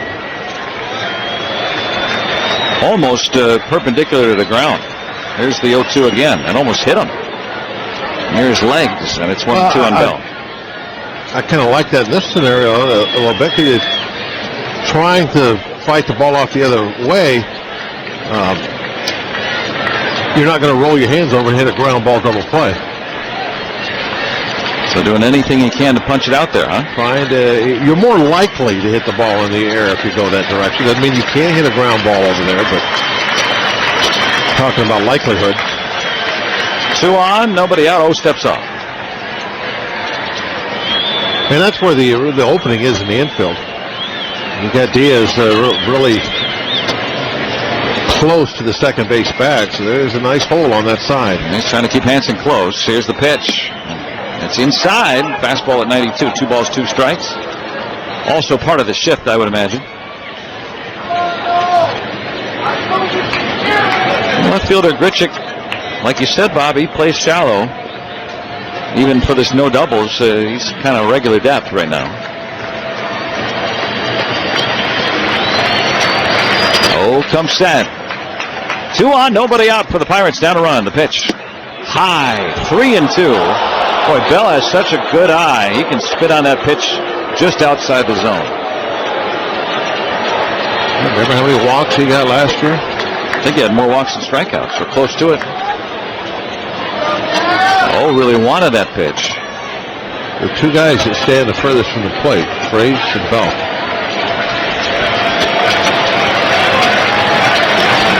Three balls, 2 strikes, 2 on, nobody out. Pirates down 2-1 in the 9th. Oh, Setz delivers. Swinging a foul. Came in on his hands again at 94. Again, that same kind of defensive swing to the opposite field.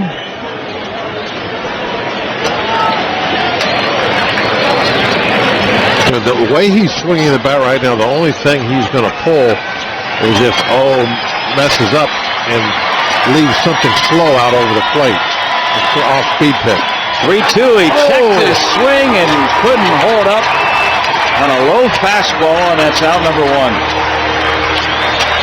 I thought for a moment maybe he did check up, but called out by home plate umpire Gary Cedars. They didn't even ask, so usually when a home plate umpire doesn't even ask, then there's not much. There's not much chance that he didn't go. Watch the replay. Yeah. But you know what? The replay didn't show that he went a long ways. Broke the hands more than the head of the bat. I thought it was still kind of borderline. Well, an 8-pitch at bat results in a strikeout. 1 out. Here's Jordy Mercer. 2 for 3 tonight. 2 singles. And he'll take one in for a strike. Pirates trail 2-1. They've gotten 10 hits tonight, but they are still lacking that big blow. 0 for 6 with men in scoring position. Make it 0 for 7, I beg your pardon. Setz in trouble here in the 9th. The 0-1 up high. 1-1 to Mercer. Phil Goslin has moved into the on-deck circle. Pitcher spot due up to follow. This has been the Pirates' best chance tonight. Got 10 hits tonight. With just that 1 run. Hits have been well scattered. Yeah, 1-1 to Mercer. Steps off. You got to group some together. Right. Hit a gap here. That's the first lead of the night. Base hit would likely score Hansen from second. Here's the 1-1. Swinging a high pop foul, and it should reach the seats. Garcia will give a look. Yeah, it's well back there. 1-2 now on Mercer.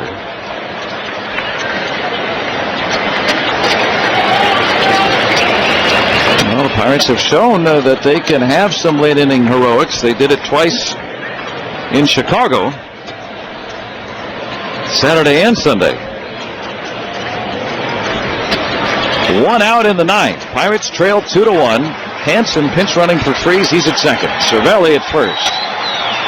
Setz his 22nd pitch. A dribbler toward first. Martinez fields, shovels to and Mercer is called out on a close play, and you bet that Clint Hurdle's going to challenge that. If it's had any chance that he's safe. It was a bang-bang play. In real speed, watching it live, I thought he beat him. Yep, and Clint Hurdle wants the challenge. Why not at this point? If it's the 9th inning. Yeah, it would be the second out in the 9th. Challenge home with him. Who had better footwork? He beat him. Wow, and Mercer beat him. I mean, it was a foot race, and it was bang bang, just like that. Mercer beat him. Mercer beat him. Yep. But it was bang bang. It was bang bang. Bang bang. They're going to overturn this one. Wow. What a cool angle, too, that we're able to see on the replay here. I know there's no Pirate TV tonight, but they're showing the Cardinals television. I mean, really, it was just that close. And so if the Pirates win this challenge... You know, what did it was, really slowed way down. His last 3 steps, he just put the brakes on. And instead of running through the bag. And Mercer really made up a lot of time. He was out of the gate so quickly. Yep, Mercer beat it. Unquestionably. Yeah, I don't see anything. Every angle that would make me wonder who got there first. Yeah, it was very, very close. Very close. But every angle shows Mercer safe. And so we'll see if the umpires in New York overturn the call. And he is safe. The Pirates win the challenge. And they have the bases loaded with 1 out.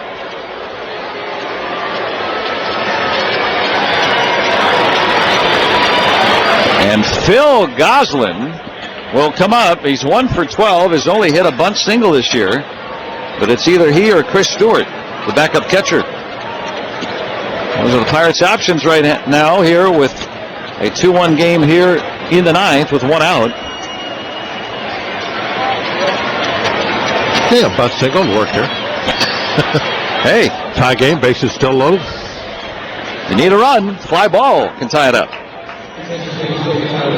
Just don't bounce into a double play. That's about the only thing you can't do right here. The speedy Hansen at third. Remember, ball in the dirt. Molina, the excellent catcher, could be entrusted, the 8-time Gold Glover. First one from O. A wave and a miss on that splitter down and away, strike 1. O has thrown 23 pitches here in this inning. 3 singles, 11 hits tonight for the Pirates. They've loaded the bases here with 1 out, down a run in the 9th. Adam Frazier on deck. Phil Goslin, righty batter, the pitch. Swinging a broken bat, come back into the mound, onto the plate for 1. That's all they'll get. But Hansen is erased. And now 2 outs. Well, I thought there was no way that was going to be a double play. In fact, Molina had a little bit of a trouble getting the ball out of his glove. And didn't have a good grip apparently, and decided not to throw it to first. Wow, that one hopper back to the mound.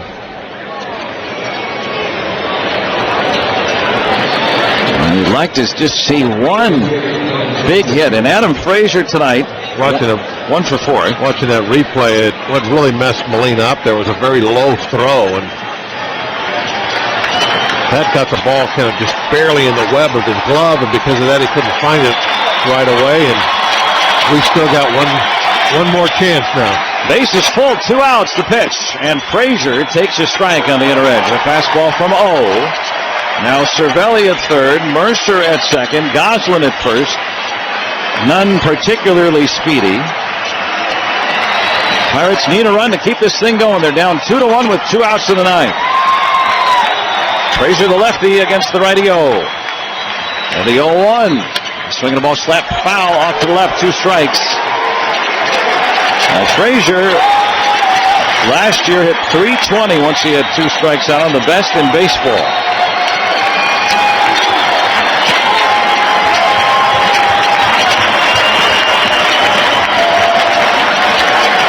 $38,000 plus standing. Pirates trying to come from behind in the 9th. Base is loaded. 2 outs. Down a run. The 0-2 from O. Frazier takes up and in. Fastball missing. 1-2.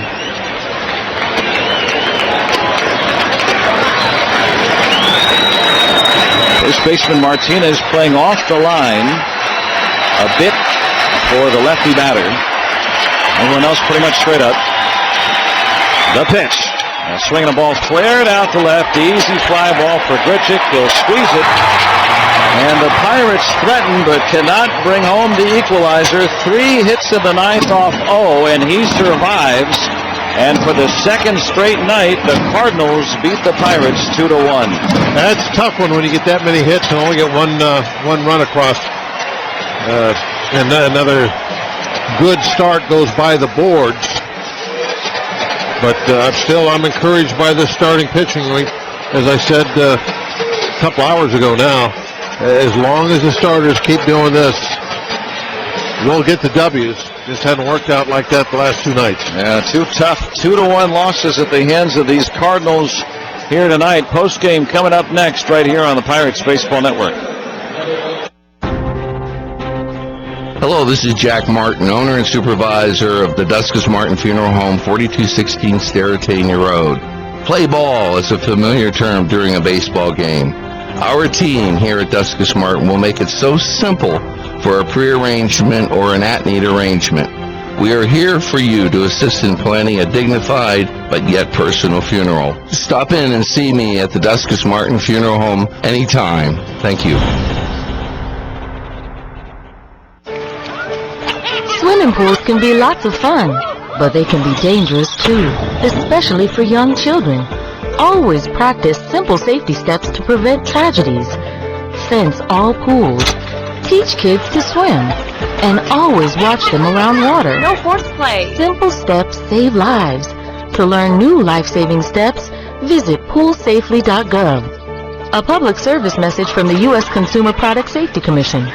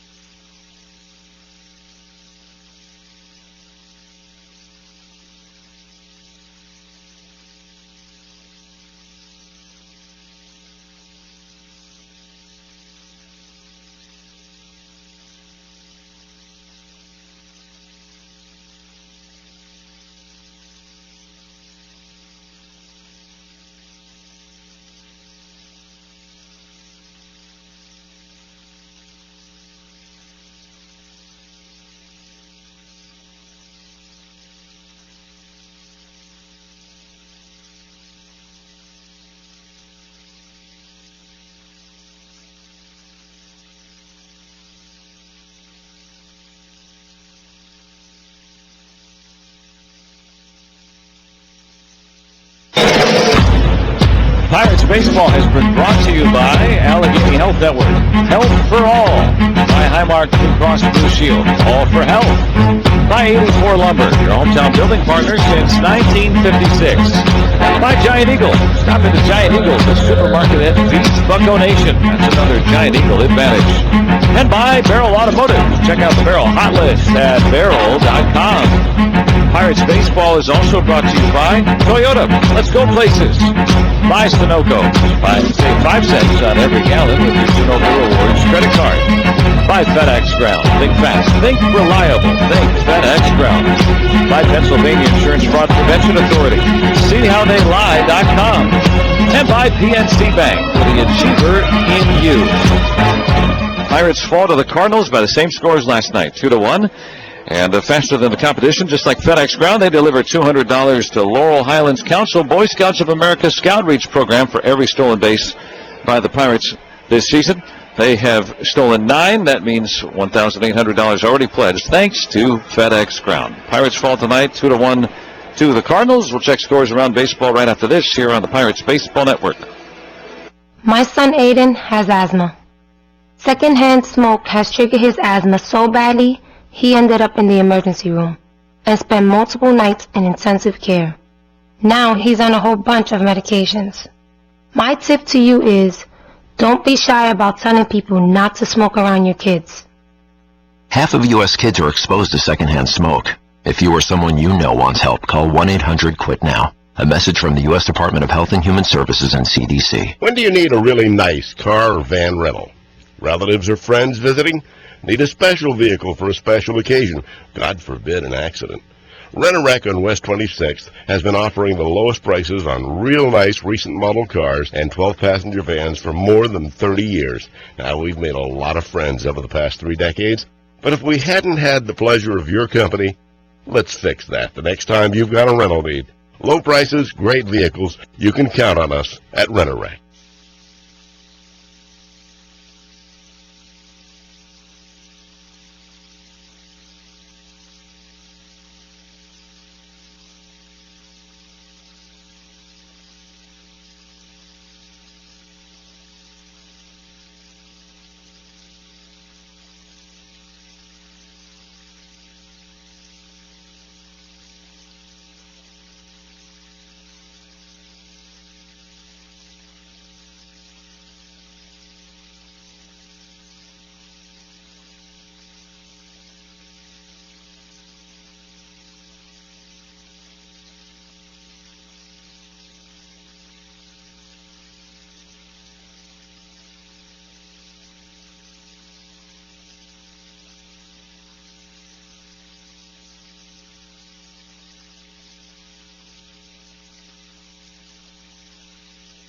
Pirates fall to the Cardinals tonight 2-1. People's their employees of the Pirates, teaming up on the Bringing the Heat program, which donates $25 to the Dollar Energy Fund for every strikeout by a Pirates pitcher this season. And so far, 5 more tonight, 93 in total. That means $2,325 donated courtesy of the Dollar Energy Fund, thanks to People's, your hometown natural gas company. Look at all the big league scores. Bronson Arroyo, the 40-year-old, wins it tonight for Cincinnati as they beat Baltimore 9-3. Home runs for Joey Votto and Adam Duvall tonight. Games in progress. Seattle getting shut out at home 2-0 by the Marlins. That's in the 3rd inning. The Giants and Royals are tied at 1. That's gone to the 9th inning at Kansas City. Texas and Oakland scoreless in the 4th. The Angels have a 5-2 lead at Houston. That's gone to the bottom of the 8th inning. George Springer is at his 7th home run. Minnesota trailing at home to Cleveland 9-4. Jose Ramirez has hit his 4th home run, as has Miguel Sano. Tampa Bay wins at home 5-1 over Detroit. Miguel Cabrera hit his 3rd home run, the lone tally for the Tigers. And Boston an 8-4 lead at Toronto. That's gone to the bottom of the 9th inning. Mookie Betts has hit his 1st home run. White Sox 4, the Yankees 1, so that 8-game winning streak ends in the Bronx. Avisail Garcia hit his 3rd home run for Chicago. They've gone to the 10th in New York, and the Phillies have taken a 4-2 lead at the Mets. Atlanta, a 3-1 home loss at the hands of Washington tonight. Max Scherzer gets the win. The Cubs have rallied to take a lead in Chicago, 8-7 over the Brewers. That's gone to the bottom of the 8th inning. Kyle Schwarber is at his 3rd home run. Dodgers trailing at home 2-0 to Colorado, as Nolan Arenado with his 5th home run. And the Diamondbacks and Padres are scoreless in San Diego. That's in the 3rd inning. Our AAA minor league report: Indy falls at home today 6-5 in 11 innings to Durham. Altoona wins as they take down Erie 6-3. And Tate Ciano gets his 2nd win of the year. Montana Durapo with his 4th save. Bradenton loses at home to Clearwater 4-2. And the West Virginia Power win at Hickory 8-3 tonight. That's a look at all of our scores. We'll take you back through the game. Up next, the final tonight. Cardinals 2, Pirates 1. Back in a moment on the Pirates Baseball Network. Pirates fans, your Buccos are swinging away at another exciting season. Don't forget to stop in at Giant Eagle, the supermarket that feeds Bucco Nation, for huge savings all season long. Thousands of weekly sales, double coupons, and of course, official Pirates gear. Also visit GiantEagle.com and register your email for Giant Eagle's E-Advantage program to get e-coupons, e-receipts, and big savings with our offer of the week. Freshness savings and fuel perks too. That's another Giant Eagle Advantage. Let's go Bucks! Spend Sunday Fun Day with the family on a Kids Day, April 23rd, when the Pirates take on the Yankees at 1:30.